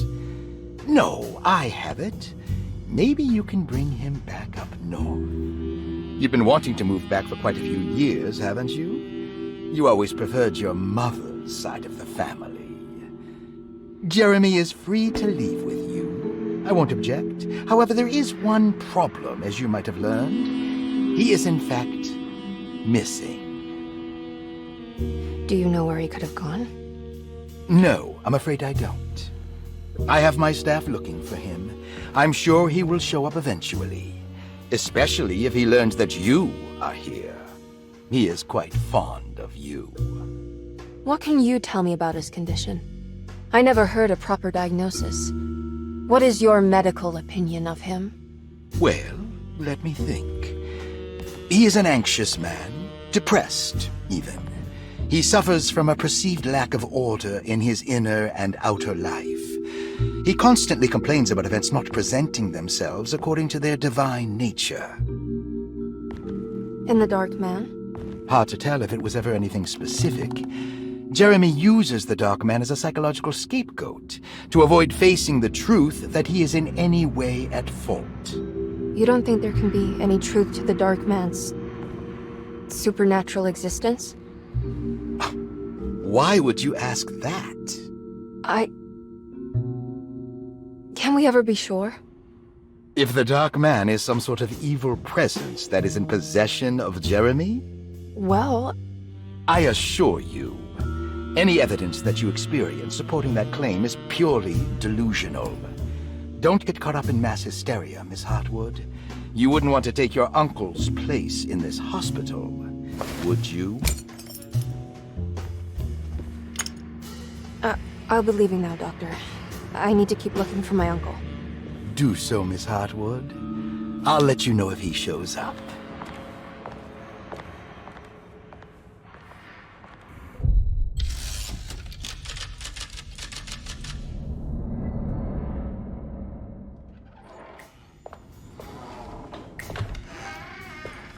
Detective Karnbi!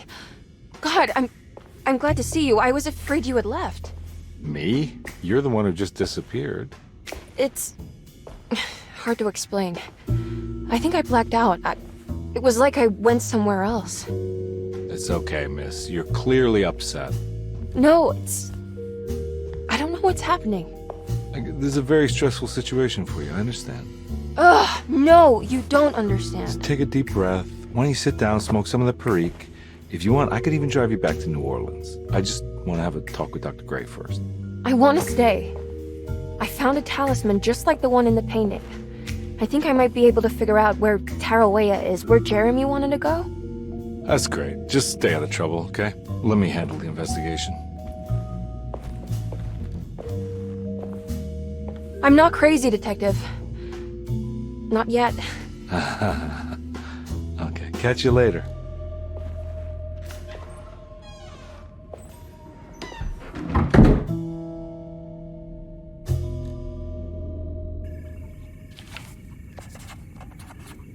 If a talisman like this can open up doors between the French Quarter and Derceto, then maybe Jeremy is hiding in some strange other world. Like Tarawea, the place he mentioned in the book. No matter where he is, it's clear that my search won't be limited to Derceto.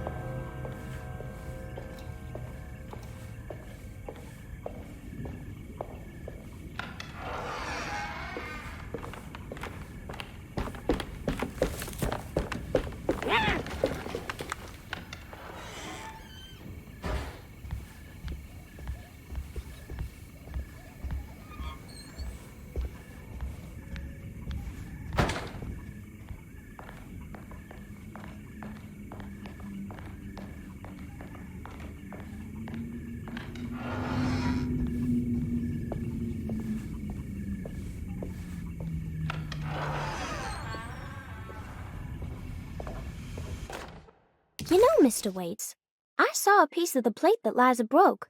I think she's been hiding them. She's not very good at it. She just chucked it into the little room with all the tools behind the boiler. I left it there. I didn't want to embarrass her by picking it up while she was looking. We went upstairs instead and played backgammon. I let her win, because she's so unhappy. The piece looked like the one on display in Cassandra's room. You know about that one already, right? Or is your eyesight really that fuzzy? I hope you don't feel bad about your glasses. You only look stupid when you squint. Maybe if you had more eyes, you would see these things. I wish you had all the eyes you needed. Your best and favorite guest, Grace. What's that stain? Looks like some kind of rot. It's another one of those plates for the talisman. It's also broken and missing some pieces.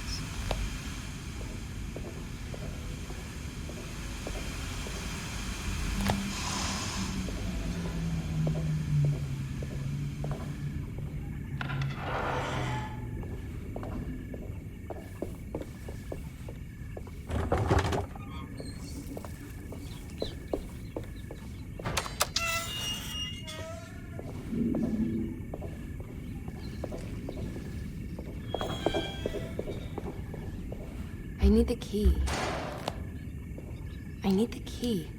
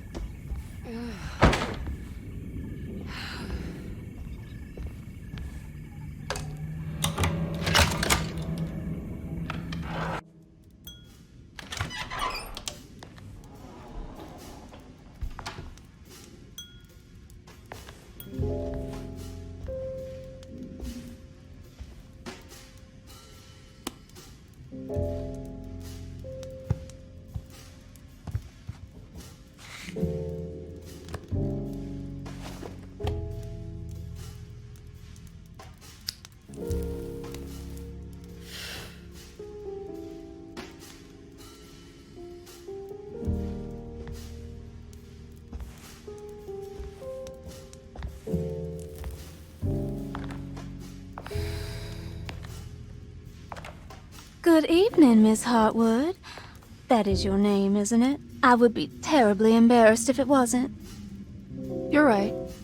Emily Hartwood, Jeremy's niece. Nice to meet you. Ruth Talon.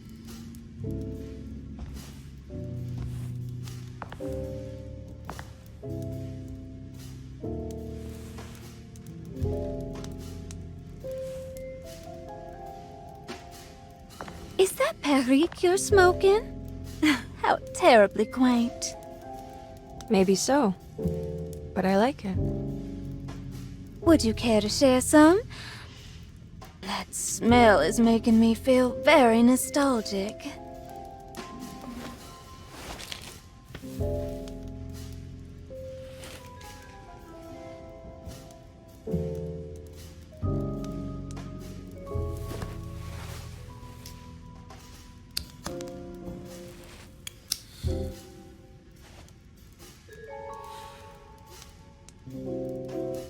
Is it all that you hope for?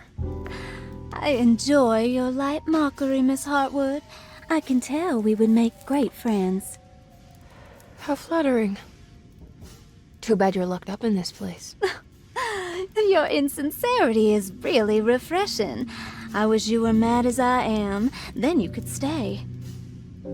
Give it a few years and I might just be. Lunacy is one of my family's few privileges. Oh, good. I'll be looking forward to it.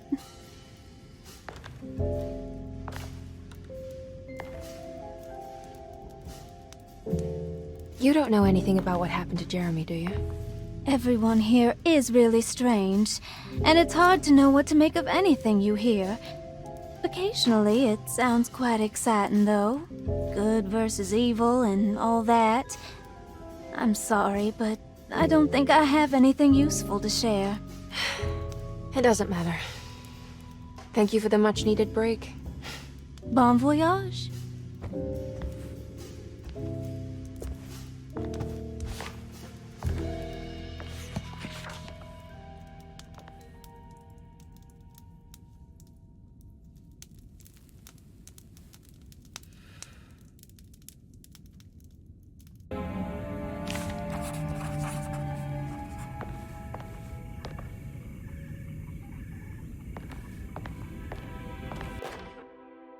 Lost Plantations of Louisiana, Thierry Briclot, 1917. Derceto was a small plantation on the eastern shore of Lake Pontchartrain. The land was considered difficult for industry and was sold for only $30 to Elijah Pickford in 1818.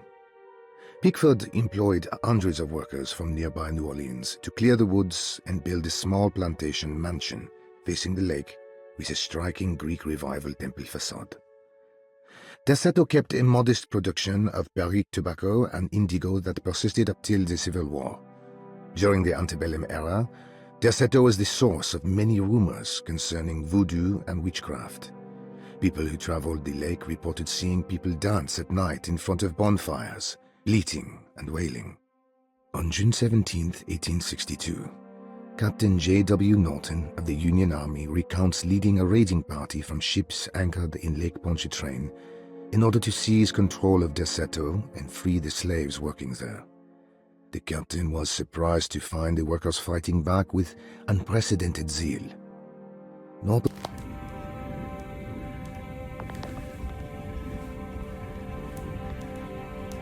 Are you reading anything good? A Brightness from Afar by Lord Boleskine. It's actually not bad.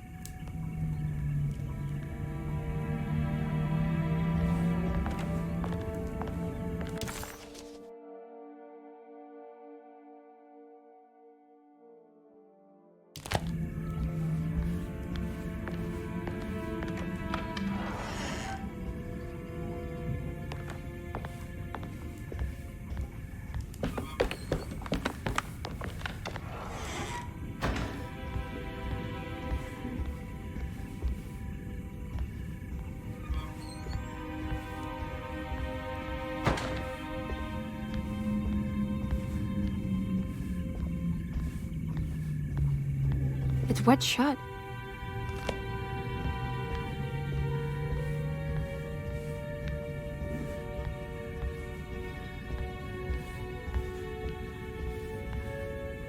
Now this'll come in handy.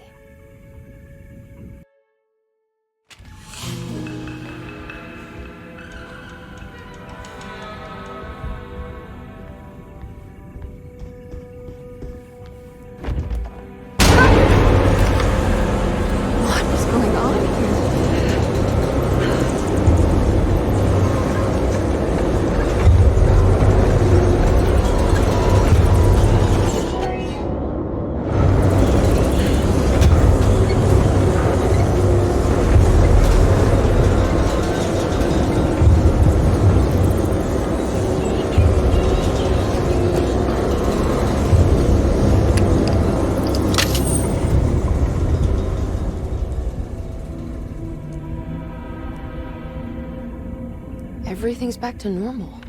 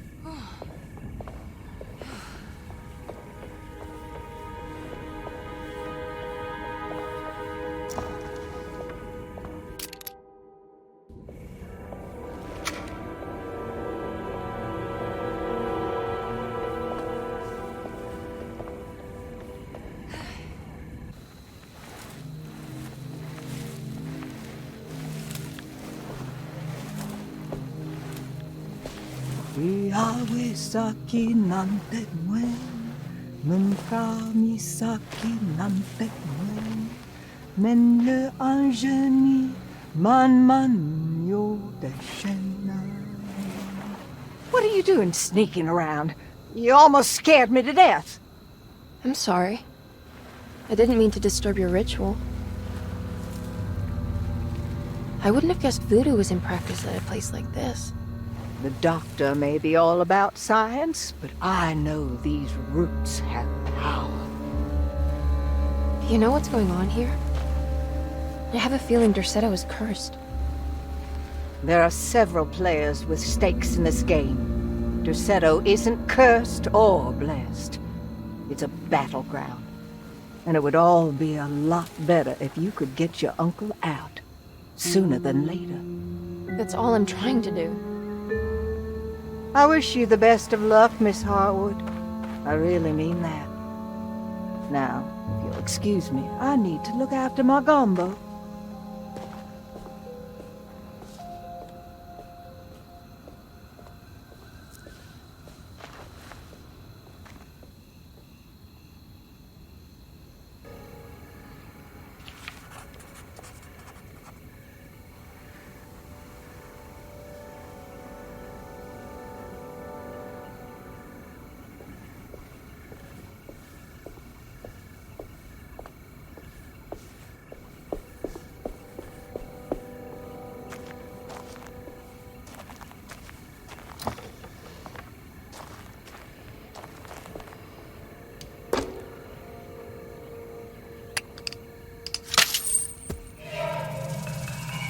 It worked. Ah, what's this?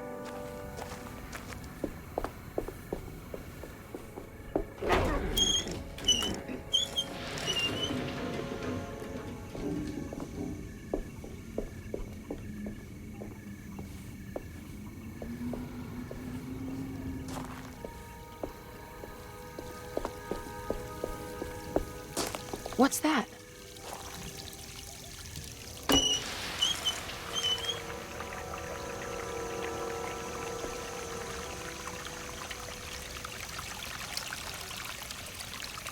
There we go.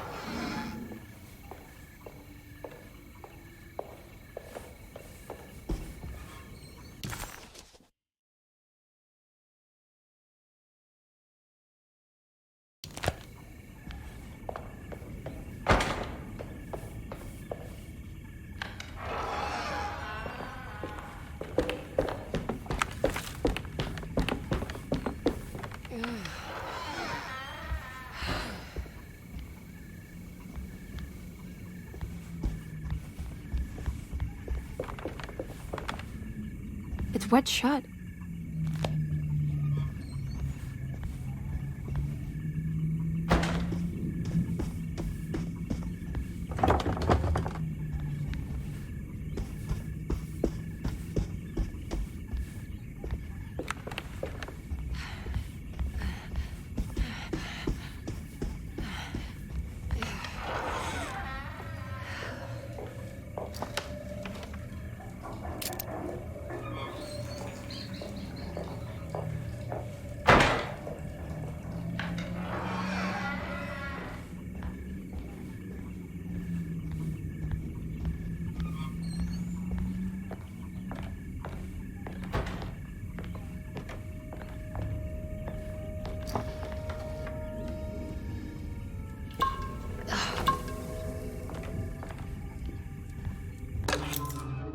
Sunday, June 22nd.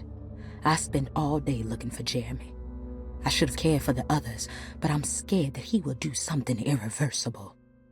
Cassandra is upset that I didn't give her the latest shipment of pain medication that Waits brought from the post office yesterday. I would have given it to her, but the company didn't send a new key this time around, so the box is just sitting there on my desk. They must have figured we had plenty of their gimmicky keys by now.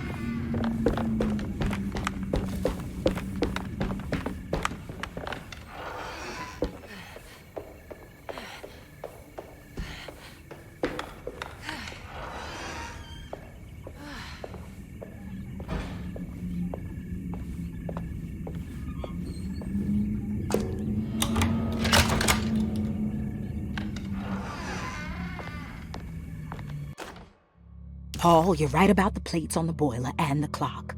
They have been sabotaged, and I think I know who did it. They have something to do with Jeremy's episodes and how he seems to disappear at night. Right now, it's important that you keep an eye out for any of the pieces. I want to find out if I can repair the plates. Let me know if you find any of them. Lottie. Tell Lottie to take a look at the well in the kitchen garden.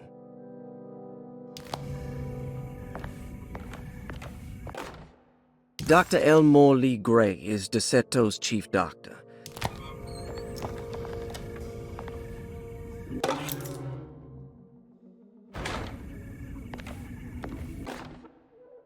Saw your notice in the boiler room. You should know Mr. Chance won't be coming back. I got no business being in there myself, but you can take a valve from the wine cellar if you want to try to stop the steam pouring out. Be careful.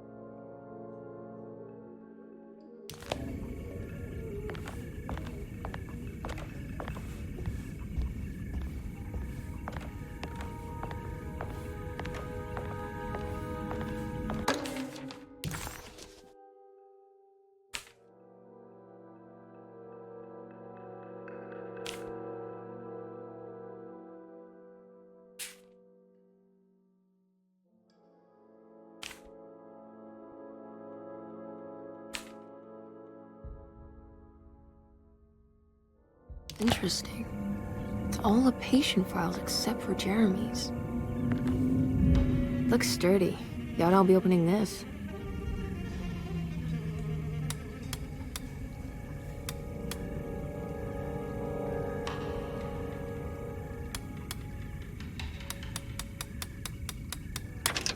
Oh wow, I can't believe I guessed the combination. I must be some kind of genius.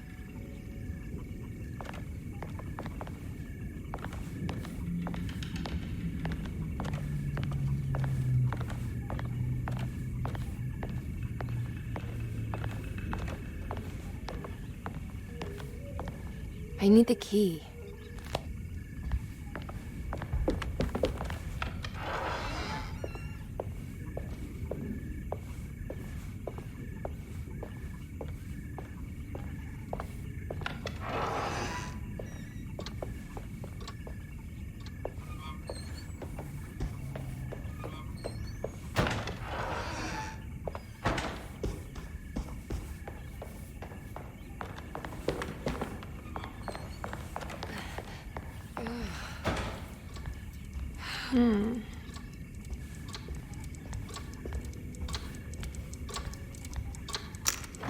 This must be the clock mentioned in the commonplace book. This looks like the thing that held the talisman in the French Quarter, but it's broken and missing some pieces.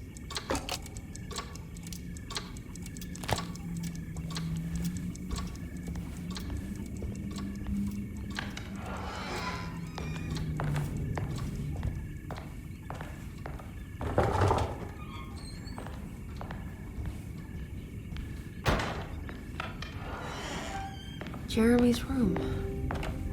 All back to normal.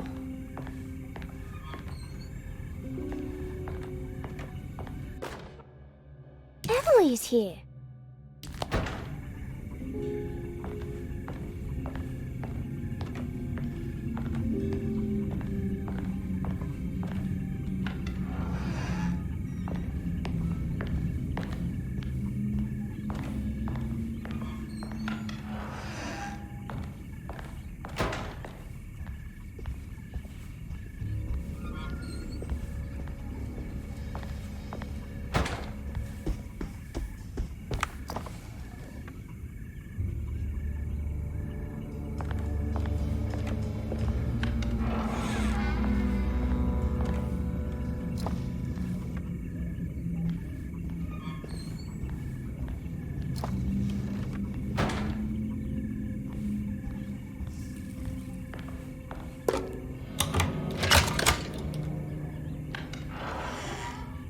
What a strange but beautiful room. I did it! I crossed the thresholds to my intended destination without a focusing device. My talisman now knows these roads, and I have no need for the plates. I can find my way to Lafayette as easy as I find my own room. I visited the grave of my father and seen the oven waiting for me. Thank you for opening these doors. I now must summon my courage and go back to that hateful mound outside the oil rig. I hope you'll be feeling better when I return. Jeremy.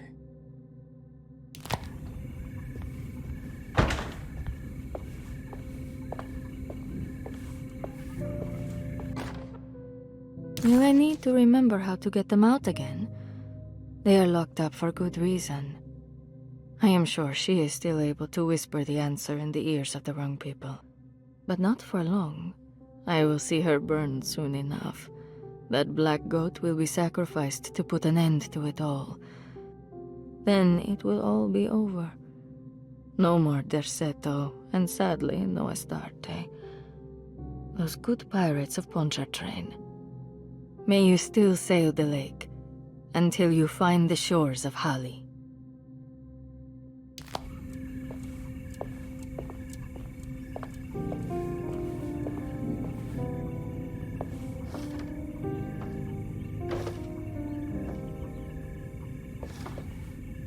There's some aggressive-looking rot on these paintings.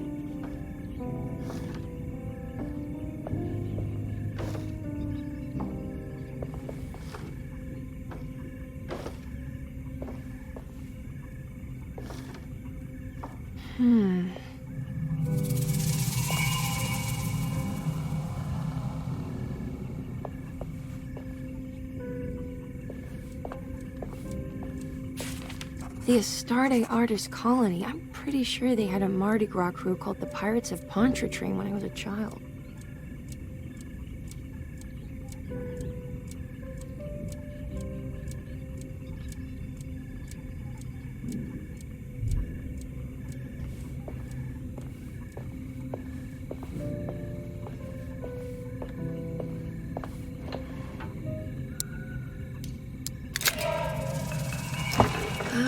Here we go.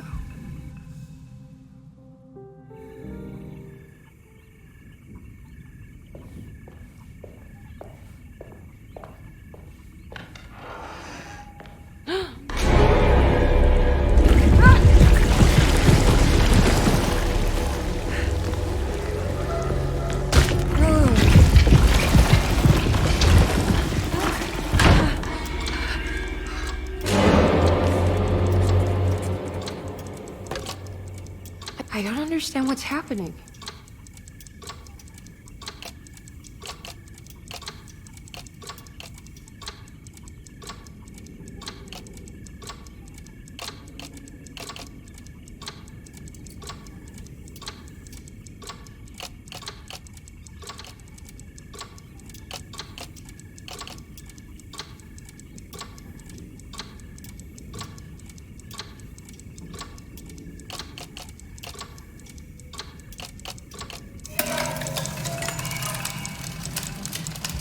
Did it break?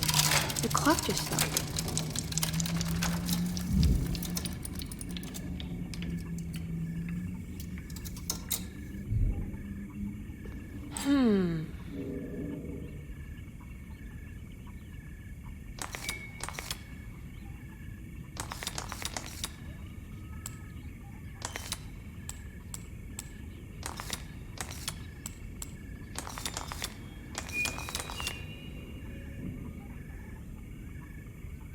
It's showing me something. That's just the hallway outside Jeremy's room, isn't it?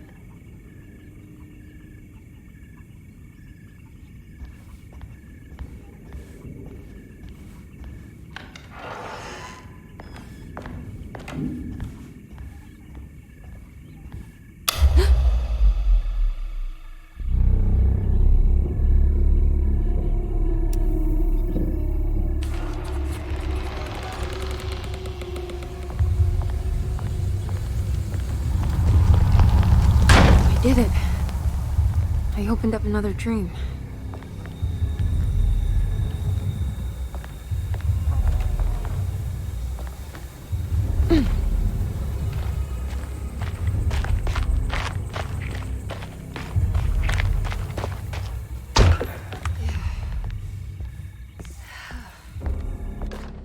May 1923. Monday. All okay. Ready for delivery. Maintenance. Oil pump must be serviced. Any tampering causes large spills unless properly forestalled. Tuesday. Shipment delayed but delivered. Maintenance. Service bridge close to broken. Wednesday. Prospectors reluctantly agreed to show the burial mound to Mr. Hotwood, a painter.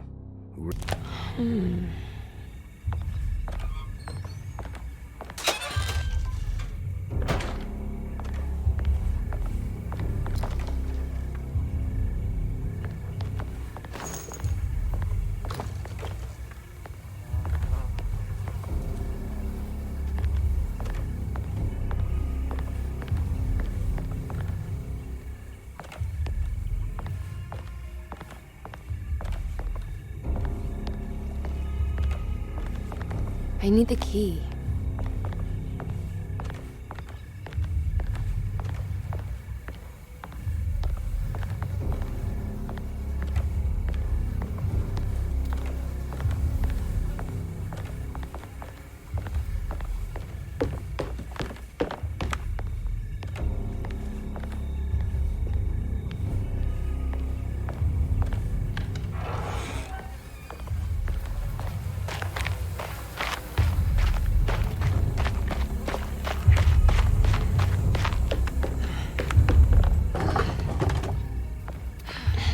Locked.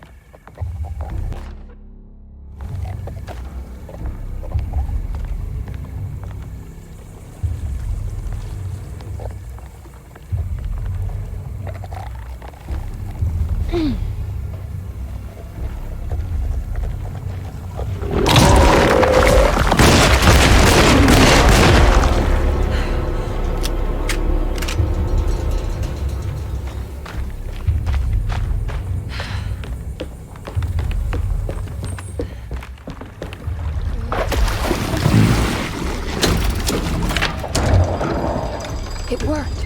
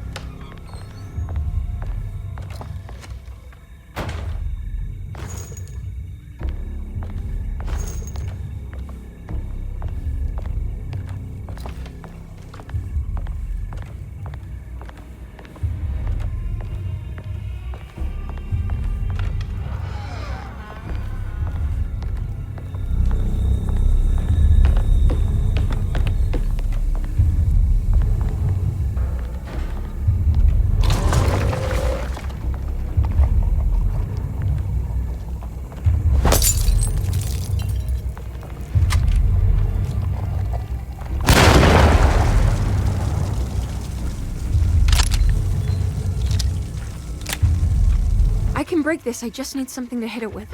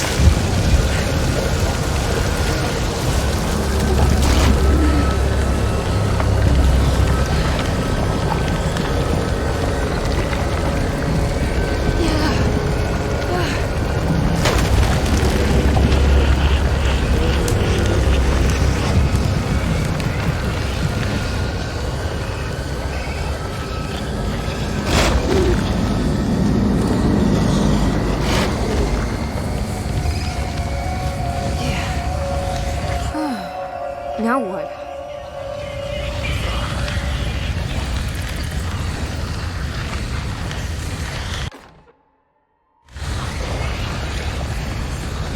Just don't look down, Emily.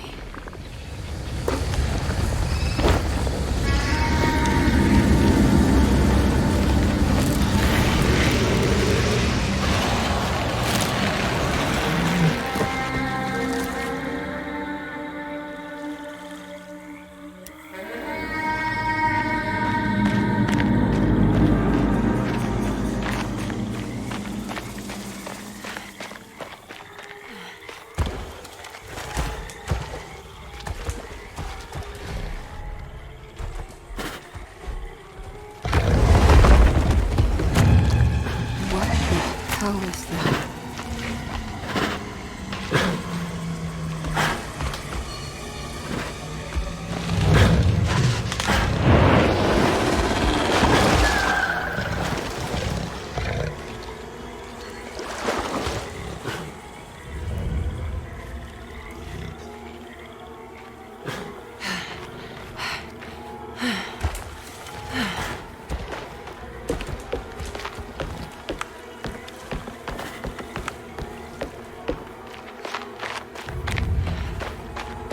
The hateful mound Jeremy mentioned in his book.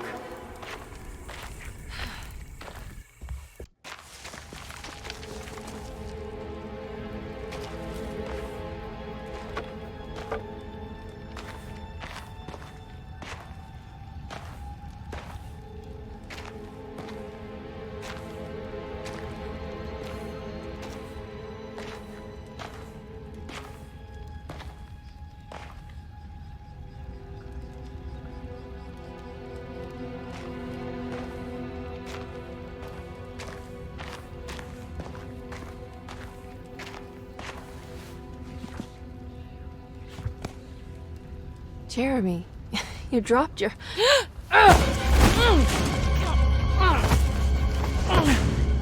Mrs. Marcus? Get off of me! What are you doing here? Trying to find my uncle. Jeremy is your uncle? Could you please? Thank you. And it's Miss Hartwood. You don't remember me? I remember you, Mr. Bois. I met your brother Baptiste earlier. I suppose he hadn't found Jeremy either then. We spread out to find him. Can I have this?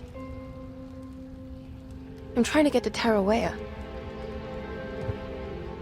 Fine, believe the rest. I just want Jeremy to come looking. We have to leave before it comes inside. What? Where? Come quick!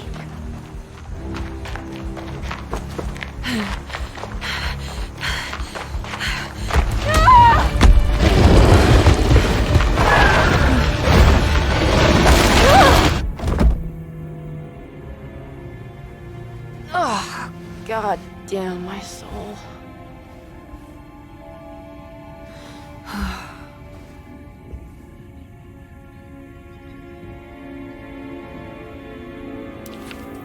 I'm back at Dorsetto.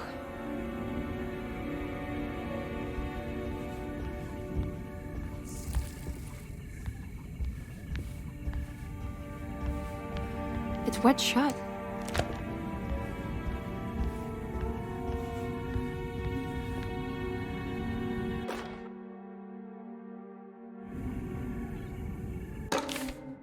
Reflections on the Power of the Verb in Certain Texts by Juan Luis Jorge. To act is in itself divine. Even the slightest movement of our hand is evidence of our soul in motion.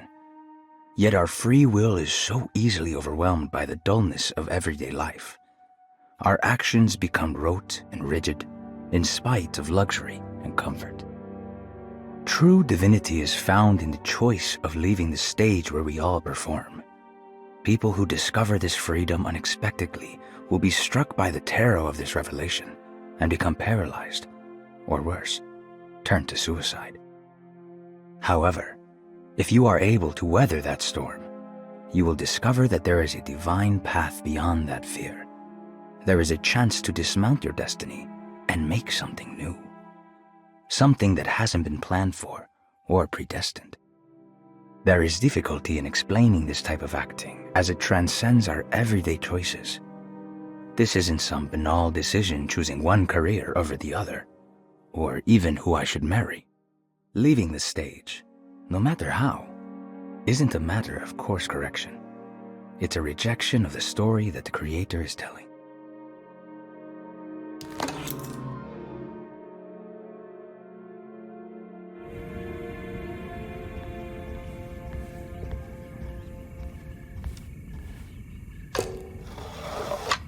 It worked.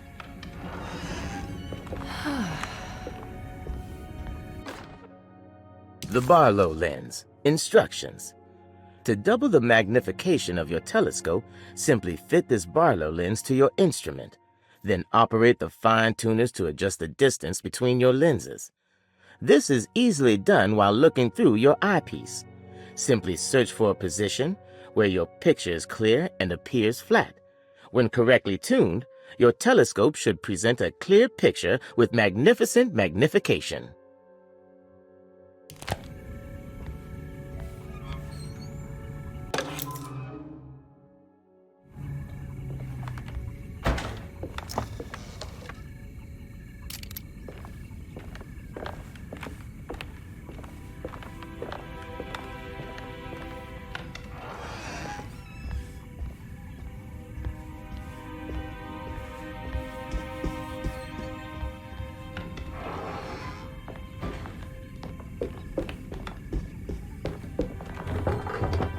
It's blocked.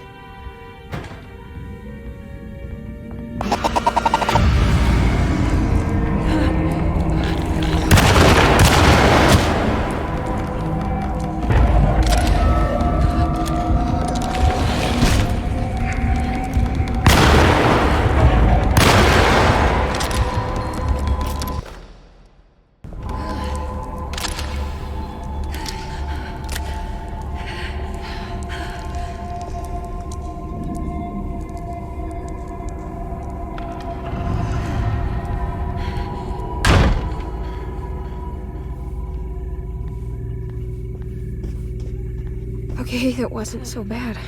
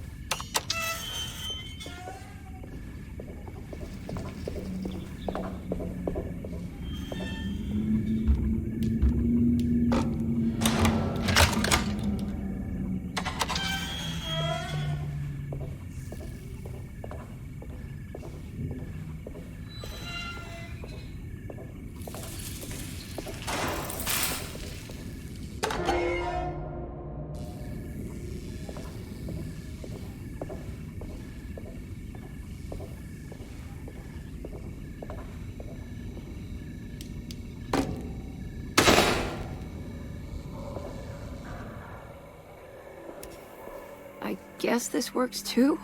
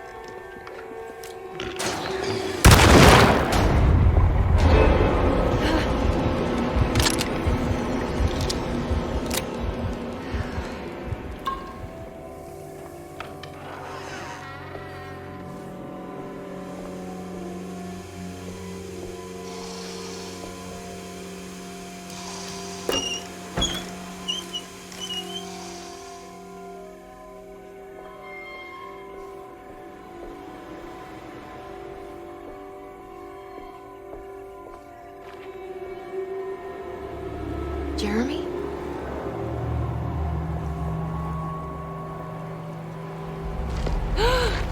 What the hell is that?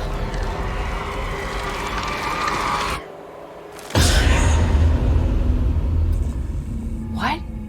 There was a dead body in here. Did I just imagine that?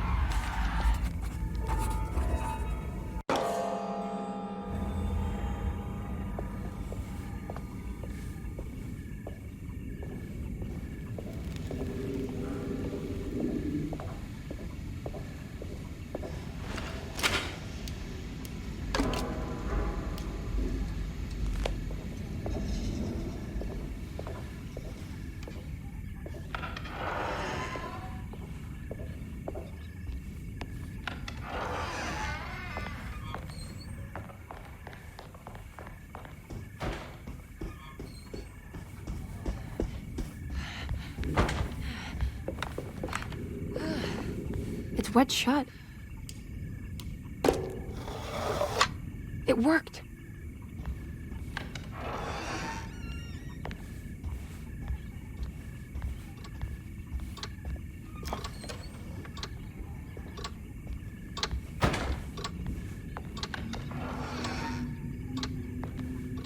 Oh.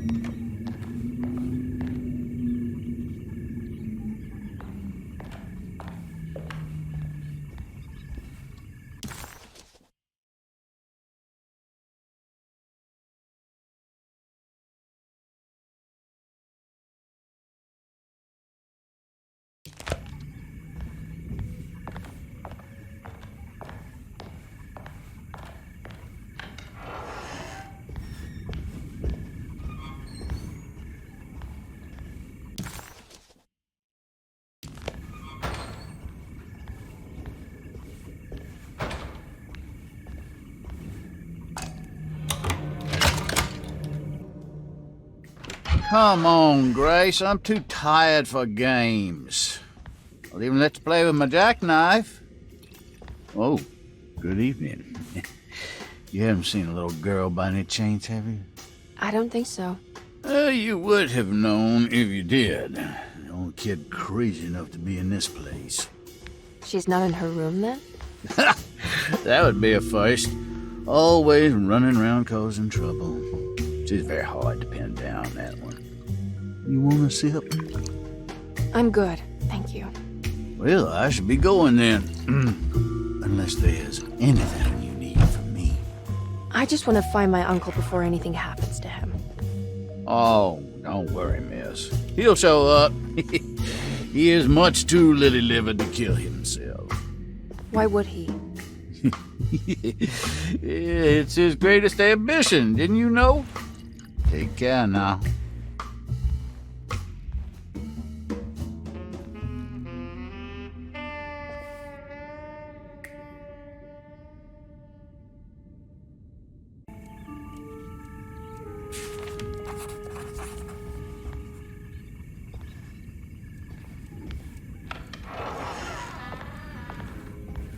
So this is Grace's room. Cute. Don't you worry, Grace. Go play your game, bleat and bellow with the others. I won't be jealous. There will be more masquerades. However, I would love it if you would finish my mask for the feast. With love, Ruth.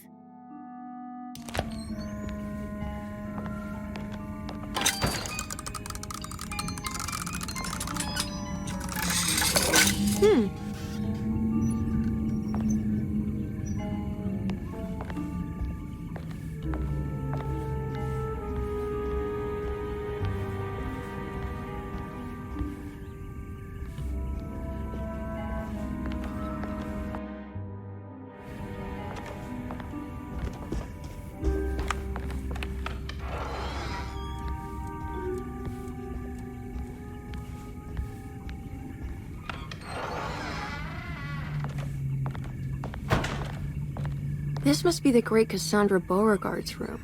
I'm not sure what I expected. Maybe something more extravagant?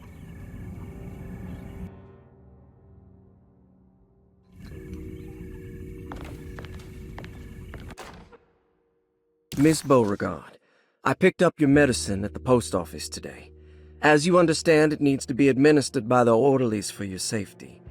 I've put the box in Lottie's room for now, and I'm sure she will find you as soon as possible. Mr. Waits.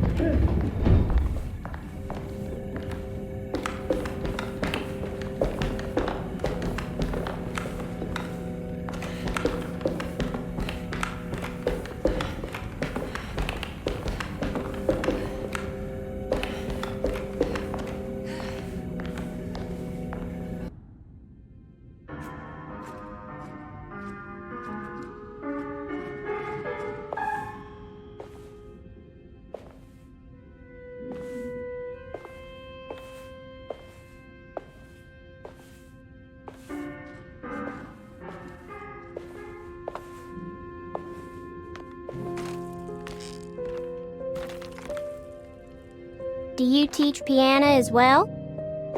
Huh? You're a governess. Did you teach those clawing Casino kids how to play the piano?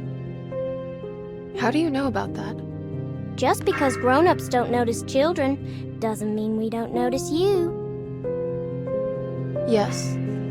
I taught them some piano. Are you any good at it? Not good enough to play a broken one. It fell from the attic. Brought half the ceiling down. It was Jeremy's fault, wasn't it? Nobody knows what happened, but you're not wrong.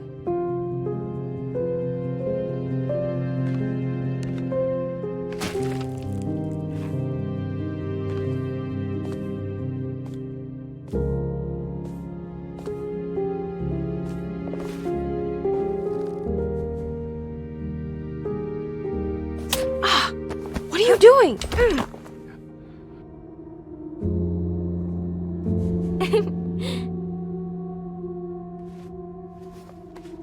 I'm gonna go now. See you around.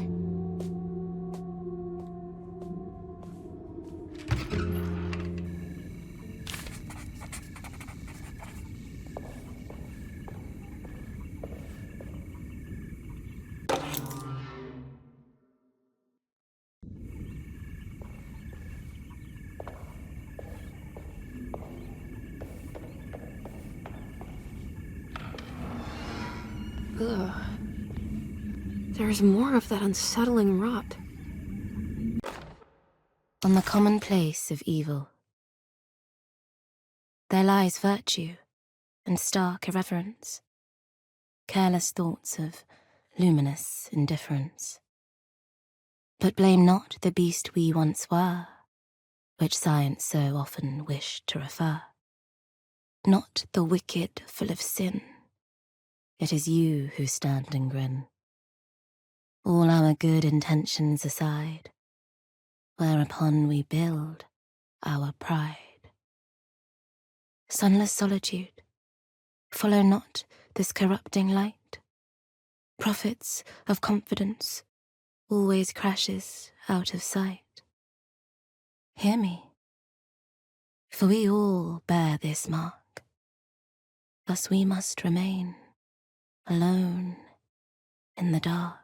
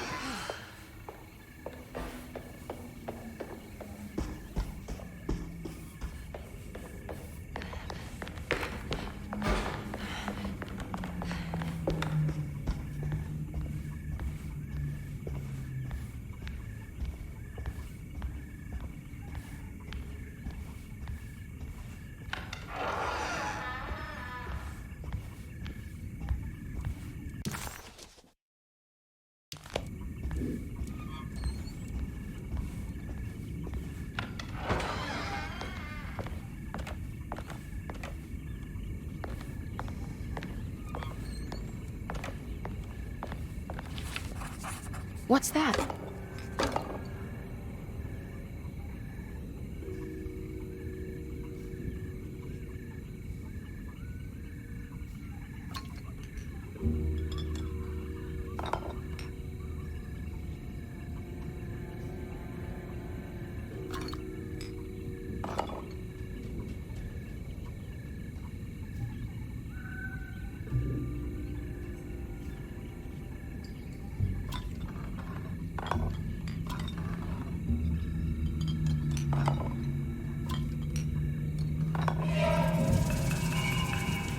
Let's write this down.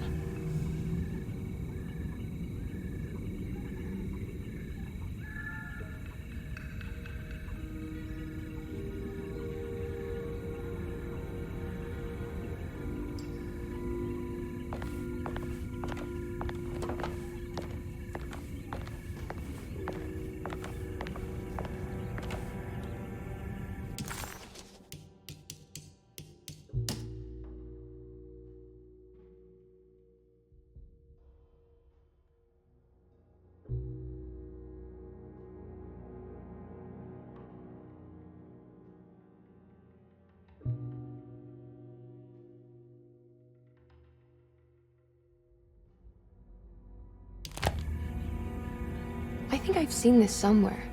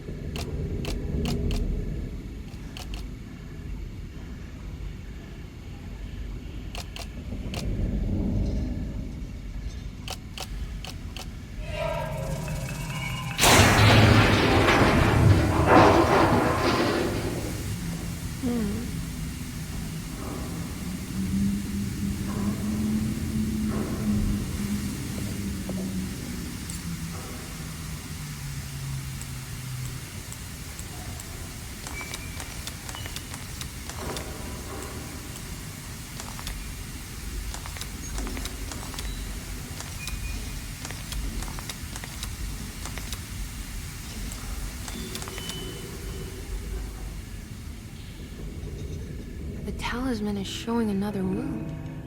Something is open.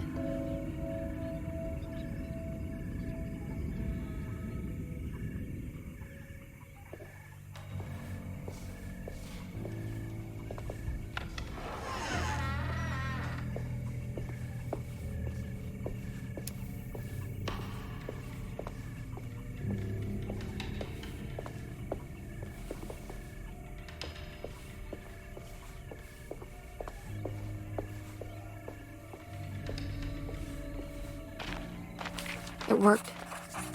I'm in another one of Jeremy's dreams.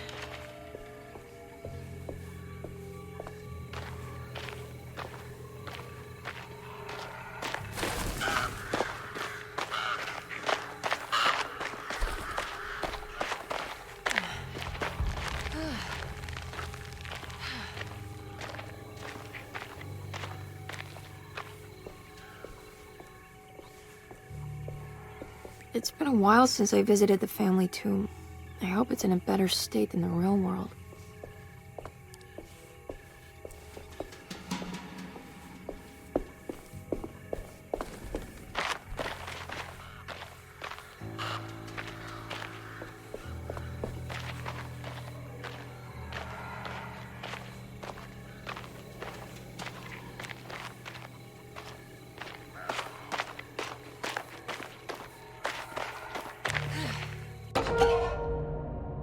What's this? What's that for?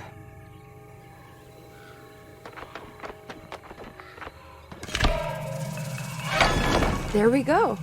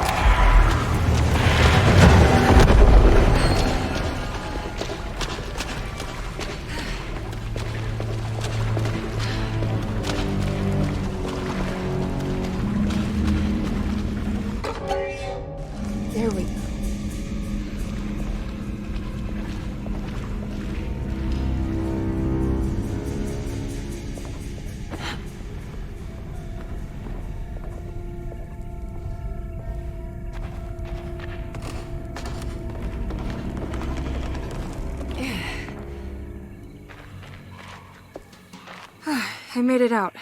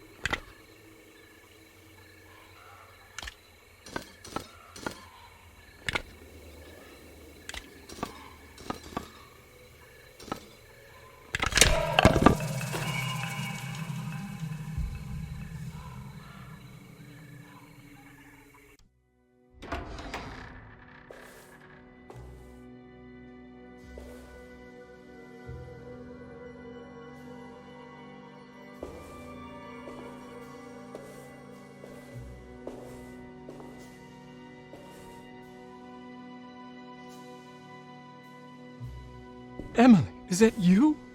Jeremy. What are you doing here? Well, you sounded so miserable in your letter. I've come to take you away from here. I can't believe I made such a foolish mistake. All I wanted was for you to stay away. What do you mean? I bargained with the Dark Man. A pact to keep New Orleans safe with my own life as tribute. The Dark Man isn't real, Jeremy. There is nothing he can do to hurt you. How do you think any of this is happening? How do you still not trust my words? Fine. Then let me help. Don't be foolish. He will bury you next to me in his sunken temple for an eternity. I don't care. I'll find a way. I have my own talisman, and I know about Tarawea. Oh, wait, don't speak.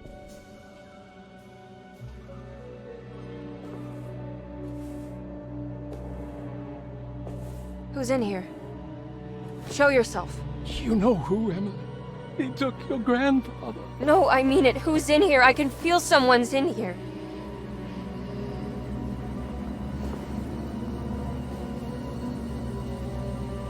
Emily!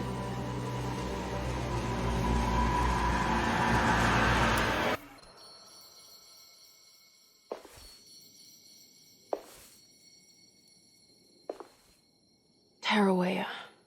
Why do you want to go there, Jeremy?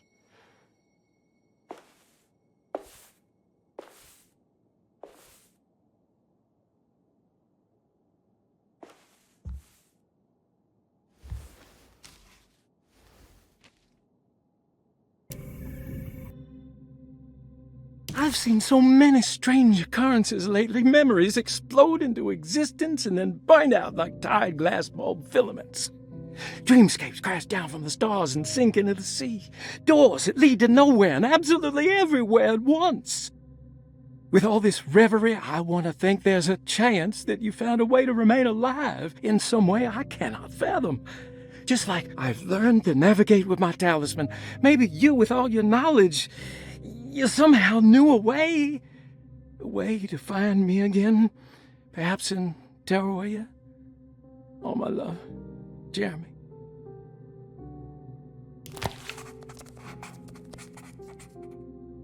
I need to find out more about Jeremy's pact with the Dark Man. He meant to go to Tarawea. Maybe there is something there that would help. She was beautiful. I wonder what happened to her.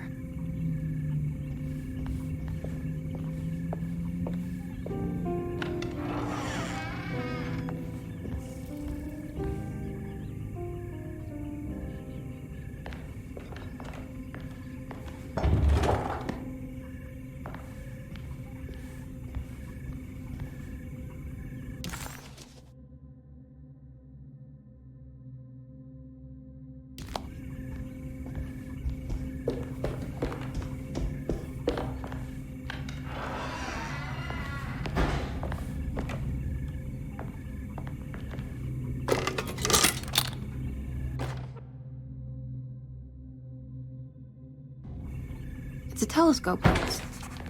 Well, why would he lock it in here?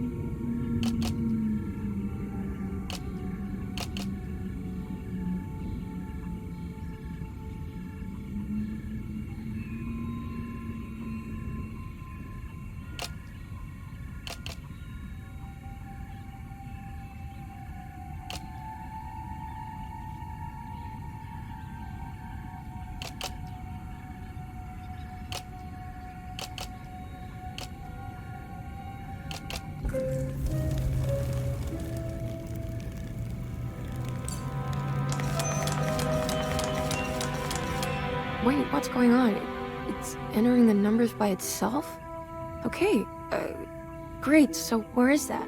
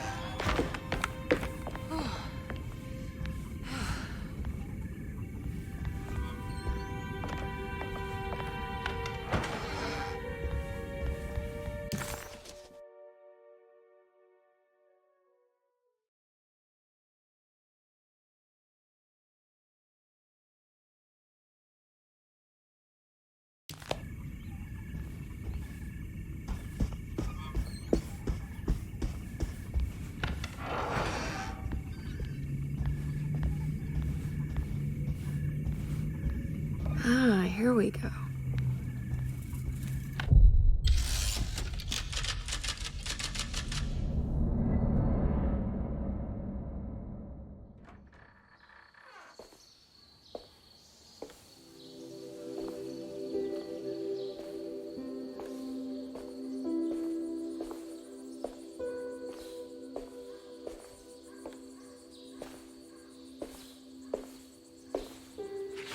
You should not have come, Emily. How do you know my name? Have we met? In a manner of speaking. As a manifestation of Yermi's deepest desires, I am to you unfamiliar. Yet I know of you. Are you Jeremy? Is that what you're saying? I am only his subconscious thoughts.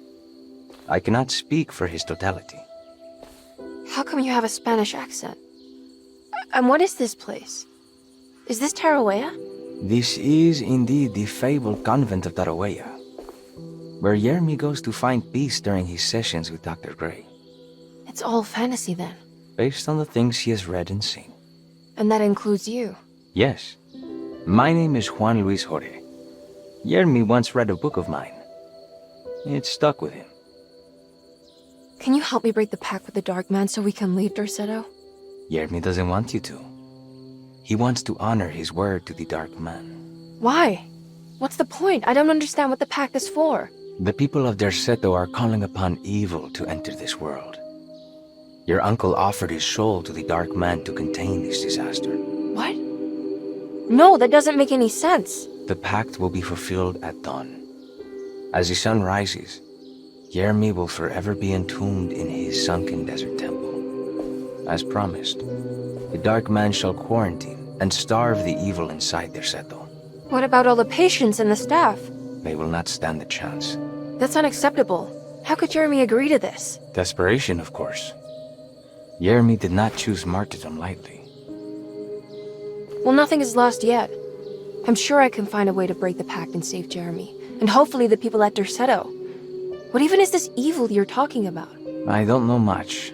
I think some nightmarish entity from the bayou. We'll just have to deal with that later. First, I have to get Jeremy out of his deal. What? Did you run out of arguments? You're actually quite inspiring, Miss Emily. If we put Yermi's feelings aside, I would have to say I agree with you. Really? You might just be able to save the old man from himself. I think you should take a look in the convent library. Try to find the truth about Yermi's relationship with the Dark Man. Okay. You should know that you won't be alone in those grand halls. The Dark Man has been reading those books for years. He's here? You'll have to be very careful. Of course. I can be careful. Good luck, Miss Emily.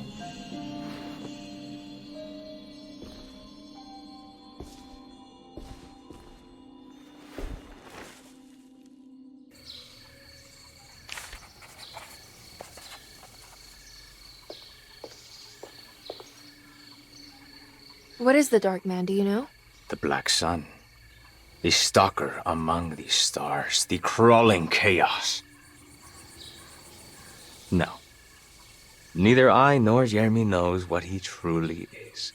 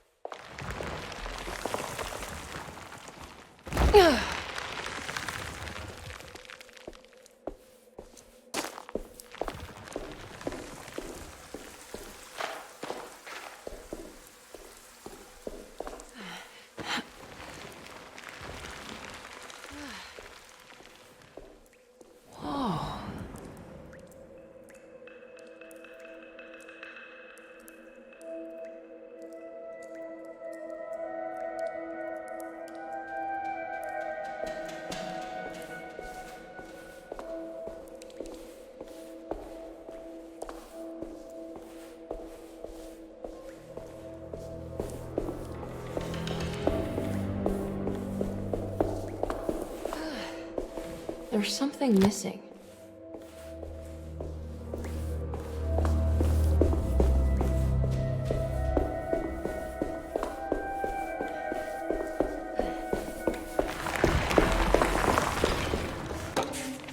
The great library was endless, beautiful, and terrible. An Akashic record for the universe inside the mind of Emili Hартвуд, now corrupted by a story forced upon him, told by a maniacal liar, an evil conjured by science and secrecy. I will suspend a room and lock away the foundation of his character. Its key will be left to the librarian, the only thing invisible to the prowler.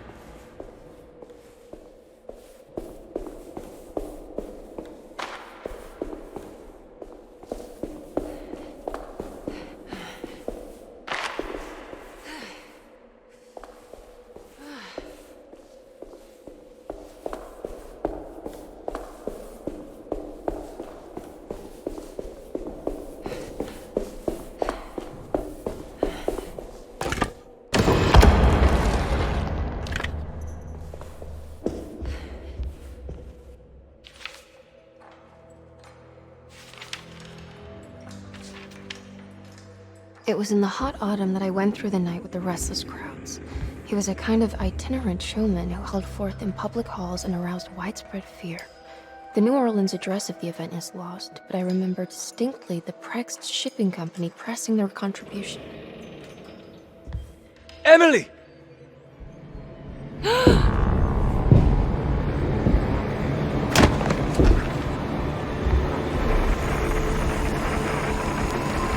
no.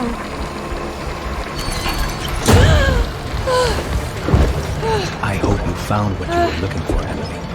I fear there is no going back. He's in my head, Juan. His breath replacing mine. You should not have come, Emily.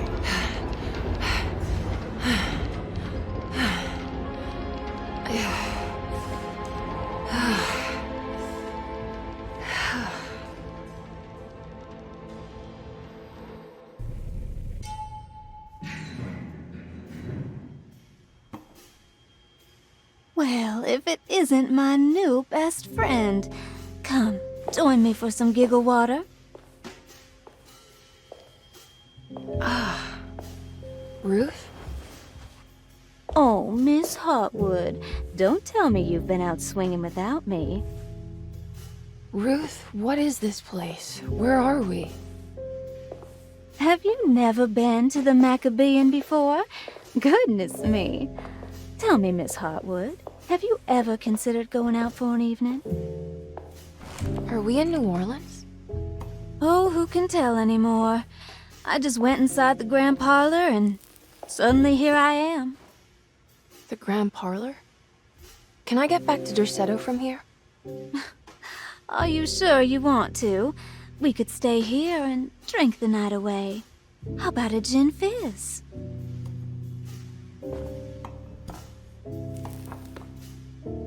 If this is New Orleans, maybe I should go further. Find that magic show the book was talking about. But there was no address, just Prex Shipping Company. Oh, is this about where Jeremy met the Dark Man? How do you know about that? Jeremy talked a lot about the Dark Man. I always felt a bit envious. How so? If an all-powerful entity showed me any interest, I'd at least hear him out. I'm sure he has plenty to offer. I don't think you'd want that, Ruth. We're too sweet for such darkness. Oh, please. What kind of blue nose do you take me for? I relish the darkness. I think it suits me.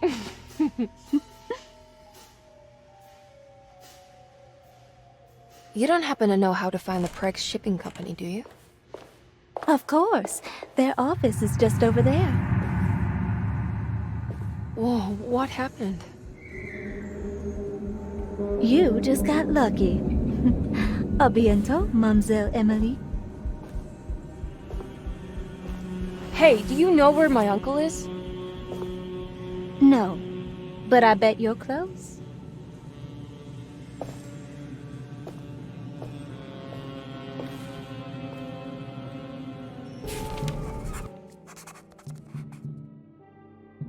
It was in the hot autumn that I went through the night with the restless crowds to witness the enigmatic Black Pharaoh. He was a kind of itinerant showman who held forth in public halls and aroused widespread fear wherever he performed. It was the sort of thrills my father sought out. Prex Shipping Company. According to the book in the Great Library, they assisted a showman performing somewhere in New Orleans. It's somehow connected to Jeremy's introduction to the Dark Man. I'm sure I can find the address inside.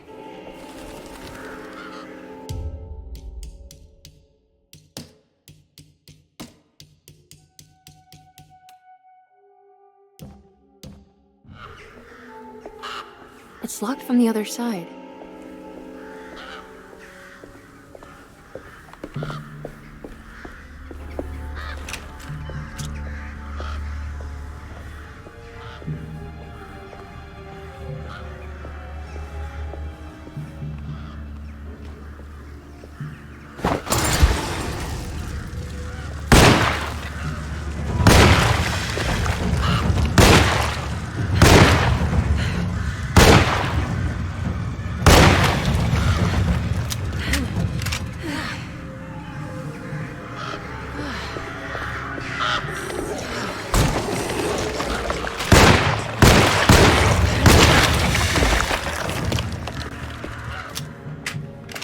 There has to be another way inside.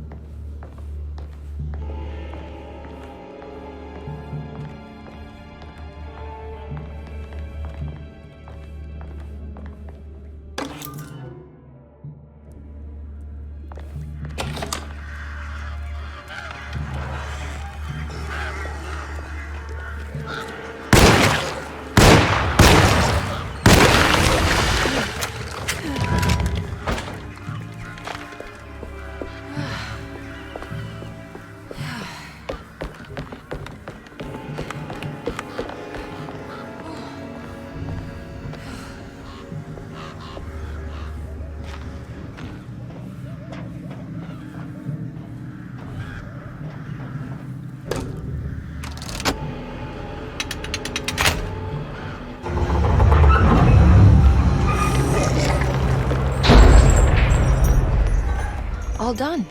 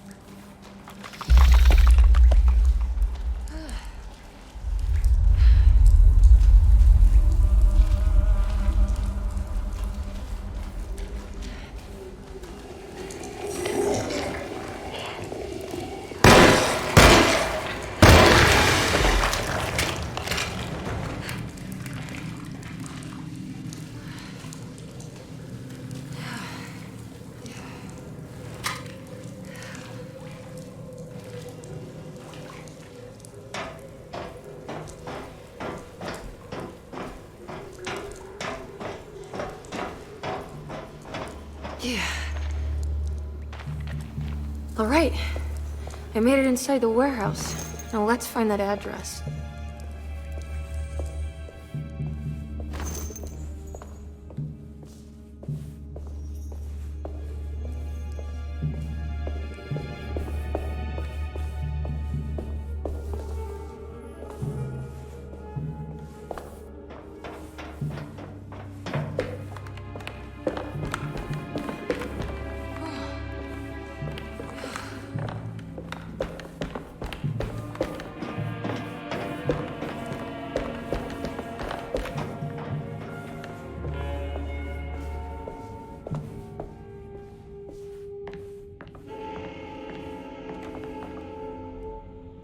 getting ridiculous. I mean, I'm not complaining.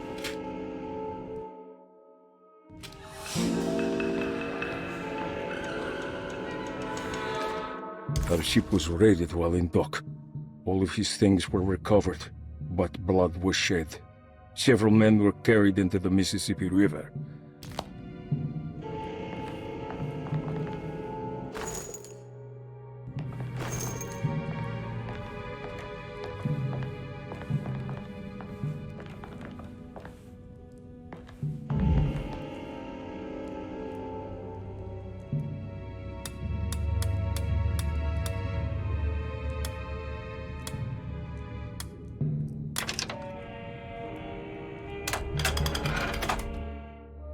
Cargo Manifesto, September 19th, 1892. Breck Shipping Company delivered 4 steamer trunks, 1 Egyptian sarcophagus, and a large wooden crate belonging to the showman called the Black Pharaoh, performing at 18th Street. This is it. The address to the theater where Jeremy first met the Dark Man.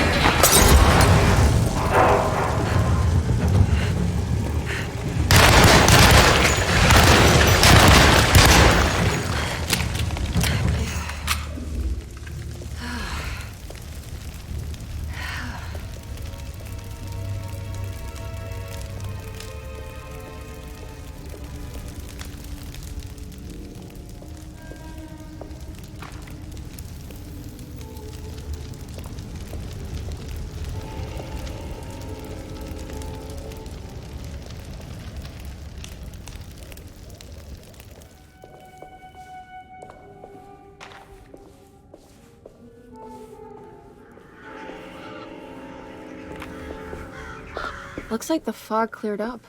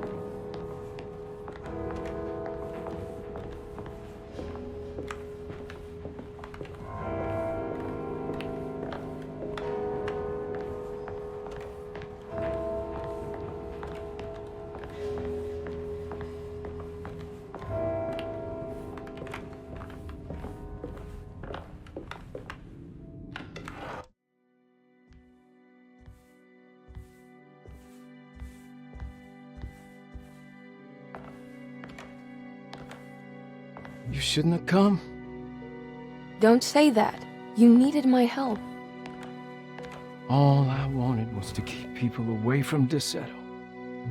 Especially you, Emily. You're the only one in the family who forgave me for choosing old age over death. Father still cares for you. He is paying for your treatment at Desetto. To get rid of me! That's the only reason anyone's at Desetto. Someone in the family thought you were becoming an embarrassment. Help me get you out of this mess, Jeremy. I want to take you away. Your father would send me right back. What if I take you up north, to Kingsport? I know Mother still has family up there. I've been thinking about going for a while now. I haven't been to Massachusetts in years. I still paint from memory, you know? That old lighthouse makes for a great motif. Your father and I would go almost every summer. Then when our great-uncle died, we stopped going back. What is there to be done about the Dark Man? He's the one holding you back, right? You feel like you can't leave without paying your debt to him. The Dark Man has been with me since I was 12 years old. He was standing right on that stage right over there. For a brief moment, his gaze held mine. And that was it. I recognized him for what he was. The Heartwood curse embodied in flesh. I thought it was my turn. But I was only there to be mocked. Instead, his attention moved on to my father sitting next to me. I turned to him and saw his face.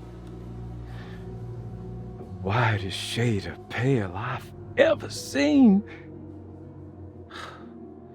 He bit off his tongue that night and suffocated. What can be done, Jeremy? Please. There's a way. 2 ways to be exact. One worse than the other. A written contract, now buried inside his sunken temple. Don't you remember what it said? I don't want to. Try, Jeremy. What did the contract say? No, we can't. We can't let New Orleans suffer that blight. I have to make this sacrifice. What are you talking about? Is this the thing from the bayou? Juan said something.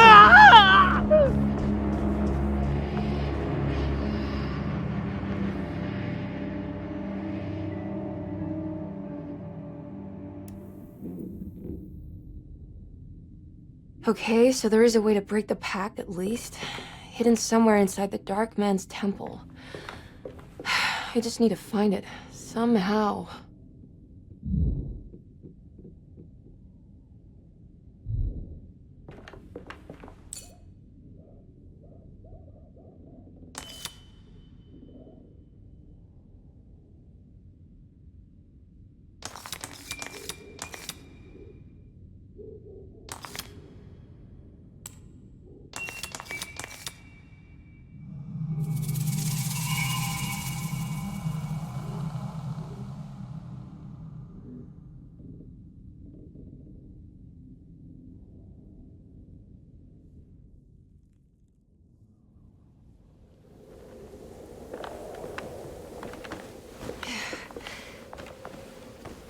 Yeah.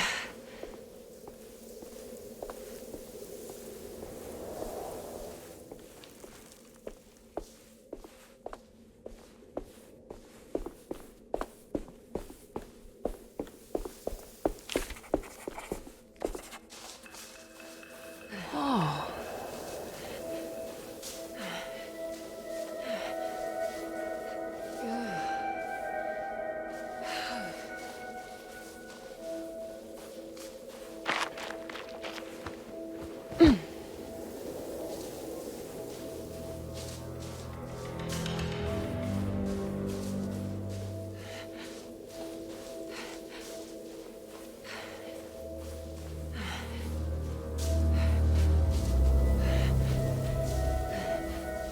I need to get down there somehow.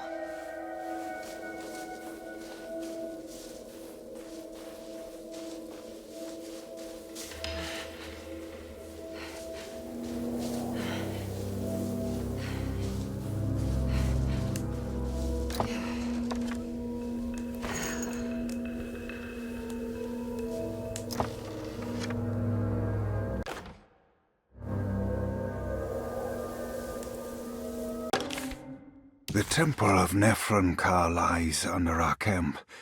Despite all efforts, that unholy site did not collapse, but sink beneath the sand.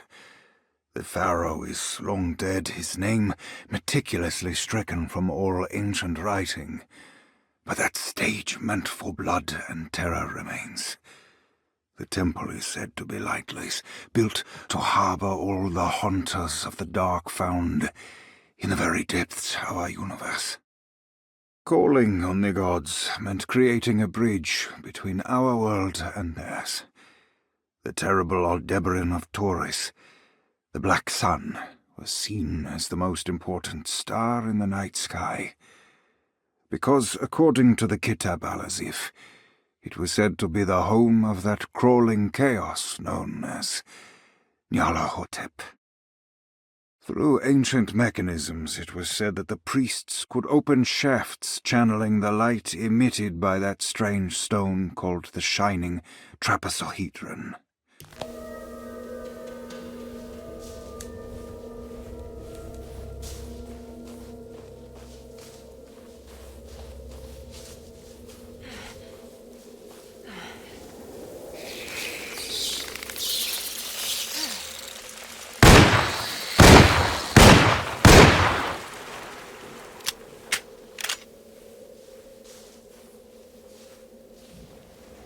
Okay, you can do this, Emily.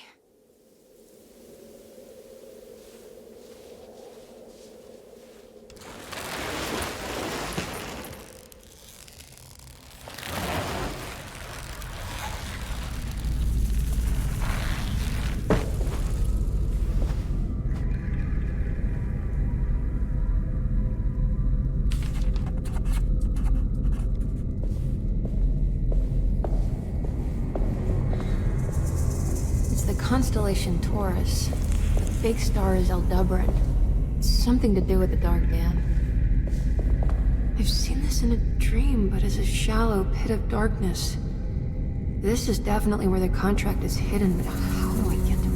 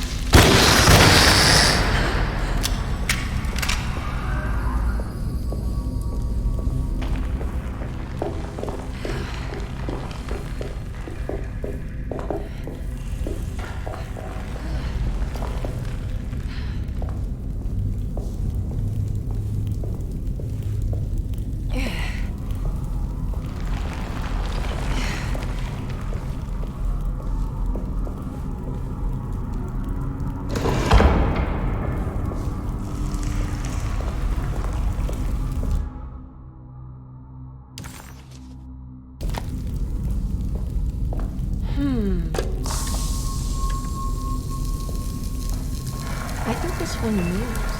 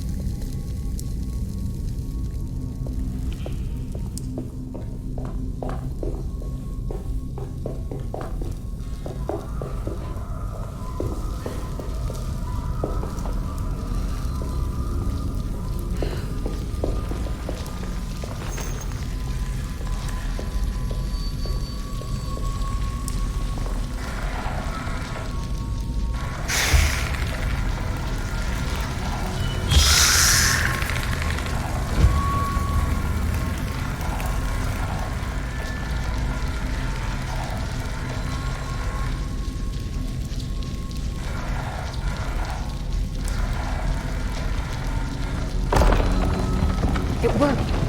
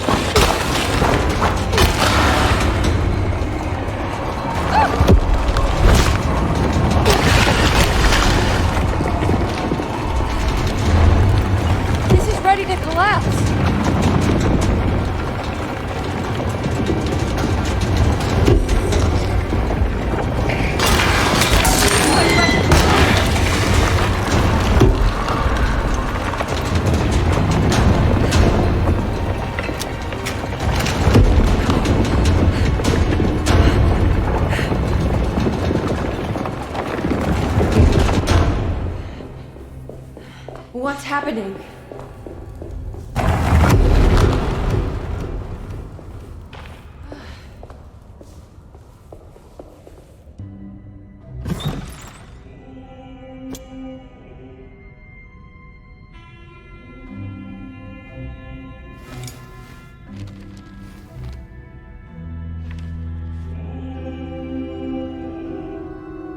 Acknowledge psychological trauma. Break through the barriers of self-deceit, temperamental behavior. Is this it? Is this the contract?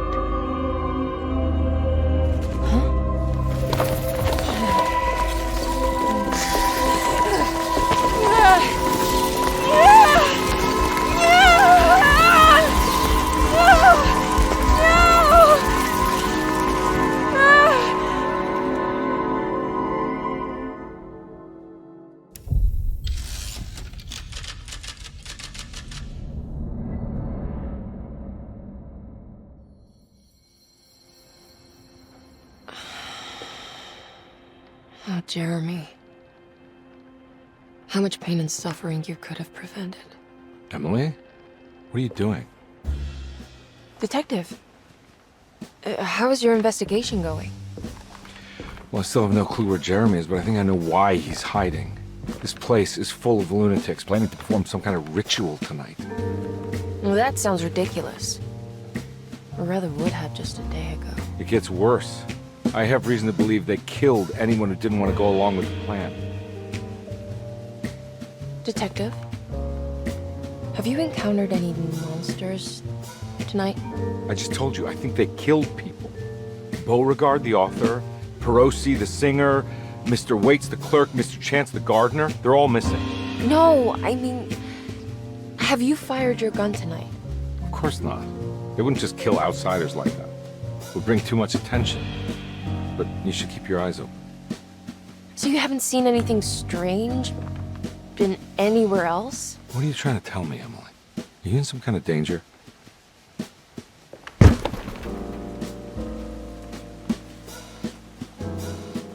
Let me drive you back to New Orleans. I think I have enough. You know, at least get the police to take a look at this case. No, I'm fine. Thank you, Detective. I'll find your uncle, Miss Hartwood. Just stay out of trouble.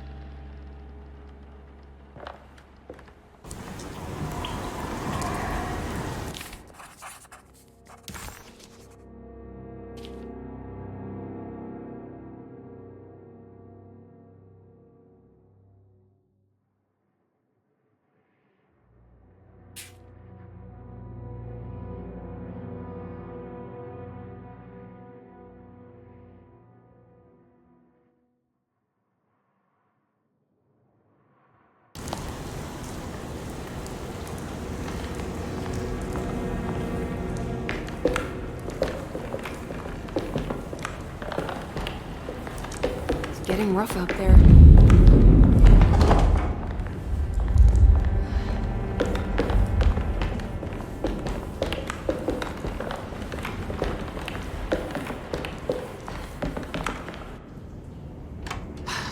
If we could just get rid of Jeremy, everything will go back to normal.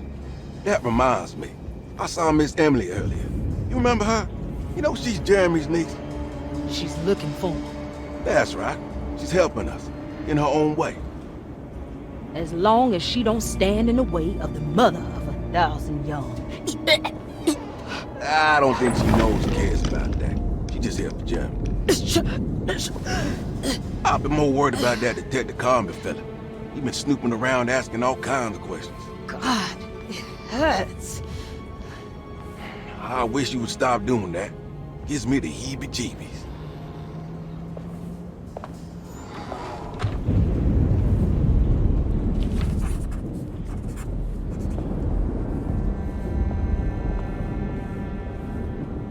The orderlies, Baptiste and Lottie.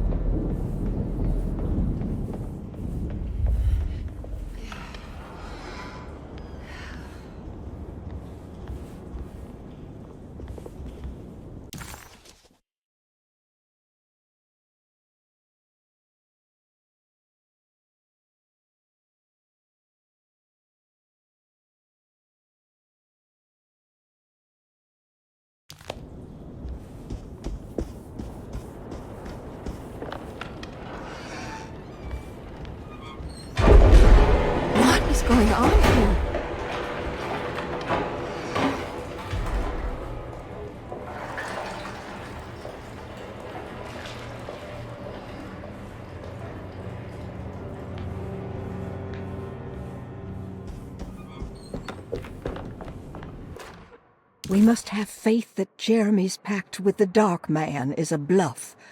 If we are lucky, our visitors will find him and prove it's all nonsense before night falls.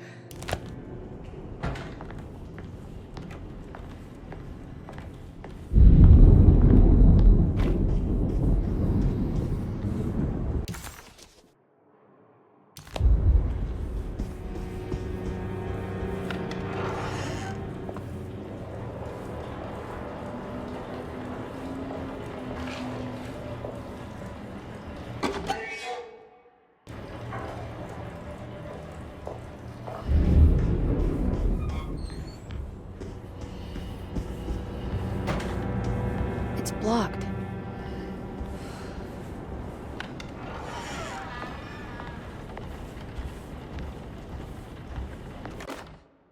Lunacy in the Astarte Artist Colony, a monograph by Yael Klein.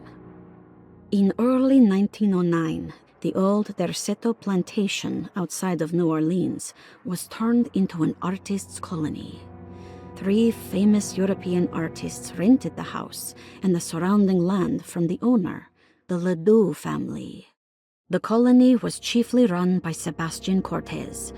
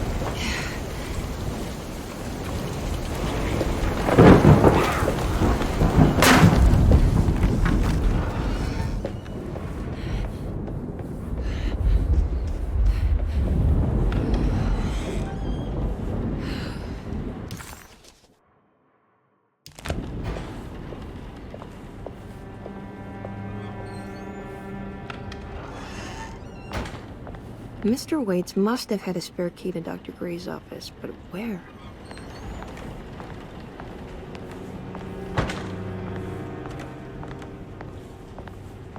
I don't know the combination. Wait, maybe I do.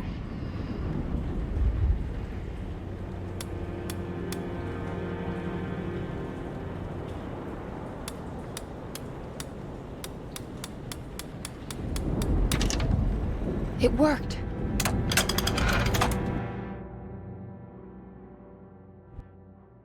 The last guest in the empty room suffered from severe maladaptation. I must write this down, because if I understand the condition sufficiently, it could make me deny this fact at a later date, and there is reason for me to think I may come to suffer the consequences from this dysfunction, as some who came in contact with the guest seemed to adopt a new worldview in which everything was predetermined but broken. Upon accepting this worldview, some memories became unmanageable and later rejected. I do not know what this means. I cannot even remember the fate of the guest.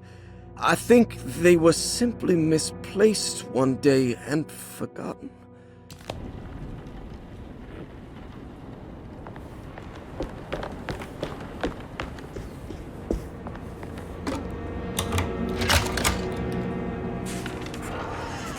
Here we are, Dr. Gray's office. Now let's see if we can find some answers. Dearest Dr. Manzetti, I find myself in a losing battle with my patient. As I've disclosed in my previous letter, his delusions have him completely captured.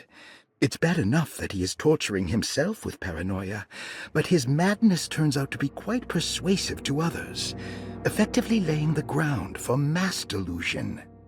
I am writing to you in hope that you can give me some guidance. Beyond my ambition to avoid devastating surgery on my patient, I have grown worried about my own defenses. The words of my patient are deranged, yet they often resonate with something primitive within me. I have tried photographing his brain with X-rays. It was surprisingly difficult to get good results. Dark blotches on the plates kept obscuring all details.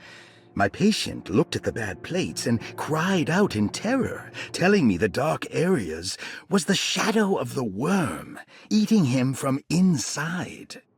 I could not see anything out of the ordinary. I hope this is a sign that my mind is not as receptive to the madness as I had feared.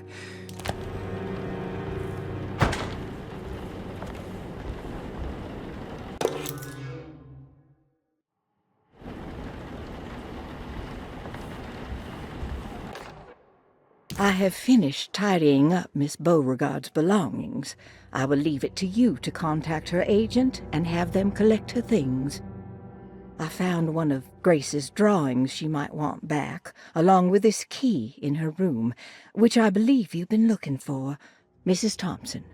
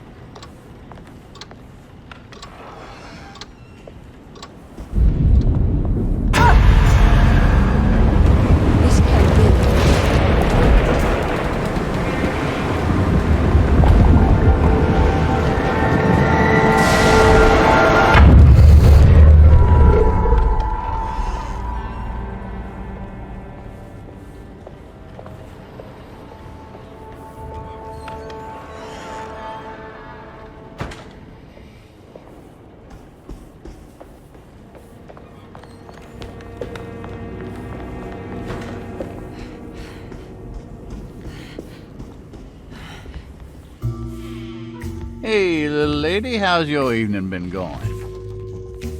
Ups and downs, I suppose. I hear that. We all live in the life of an elevator operator. Are you alright, sweetie? Do you want to see my mask, miss? I'm making it for St. John's.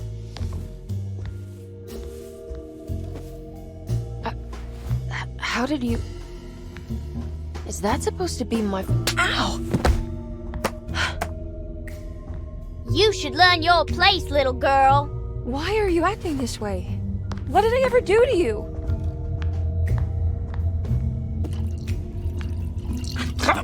Grace! Grace!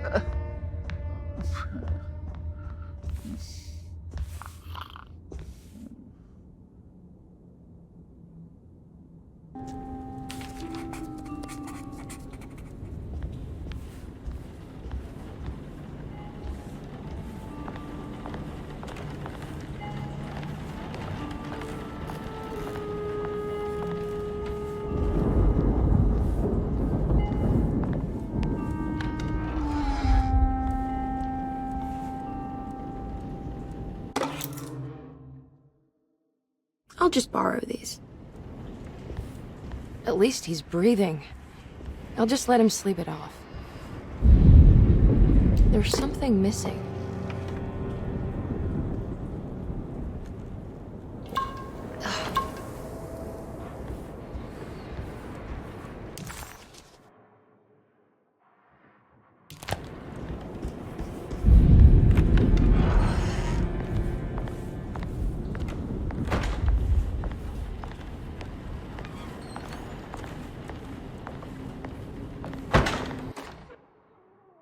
Jeremy knew that the only one who could help him now was the guest in room number 3.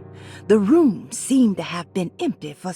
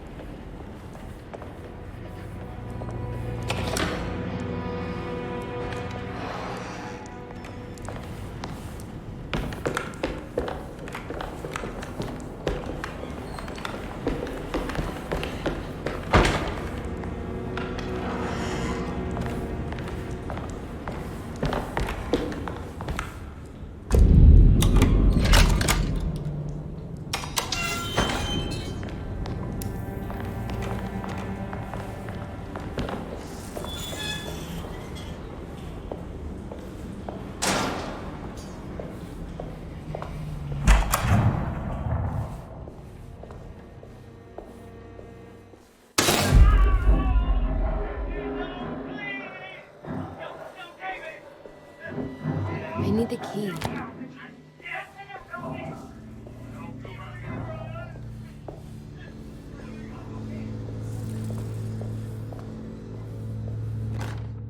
Radiography. Patient Jeremy Hартвуд. Date June 14, 1930. Plates. Jeremy's skull proved difficult to capture properly. Hypothetical psychosurgery based on the ideas by Burkhardt and the St. Petersburg research.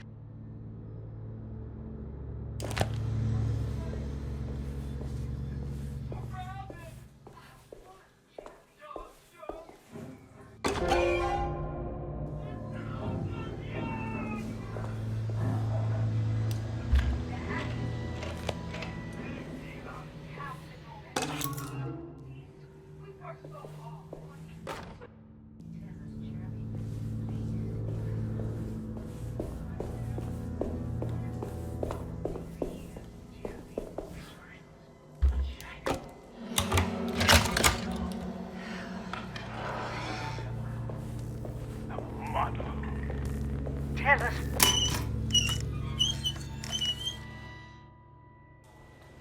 What's this?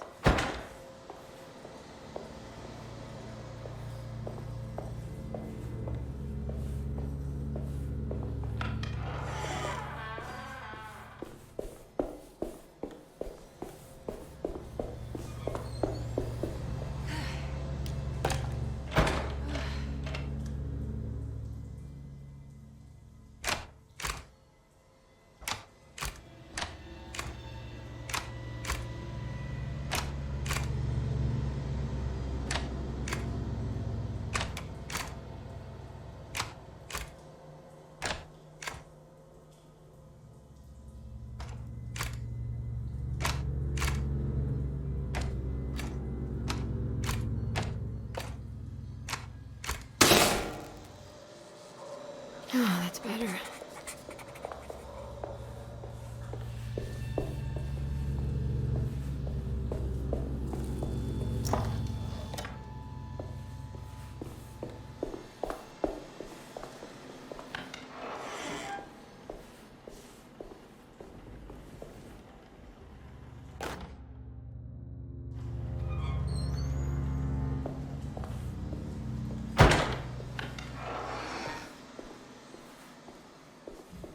I need the key.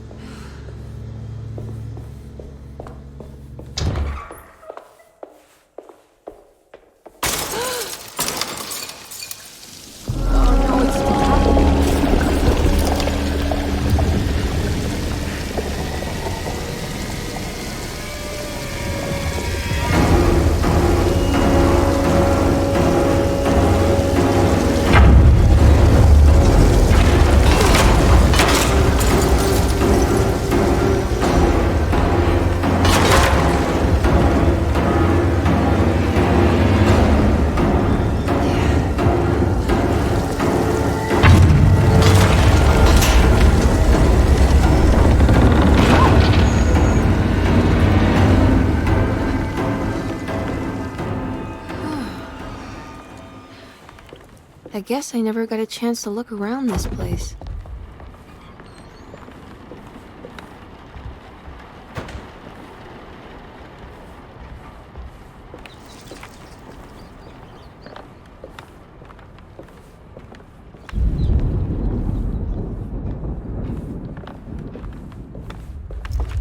What's this?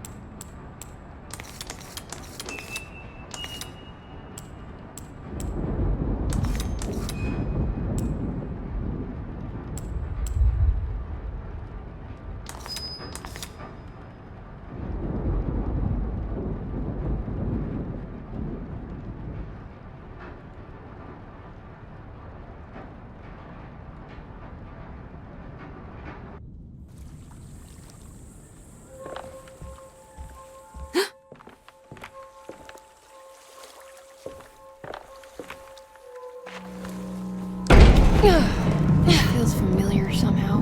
Hello? Is anyone there? Jeremy, where are you? I'm stuck in the mud and the bayou is taking me. Jeremy? Can you hear me? The motor is dead. I can't do anything more. Hang on, Jeremy. I'll get the boat running. I'll get you out of here.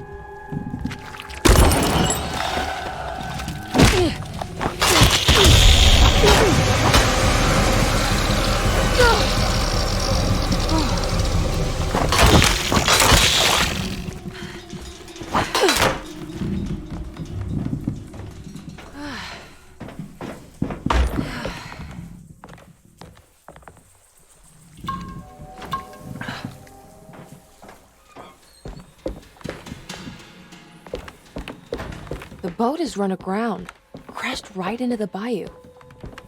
If I get the motor running, I could try backing into the river.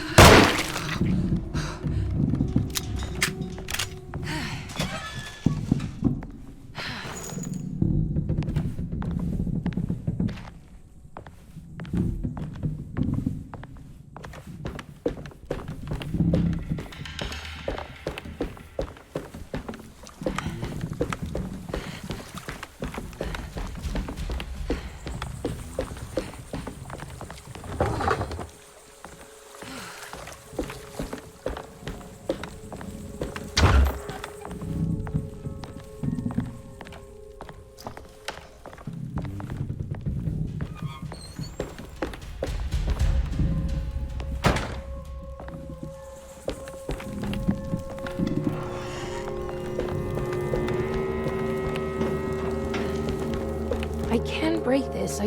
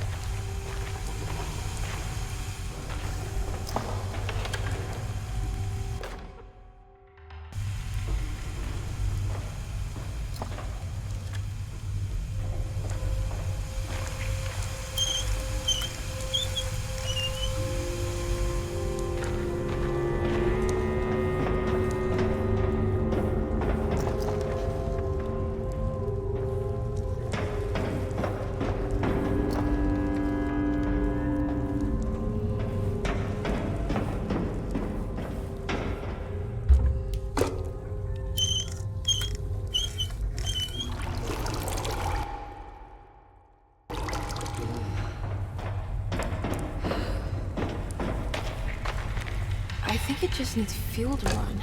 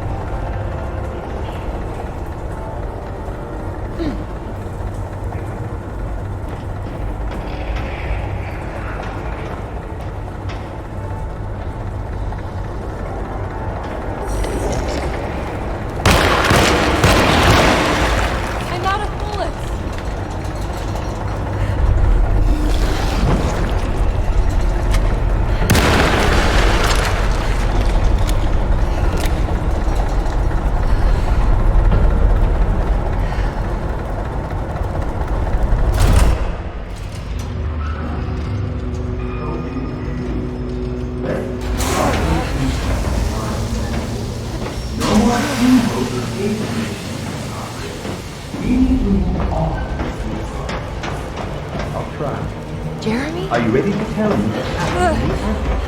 What's happening? A little rope around my neck, and then I strangled all life from my body. Uncle! Are you under the impression that you died? Yes. No. I was supposed to die. What does that mean to you? That you were supposed to die? I'm the catalyst. I had to die to make the story happen. Story? What are you referring to, Jeremy? 30 years ago, Frederic needed me to die. Jeremy! You're not making any sense, Jeremy. Come back. Find your focus. Uncle? I cheated everyone. I didn't play my part. I escaped my doom. Destiny! Again, find your focus.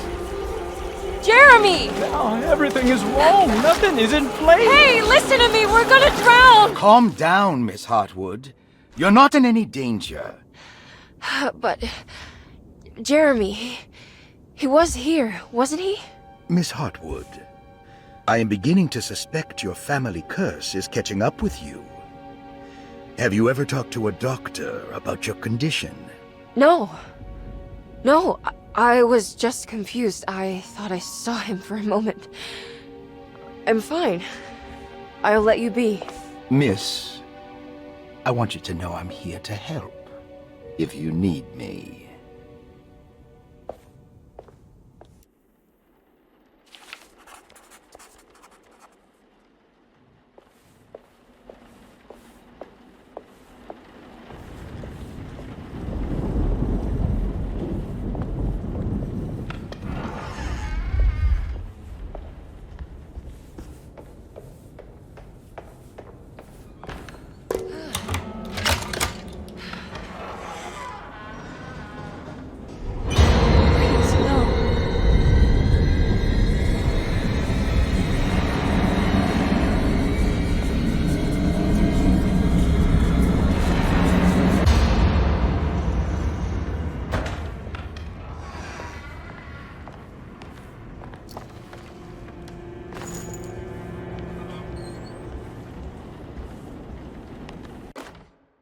Sometimes I think this place makes me worse.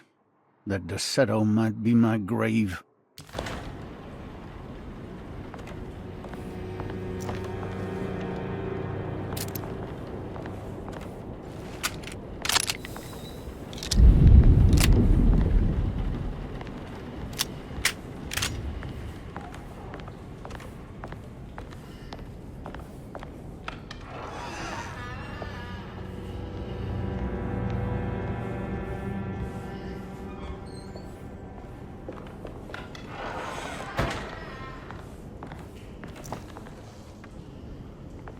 Ruth, are you there? No, of course not.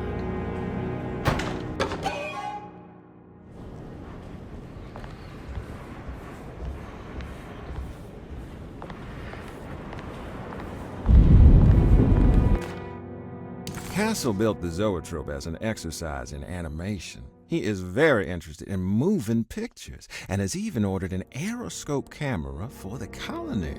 I'm looking...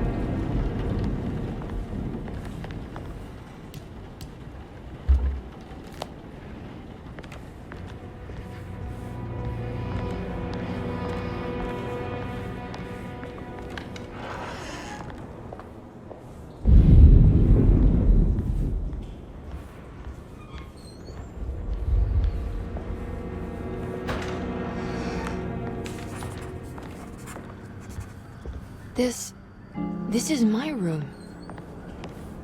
I belong here.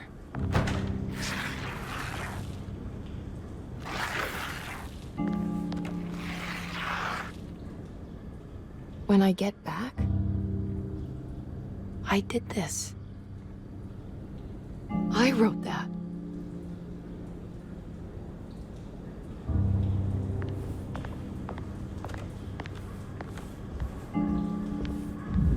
I don't know the combination. Wait, maybe I do.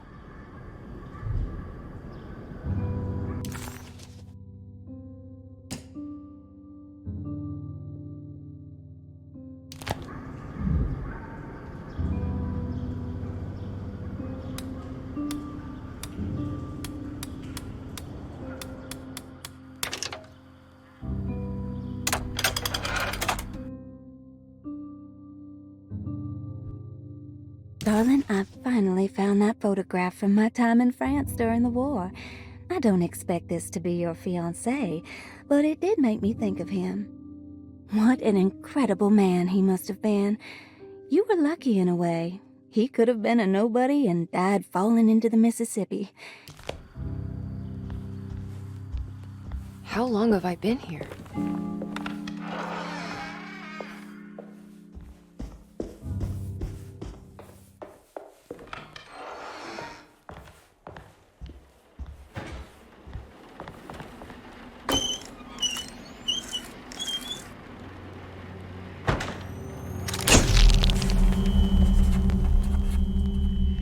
Is this how you travel, Ruth?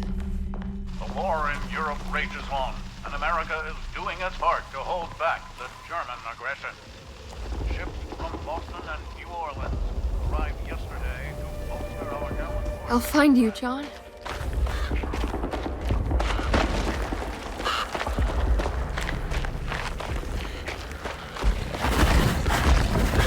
What was that?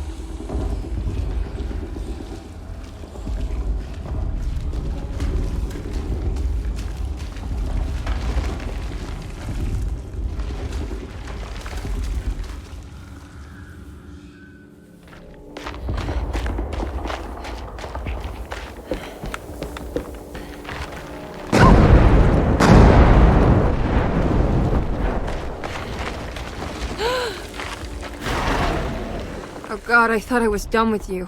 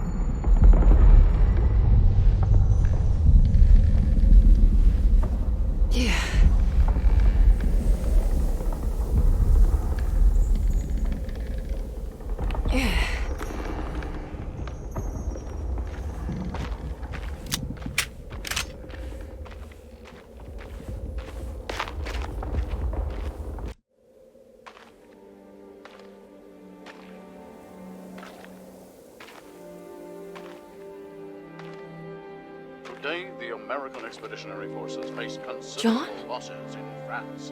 The brave men fallen on these John. fields forever be Oh, as John. defenders not of just Europe, but the world. What's the matter, Emily? President Woodrow Wilson spoke to our I can't do country's this. war widows, asking them to stand tall. What's the matter? Remember their I husbands. can't take you dying again. Speak of them proudly, and remember I'm them still fondly. hurting. What's the matter, But Emily? the war effort in Europe is not our Your death was just so death numbers on the home front Shameful. are on the rise due to the influenza known as the Spanish flu. The New Orleans City Council decided to open yet another emergency hospital in the old Derceto plantation.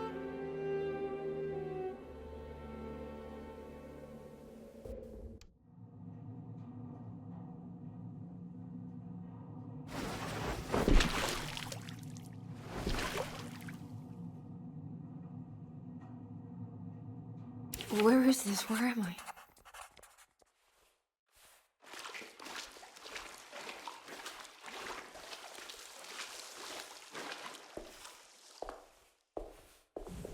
I need the key.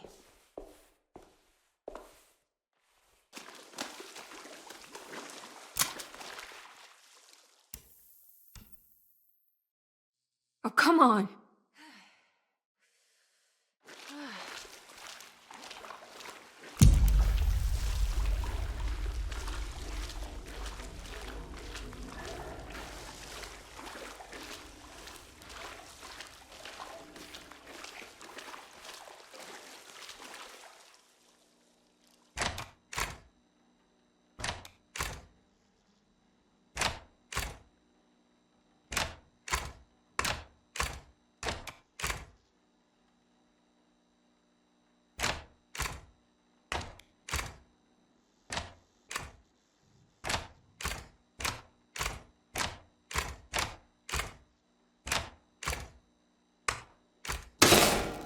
That's better.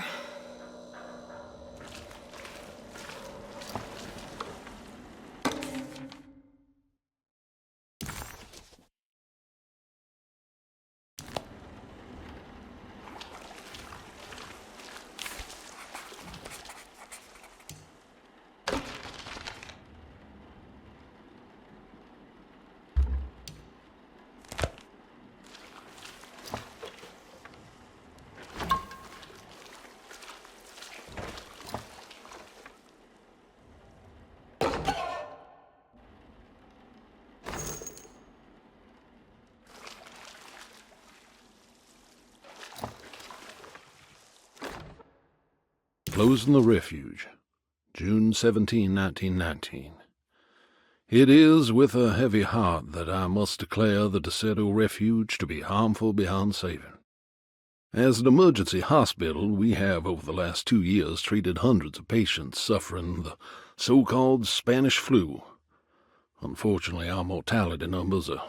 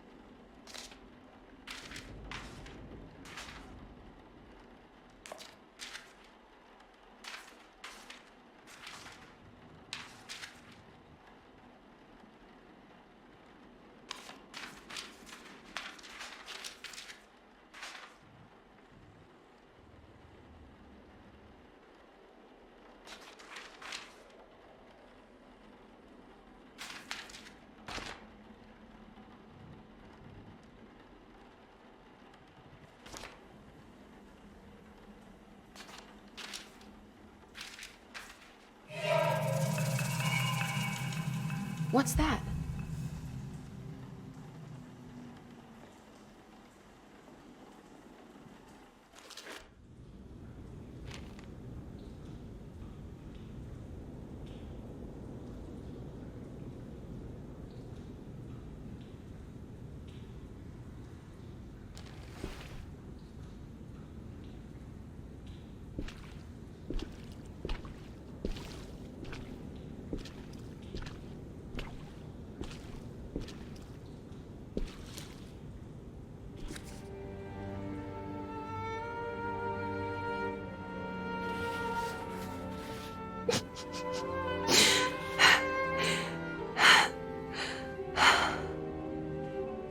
2:17.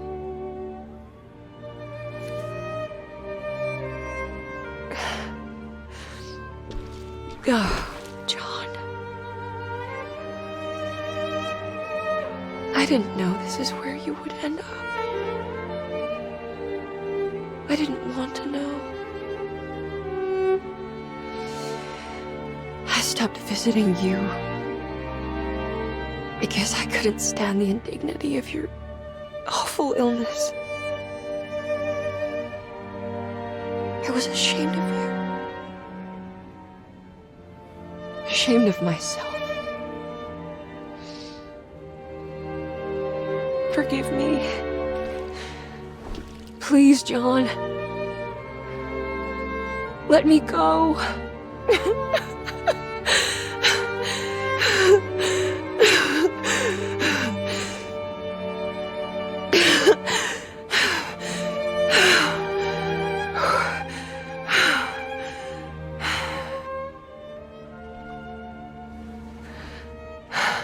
Are we done here?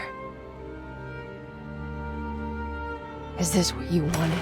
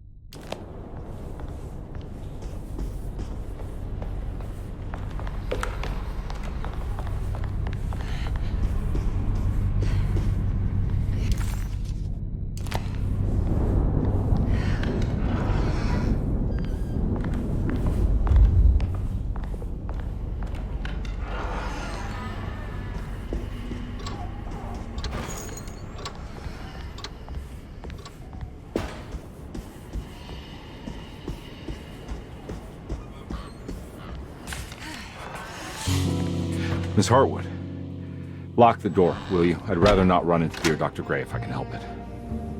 This feels strange. So very strange.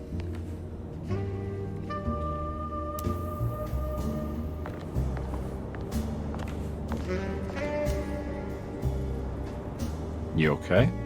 This place? It's like something from my childhood. It's just a private study of a very peculiar man.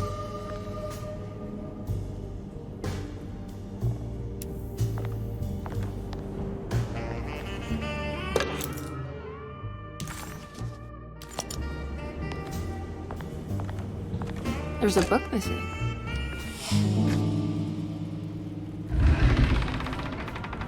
A secret door. Looks like it. Careful. Let me go first.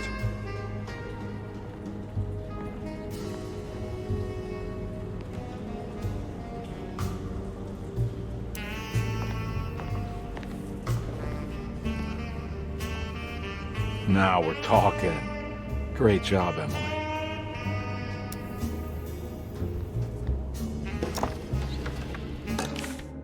Good to finally meet you, Mr. Hартвуд. I'm here on the behalf of your brother Philip.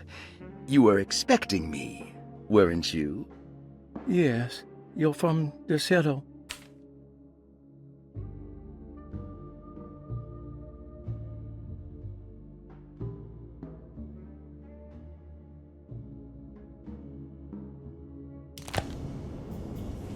This has something to do with the numbers for the talisman.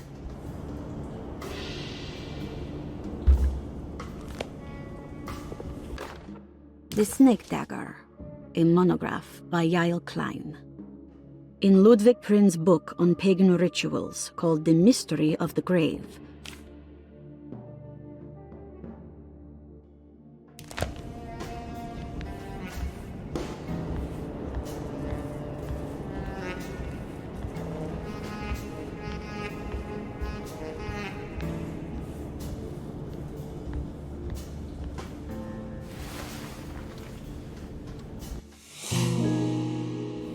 I can't believe I didn't see that before.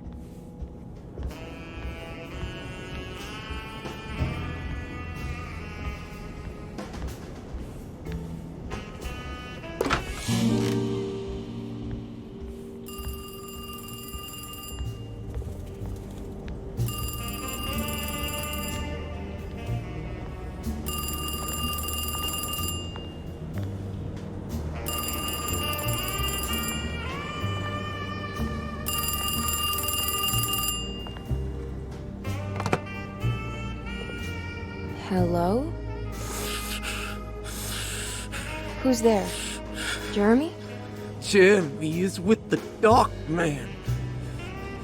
You can't save him. Jeremy is with the Dark Man? Where? Who is he? What is the Dark Man? The Hardwood curse.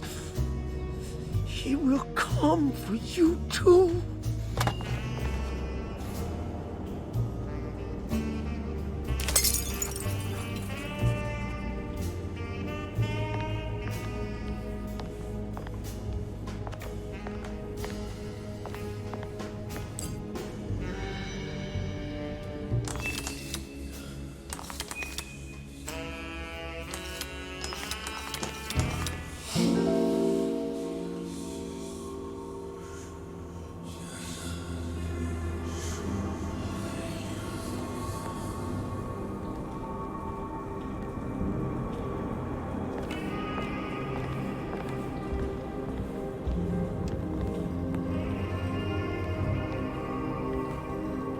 You heard the telephone ring, right? No, the telephone's cut off.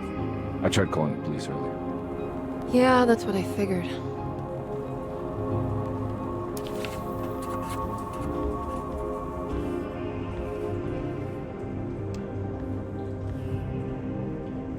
Hey, Mr. Karnbi? What?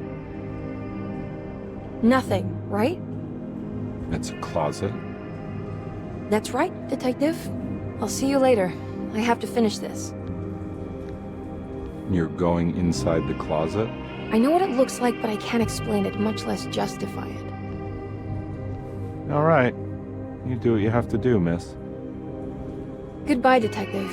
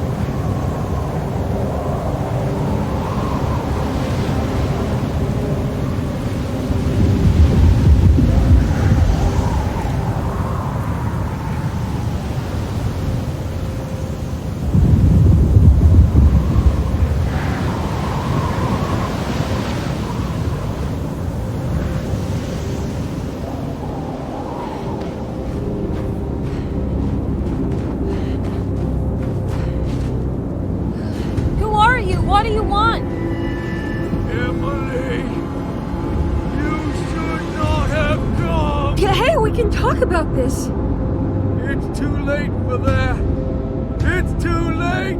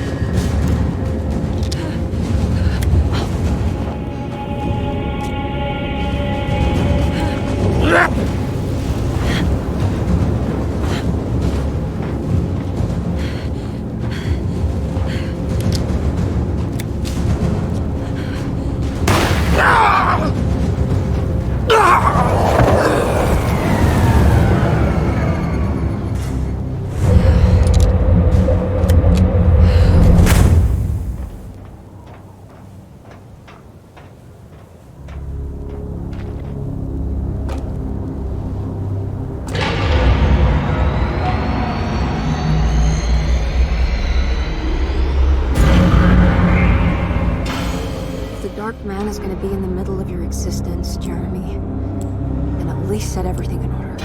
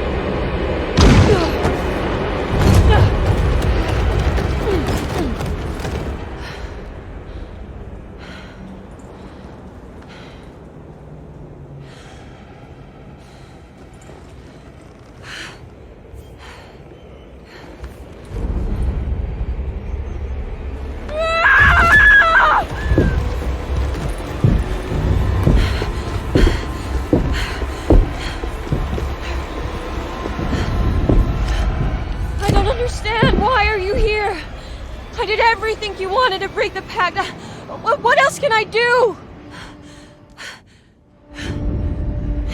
Wait, it did work. That's why you're coming after me. You're in my head now. In that case, I hope you enjoy your stay. Emily, stop! Don't worry. We got you.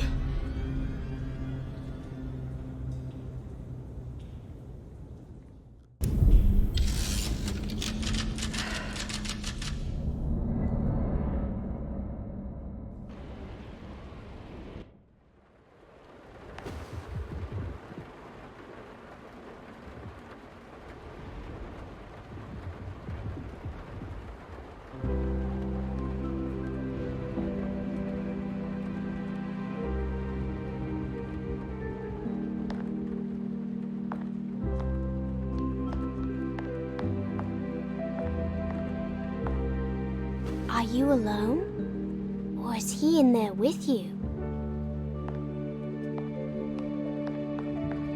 Miss Hotwood is up! Heard you almost painted the foyer with your own blood and guts. Good to see you still in one piece. Stick around, will you? It's going to be an exciting night.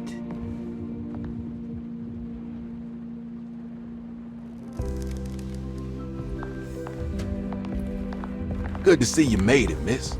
And all that ruckus, Lotta gave you a healthy dose of that sleeping juice. Wasn't sure you'd be waking up again. What happened? You had a psychological breakdown. Tried to shoot yourself. Sorry for the manhandling, but we just wanted to save you. You also stabbed Jeremy in the eye. Is he alright? He's a little strange, but everything else is back to normal. Really? I broke the pact? I don't know what you did, but it worked. Let's see you standing up, miss.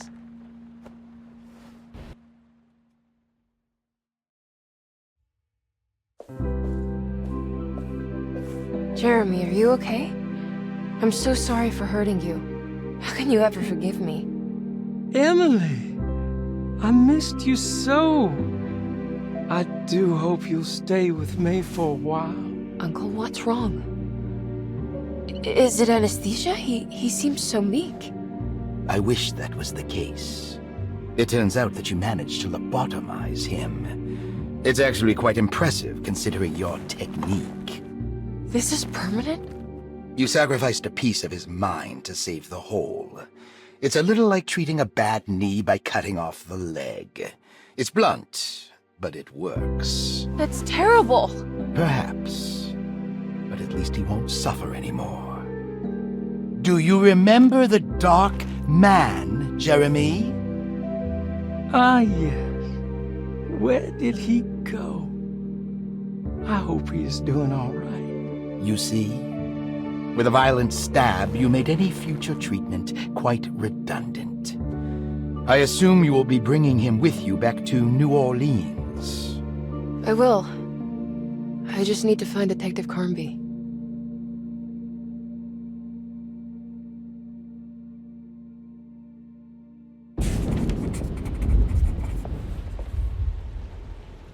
I'll be back soon, Jeremy. Then we'll go back to the city. How fun. I do like riding in the motor car.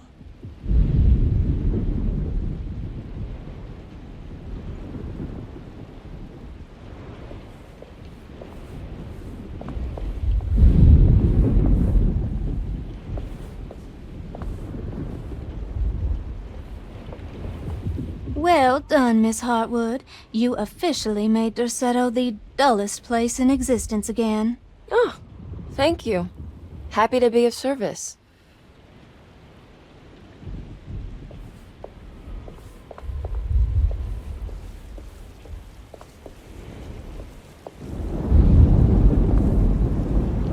Good to see you're still with us, miss.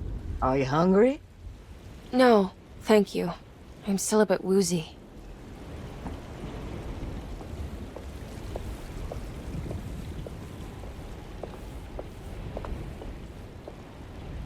Looks like a storm's coming. Radio says it could get real bad. Floodings and such.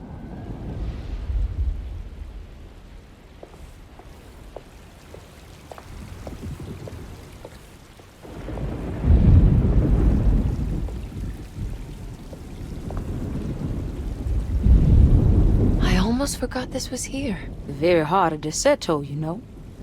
Almost time to call on her.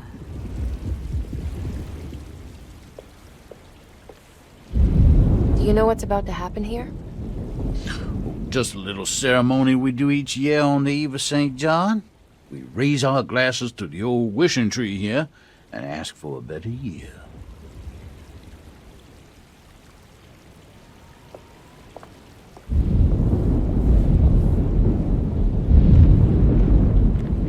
What are you doing? Preparing for the ceremony. This time she will come. I'm sure of it.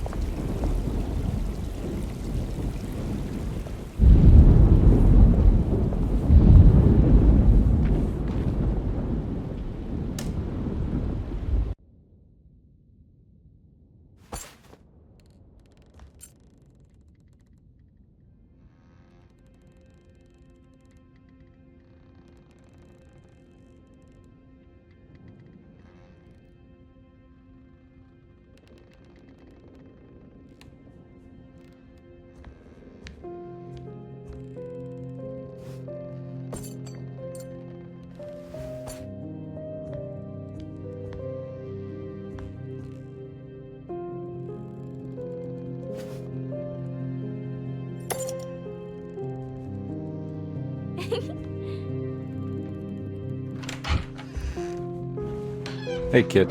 What are you up to? Nothing much. Yeah? Anything I'm gonna have to pay for? You're bored, aren't you? Yeah, I can tell. You want to see if we can tear your mother away from the play? Can you believe they're still going? It's been hours. You forgot this. Well, I just didn't want you to think we had abandoned you in there. Can we go home? Yes, please. Can we? What? You guys didn't like the play? It was all right. A little difficult to follow. Oh, I agree. Let's just say there were moments where it left me alone in the dark. Oh, God. That's the name of the play. Whoa, what do you know? Did you like it, sweetie?